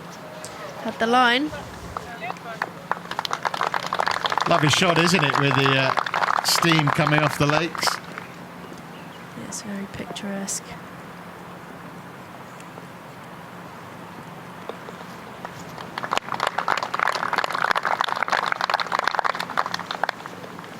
Well, it's been a big 6 weeks in her life, really, where she's really made a mark on the Ladies European Team Tour, Amy Bolden.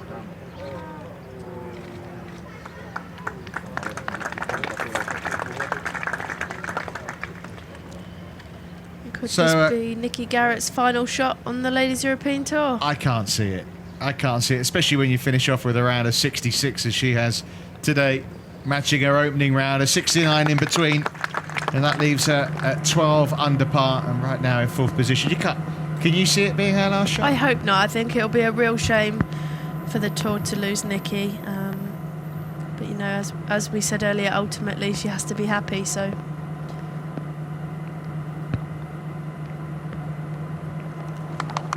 Sophie Jaquel-Batan with her birdie there to get to minus 13. Yeah, after dropping that shot at the last.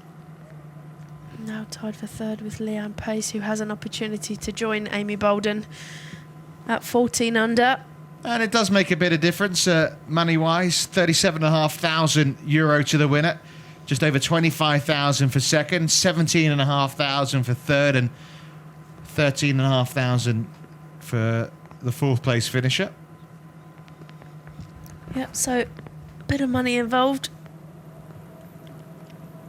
A few handbags worth. Depends what you're buying, really.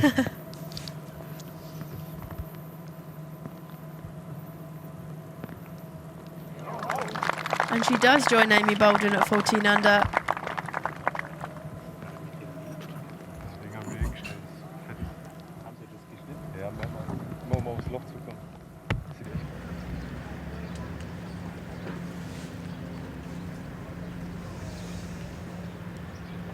Well, she's gone through a lot of changes, lost a lot of weight, hasn't she, Steffi Kerkmeyer? And a little pat from her boyfriend there on a good week's work. It wasn't quite as good as she was hoping after the first day, and Rebecca Hudson finishes at 10 under.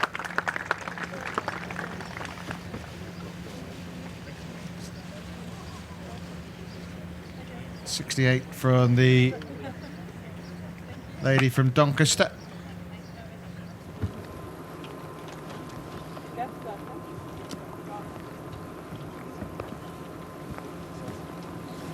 So the penultimate group on the final hole.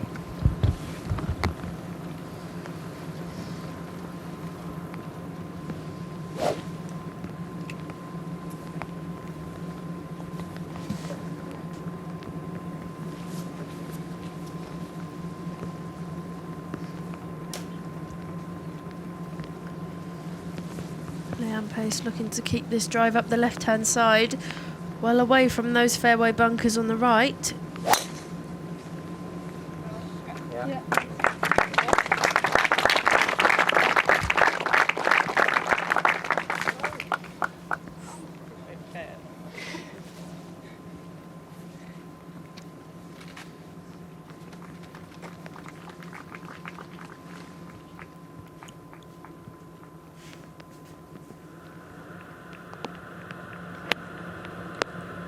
Anywhere on the green will do. In birdie range though, isn't it? Absolutely. She looks an unmovable force right now, Julie Greciet.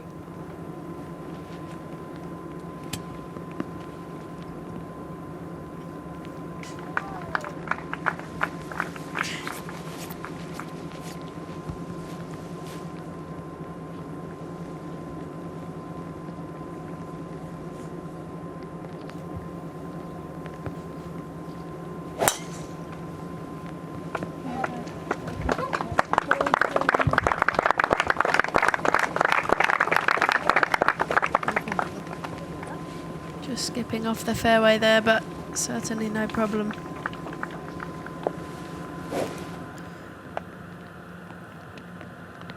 Pamela Pretzwell's wedge shot into 17 here. Not very nice from Pamela. Amy Bolden.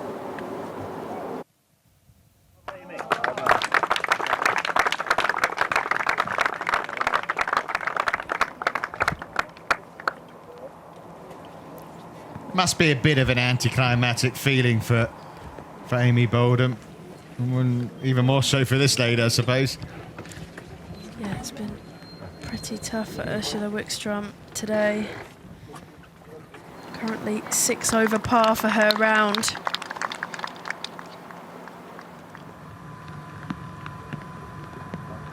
It looks like something out of Twilight, doesn't it? Yeah, it looks rather spooky down there.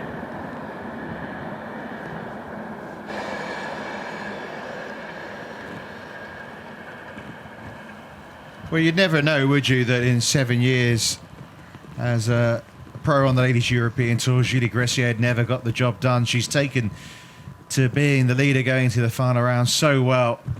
Her best ever finish actually wasn't far from here. She finished second in Prague in 2011, shot a final round 65, finished a couple of shots behind the winner, who was Jade Schaefer. That year, the 4th year in a row that the LET's come to the Czech Republic, the 2nd year in a row it's been on this course, and well, she's been fabulous throughout the course. Yeah, she certainly hasn't behaved like a player who has never won before.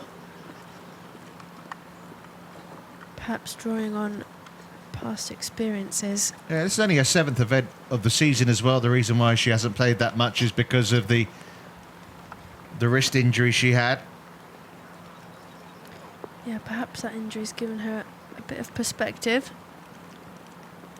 Well, she's a little more rested than one or two like that have been playing 6 weeks in a row. Yeah, it's been a tough stretch on the LET.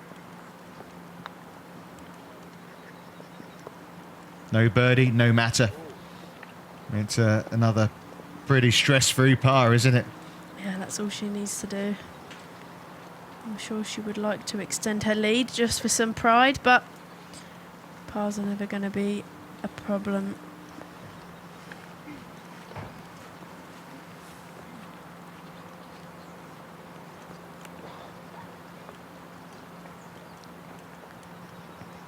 Kind of a strange feeling. A lot of the crowd have either stayed up at 18 now, obviously had to come in. Some of them have gone home. I mean, that's because the weather intervened. Yeah, I think had it been a bit tighter, obviously people would have stuck around. Welcome birdie for Ursula Wickstrom. Yeah, in fact, she's played well the last 4 or 5 holes. It's just everything that went before that, really, that caused the issues. Pretzwell also with a birdie chance. Yeah, this would move her just outside the top 10.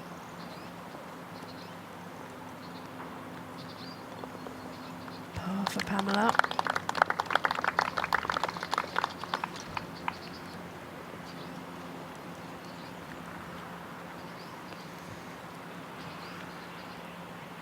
Well, she knows that winning feeling's coming very shortly.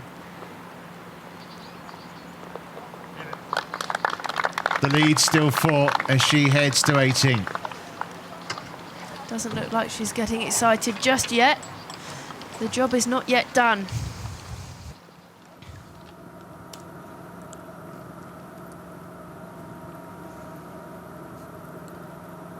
Sophie Jacquel-Baton will be looking for a birdie here.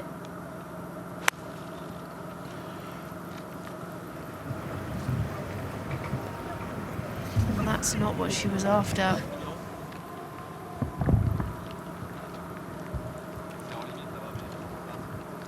She's wondering whether it's in real big trouble, that someone needs to tell her it's okay. Not where she wants to be, obviously, but it's not out of play. No, I mean, she really won't want to be dropping a shot here. She's currently in 4th place on her own, so should she drop a shot, she'd be in a tie for 5th, and obviously... Well, she's taking another ball there from her caddy. I think she thinks she needs to play a provisional. Yeah, someone needs to tell her that ball's okay.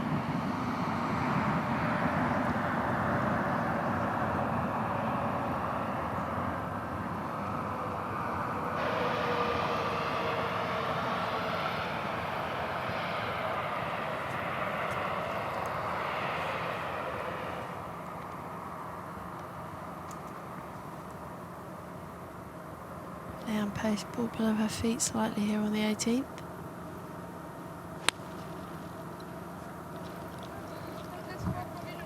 Your ball is good, they told me. It's in the play. On the dance floor, but not impressed with that one.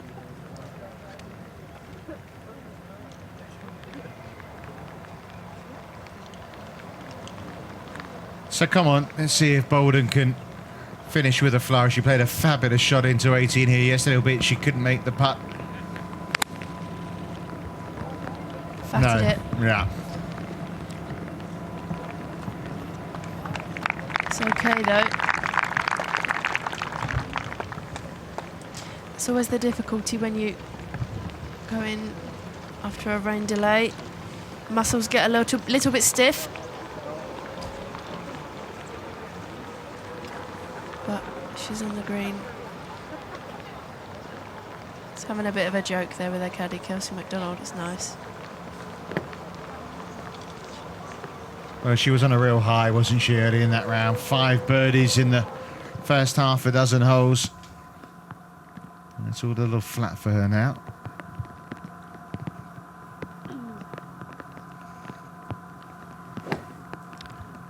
Ursula Wickstrom first to play here on 18 following that birdie. That's the first time she's had the honour all day. Yeah, that's also tough to take. Perhaps she can finish on a high. She has had 3 birdies in the last 4 holes. And it's only been good enough to take her just inside the top 20.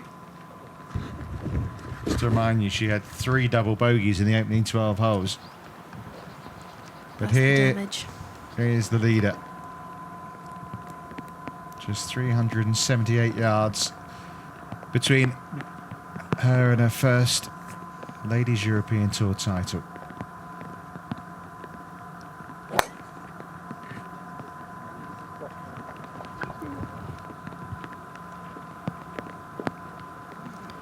Well, that's quite significantly left. But again, thanks to the wideness of the land on this 18th, it's not a big problem there. Obviously No. not the angle she wanted to be coming in from, but She's obviously got that nice 4-shot cushion as well, so she can just chip out if she wanted to. yeah, if she wanted to, that would be an option for her. Sophie Jacquel-Baton's 3rd shot here from this thick grass. Just really focusing on where she wants to land this one.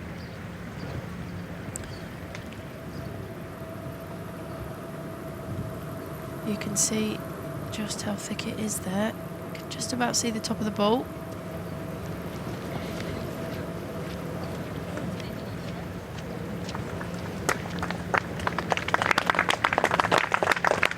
That could be costly if she can't hold that one.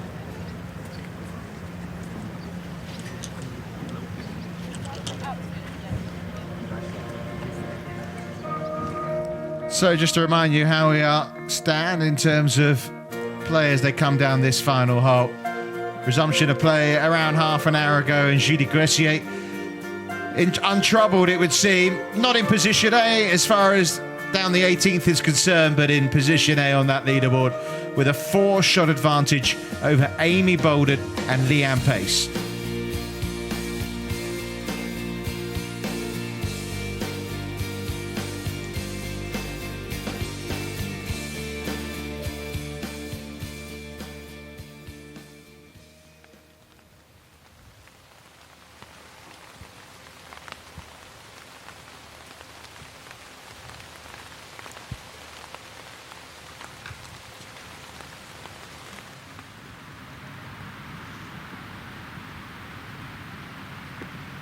Well, just 2 groups left out on the course to complete their final rounds here.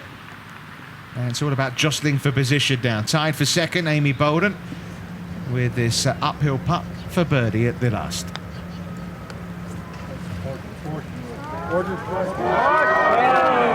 What a pity, it just double broke on her, didn't it?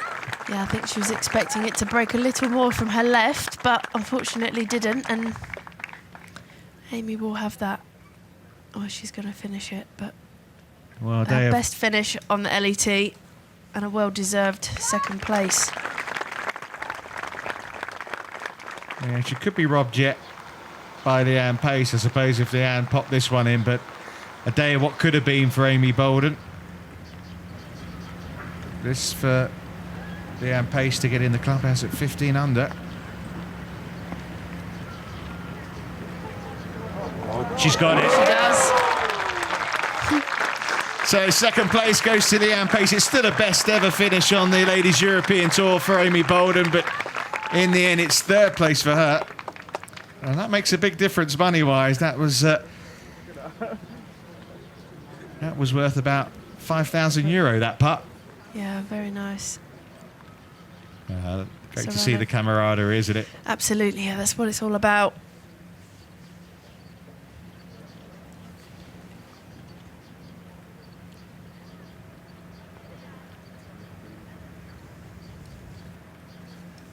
Well, she hasn't had a par since the 12th, Sophie Giquel-Betain. This for one at 18. Yeah, that's really important. It's not going to be for Sophie Giquel-Betain, and she will join Annalise Cadell and Nikki Garrett. Yeah, 3 birdies, 3 bogeys in the last 6 holes.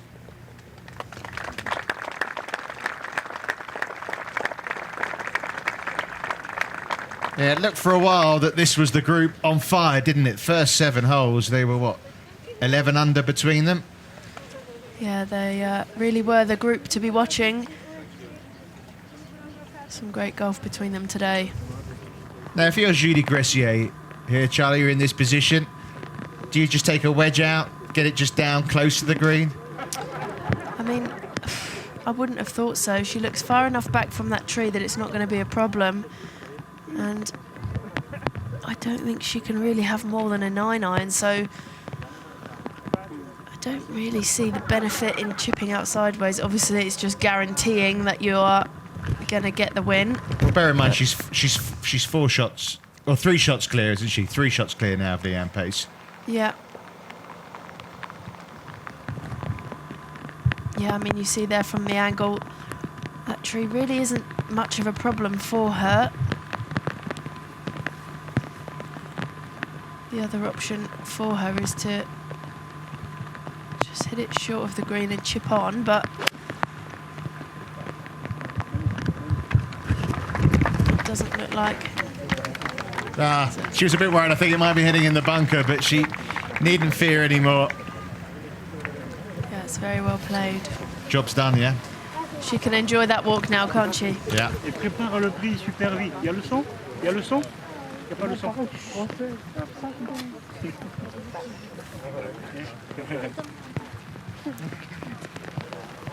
Ursula Wickstrom.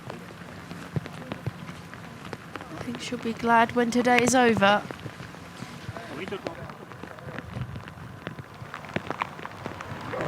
Wow. Well, how ironic is that? Doesn't even bring a smile to her face. I think we know why. So that will be 4 birdies in her final 5 holes. Isn't golf a strange game sometimes? It's a very strange game, but what is it they say? You're only ever as good as your last hole, so... I mean, I'm sure she has a lot of positives to take from this week.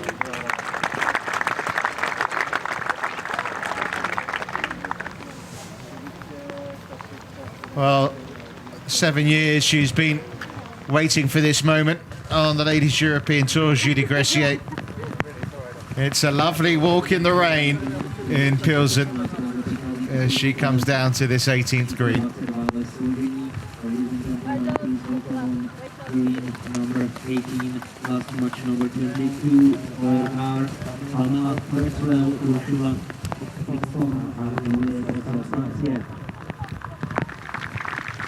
It's been a hugely impressive front-running performance, hasn't it, from the 27-year-old from France?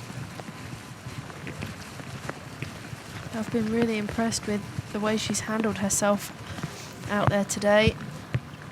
Because they threw everything at her, didn't they? I mean, that group behind were going birdie mad, but she stood firm. No drop shots on the card all day long. Yep, the perfect round of golf. Exactly what she needed to get the job done.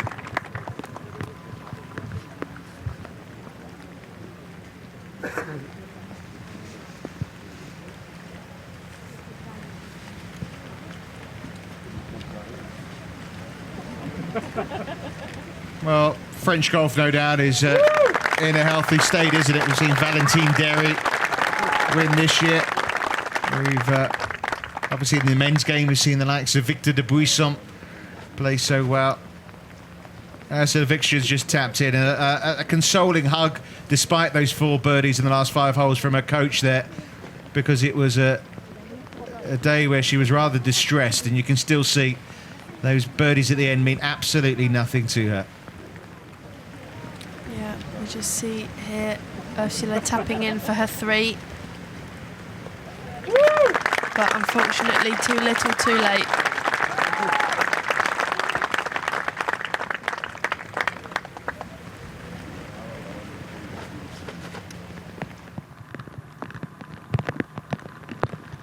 You see the slope that Julie Greciet has to putt over. She's got 4 putts for it there, hasn't she? She has, but from a pride perspective, you know, no bogeys today. She'll want to finish strong here. No more than 2 putts. Just not allowing her mind to come away from the job just yet.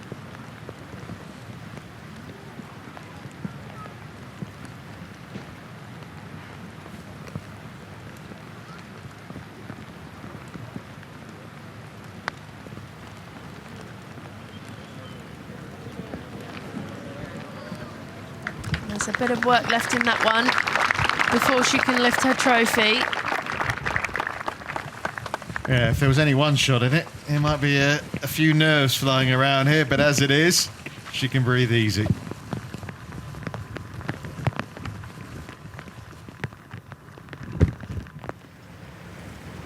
Pamela Pretzwell for birdie to get to -8, where she would join Trish Johnson and Gladys Nacera.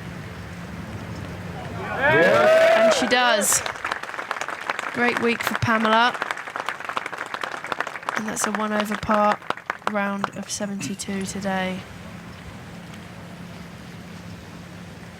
So just one player left to complete their 54 holes here at the Sberbank Golf Masters. She shot her lowest round on tour yesterday. She's not going to forget the Golf Park Pilsen, is she, in a hurry?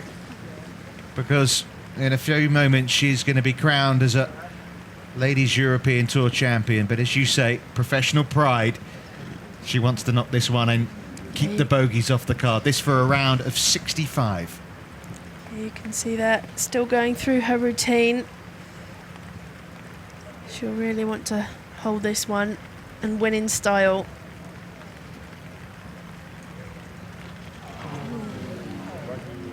Well, it matters not what she wanted, but this is what she wanted. A winning putt on the Ladies European Tour for Julie Greciet. A hug from Dad. A winning moment. The Sberbank Golf Masters champion of 2014 is Julie Greciet. Brilliant performance.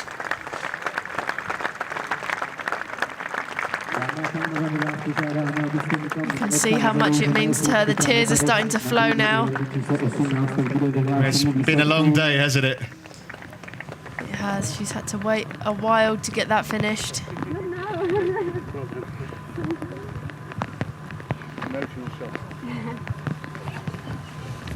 Well, there was... she was caught, wasn't she? By Amy Bolden. But down the stretch. And she's a popular player. They're after golf balls, not signatures. Dad'll give Shooing you them it. off to Dad. Dad'll sort it out, don't you worry about that.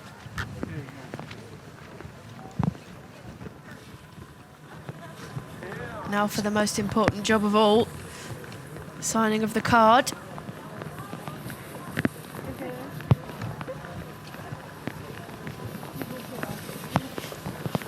Seen a few tears out there today, haven't we? We have indeed. Those ones happy tears, though. Sophie Chiquel, but on amongst those that give her a victory hug. Normally we get the spray out there, but I suppose with the rain coming down, we didn't need it. Yeah, I think she's already wet enough. Confirmation then of how it's ended at the Sberbank Golf Masters. Some great rounds out there today. 63 from Stacey Lee Bregman, who started outside the top 40. 62 equaling the course record from Annelies Cordout. But it's Julie Greciet who takes the title. A closing round of 66. A two-shot victory over Leanne Pace. And we can hear from the South African now. Leanne, a great round for you out there today. Not quite enough for the win, but still a great tournament for you. Yeah, I played really well this week. Obviously, I made one mistake today, which cost me a little bit, and I think that might have changed things a little bit. But, you know, it's golf, and you can't really say what might change something else. But obviously, Julie's playing really, really good golf, and yeah, she beat us today. So. At one stage, you got close. It was that double bogey, I think it was 8, wasn't it, that rocked you back a little? Yeah, I started really well. I mean, Amy started like a house on fire, so I thought, I need to, you know, keep up with her. Made some birdies to catch up, but then unfortunately threw those 2 shots away. But, you know, I stayed in it, stayed focused, and finished second, so it's okay. And you really are playing some great golf at the moment and travelling all the way around the world to do so. Yeah, I know, I'm a bit tired, so I'm happy to have a week off next week in France and just going to relax and maybe go for a surf. Well done, Leanne. Thank you. And then she'll be off to the United States after that. Playing on the LPGA Tour again, but she deserves a week off. She's clocked up those air miles. Job almost done for Julie Greciet. Yeah, double check, triple check.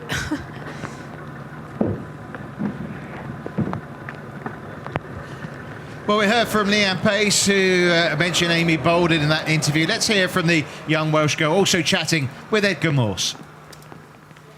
Amy, a great round of golf from you today. Wasn't quite enough in the end, but you gave it a real go. Yeah, I started off really well.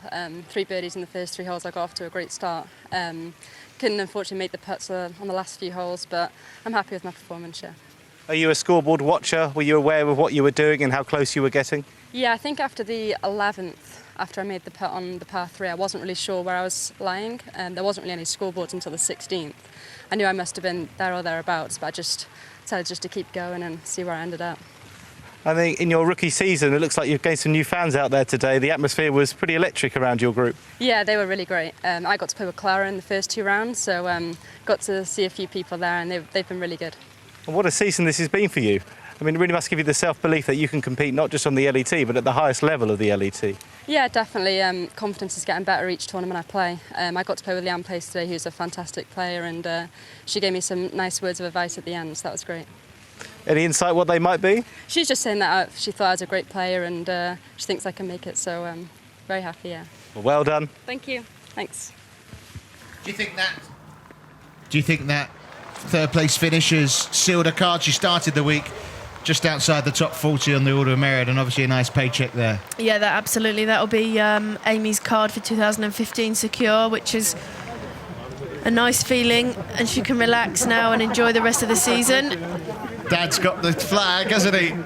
Taking it off the as a memento. Why not? Come on. No doubt get his daughter to sign that for him. Roger's his name. So if you want to send a bill, you know where to go. And here's his daughter, the champion, Julie Greciet. Well done, Julie. Thank you. Congratulations. Thank you, Rachel. Well done. Thanks a lot.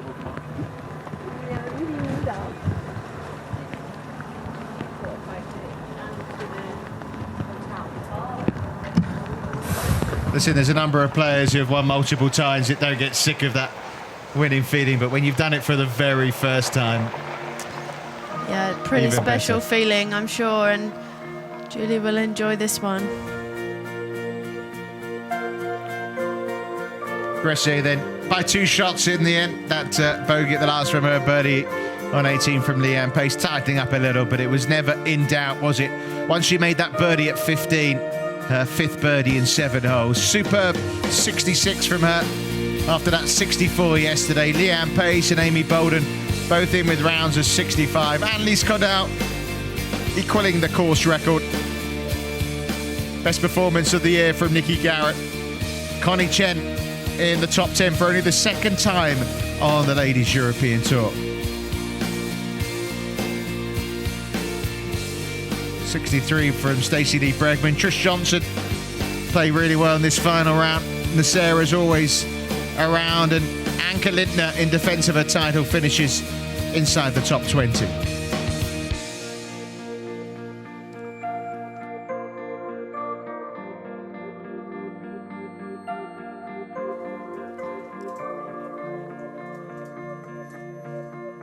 Maria Balakeva with a 67. Quite a few 67s on that page as well, isn't it?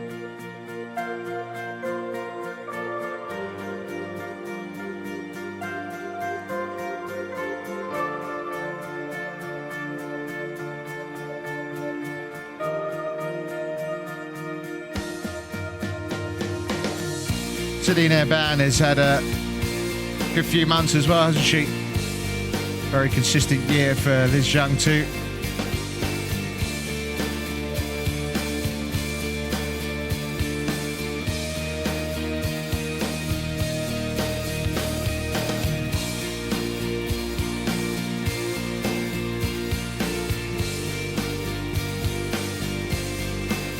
Just running you through some of the scores then.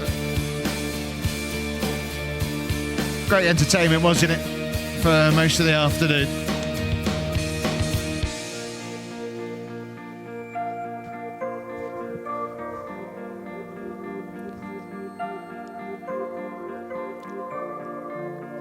Jade Schaefer, who won in 2011, there in with a 73.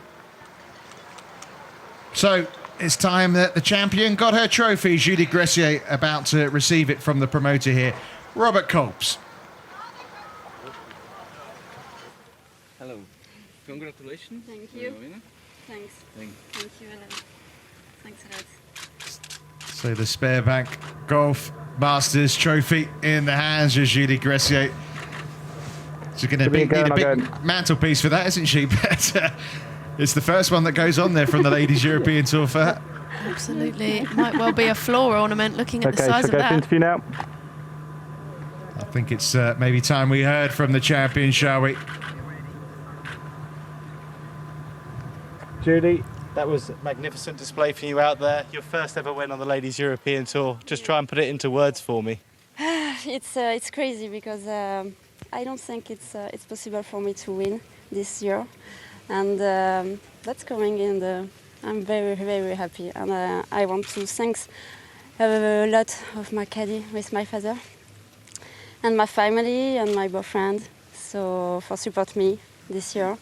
So yeah, I'm happy, and congratulations to Ian Pace too, and see you next year. At one stage, your lead went away, and you could feel the other players were around you. What were your thoughts then? I think I want to come back because I see Amy Bulden coming one point, I think, in 12 hole, and I go, come on, Julie, you can go and you can take this win. So I'm happy, and I try, and I made. Of course, we had a lightning break, and you were close to winning, and you had to stop. How did you deal with that, and were you feeling nervous then? I'm just nervous in the 18, so on the stop, I just speak with my family, and I'm happy. So now I'm just nervous in the 18, so it's fine for me. Julie, do you feel this win will change how your career is going? It changed because it's a new opportunity to. I think now I win another tournament, and maybe 10, 8, I don't know. Maybe, yeah. Well, go enjoy tonight, and congratulations. Thank you so much. Thanks. Very nice, wasn't it? Very happy. Happy family as well. And of course, she gets to play in a major now in France, doesn't she? She gets into the Evian. Absolutely, yeah, in her home country. We're going to have a wee look at how she got the job done in what was a terrific final round performance from Julie Greciet. Started with a one-shot lead overnight. She birdied the first. This at the par 5 third. One of the many holes she birdied yesterday in that brilliant 64.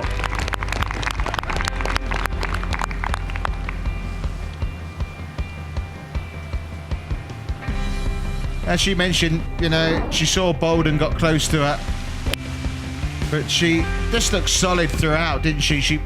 Apart from a tee shot that went astray at 6 and then maybe at 18 as well, she hardly put a footer wrong apart from that. Yeah, I mean, she dealt with the pressures of leading from the front very well indeed, and just played some spectacular golf today.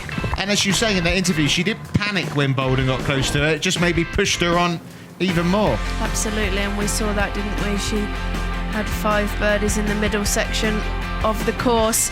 Yeah, this was the hole before she got going birdie-wise, up and down for par at 8, and then the birdies started to flow. 5 in 7 holes, starting here at the par 5 ninth. And this was a great shot into the heart of the green here at the 9th.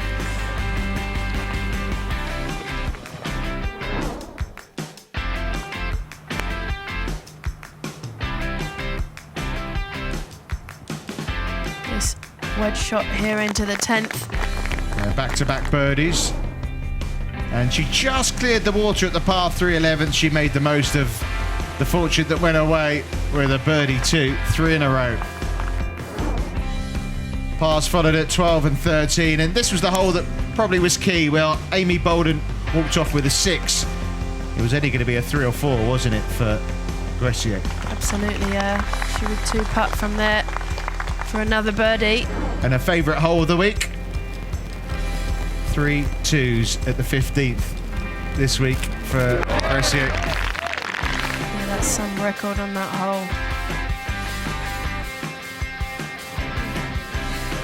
And that was the par putt at 18. Her first and only bogey of the day.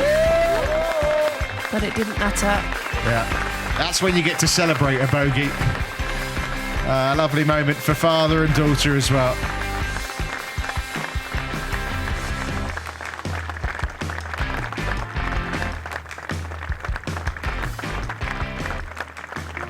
Hugs all round. So a 2-shot victory at the Sberbank Golf Masters for Julie Greciet. She played fantastic golf, didn't she, over the 3 days here. 66, 64, 66 her 3-round score, adding up to 17 under. 5 shots better than winning score last year from Ann-Katrin Lindner. 2 shots ahead of Leanne Pace. Brilliant final round as well from Amy Bolden, and that course equaling record from another French player, Annelise Caudal. The deserved champion then, Julie Greciet. It's a week that she's going to remember for the rest of her life. She says maybe she can go on and win another 8, another 10 tournaments. But from all of us on the Ladies European Tour, it's goodbye from the Czech Republic and the Sberbank Golf Masters.